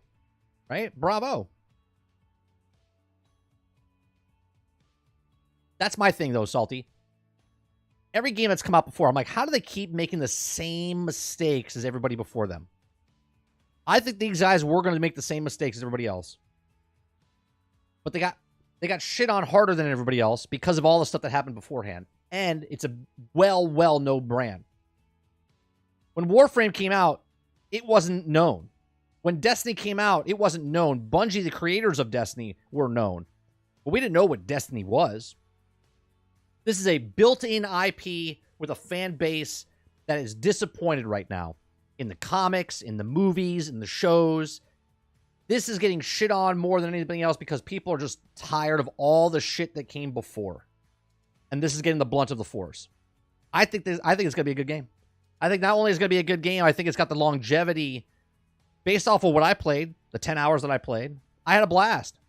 I didn't want to play anymore because I didn't want to ruin it for myself because I know, I was like, you know what? This feels like a game I'll be playing for a long time. Now, does this mean I'm going to be playing this every day and night for the next year and a half? No. I'll play it. I'll beat it. And if I continue playing and go, okay, you know what? I'm going to work on Harley. I'm going to work on... This is a perfect streaming game. Okay? One day I'm working on Harley. Leveling up Harley. Endgame Harley.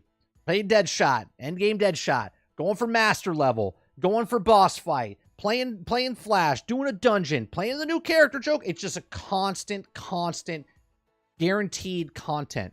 I don't have to do it every single day, but every Monday, hey, we're playing some more Suicide Squad. Who wants to jump in? Right? Community. People can come and play. It's a perfect game. So moving forward, I'm going to be covering this. And if it dies off, it dies off.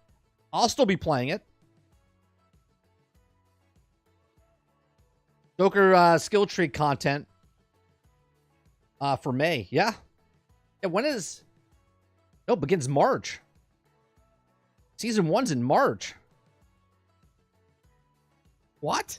That's fast. It comes out February 2nd. Is that at the end of March? Because we're in season 0. Right? We're in 0. Dave Rose says, I personally think that it depends on the gameplay loop, the variety of missions, and how long before you get bored doing the same thing over and over. Yeah, but that you can never make everyone happy about that, Rose. Each person, there's people literally shooting into a cave. Into Destiny. Outriders beta, people were running the same mini-boss guy over and over for 15 hours straight. Everyone's got their own, like, how far they can go with something.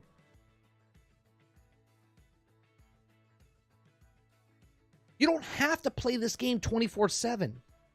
You can put the game down and come back. March, June, September, December for the seasons.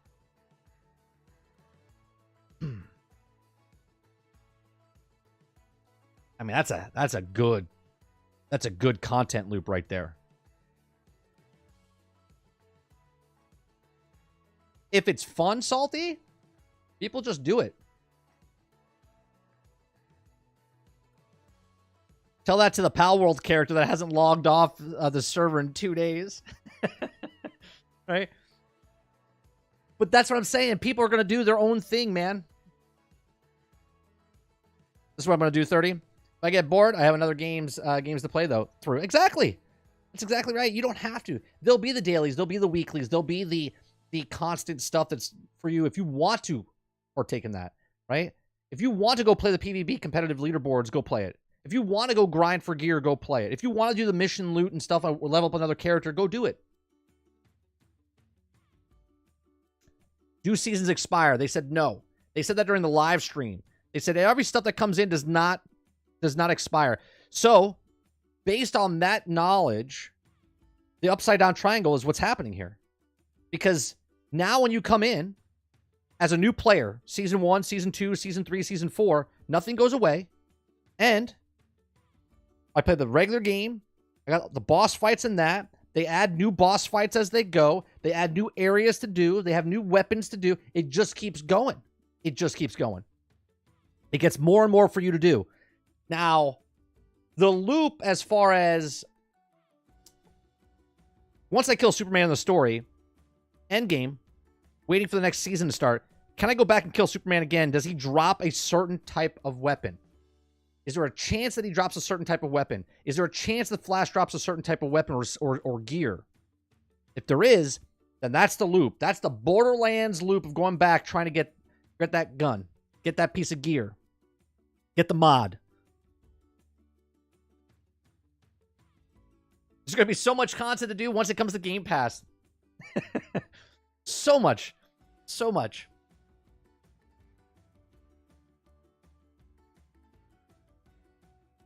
I can see this going to Game Pass a year later. Especially like 1 year in.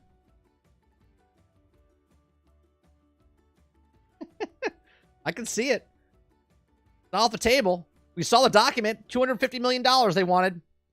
Put it on Game Pass, day and date. Now, obviously, it's not day and date. Or is it? It doesn't matter if it is or not. Pal World showed that. Starfield showed that.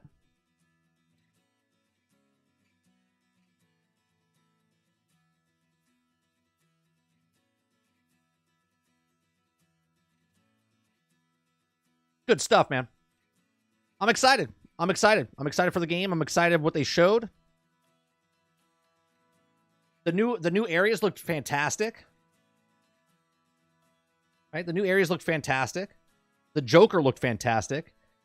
These little models here of just the face of Two-Face and Scarecrow, those look fucking badass. Looks good.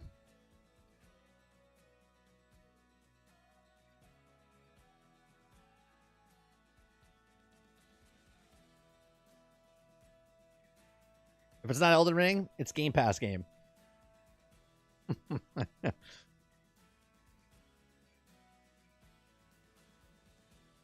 This weapon looks badass too.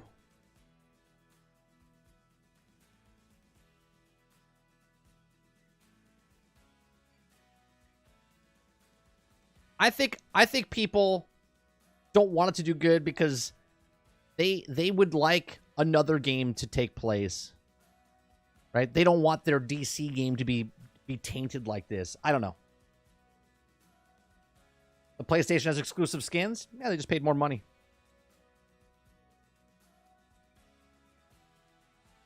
No difference from what that is to where anything else on any other game that comes out on both systems. And they did this back in what? That fighting game. Where one person got Yoda, the other person got Darth Vader, the other person got... It's always like... It's always been like that. Good stuff, man. Well, hopefully somebody can do a looter shooter correctly.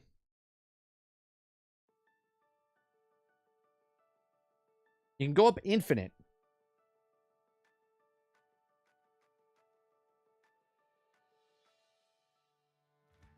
There's more than just the end of the world coming to Suicide Squad in 2024. Good stuff. Now we'll have conversations. Okay, so this is from Miller. Season 1, Joker. Season 2, Victoria Fries, Mrs. Freeze. Season 3, Zoe Lawton, Lawless. And Season 4, Slade Wilson, Deathstroke. Speculatively.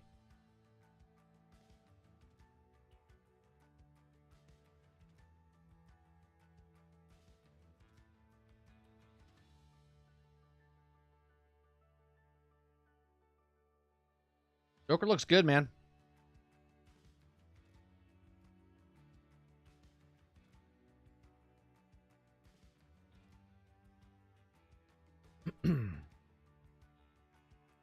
Well, of course, they're going to bring more ladies in.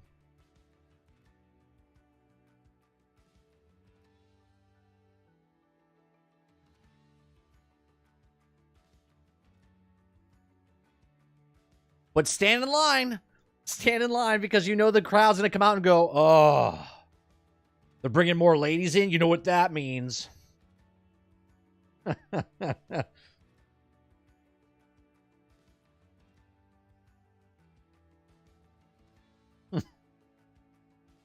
Well, it makes sense. It makes sense with this then, right? Because that's Joker. Then you got the Arkham. Then you got the Gotham. And then you got the Freeze. So this is going to be interesting.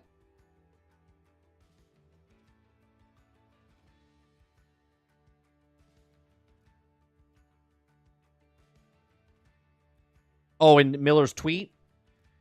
Well, I could just ask him on Wednesday. I can ask him on Wednesday.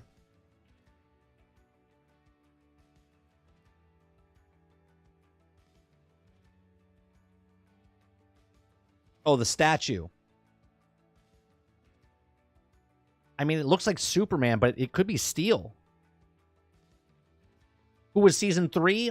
Season 3 was Zoe Lawton. Lawless.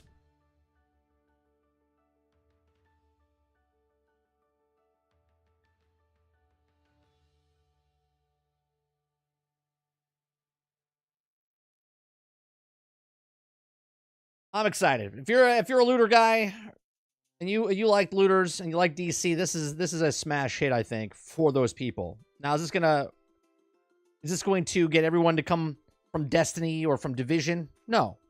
No. I've said it in the past and I'll say it again. You can have the exact same game with an IP that you like, and you're going to like the thing with the IP that you like better than the generic IP that you didn't know. Right?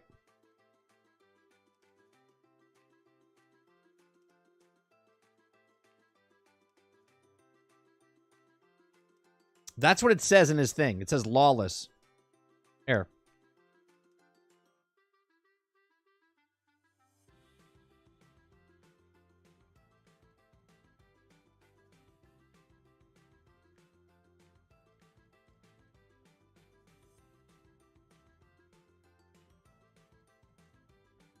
Roxanne is smart. They know what they're doing. That's what I've been saying the entire time, Sinji. You know what I mean? Like, I trust in Rocksteady for their storytelling. And I still trust them until I don't. But until that time comes, I trust them. Now, obviously, microtransactions and skins and looter shooter people are upset about that because they didn't get the game they wanted, but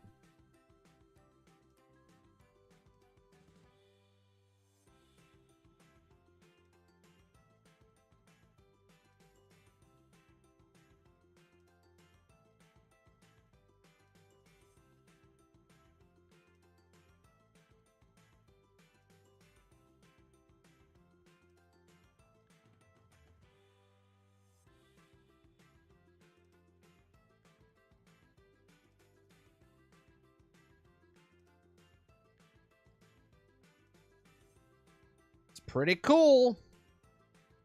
People are going to hate, though. People are going to hate. And it is what it is. Play the games you want to play. Tonight, we're going to be playing some Pal World tonight. Hopefully with the rest of the group. Tonight over 8 p.m. Eastern, we're going to be playing some games tonight. Tomorrow, we'll be back for some more gaming news stories. Watch out for the uploads that we do each and every single day. And then also, what's it called? We'll be back for a podcast this Wednesday. Miller Ross, the one I just showed you, he's going to be on my podcast Wednesday night talking about Suicide Squad, potentially maybe the future and whatnot. And we'll have a conversation about Suicide Squad that evening. And then Thursday, we do a podcast called Generation X Gaming, the weekly podcast that goes over a few of the top stories from the past week, and we rant along the way. I do appreciate everyone coming out, hanging out with us. If you like what we do here, please make sure you share, like, subscribe. If you'd like to go above and beyond that, become a member as little as $5. And I'll see you guys on the next one. Thanks for hanging out with us. Peace.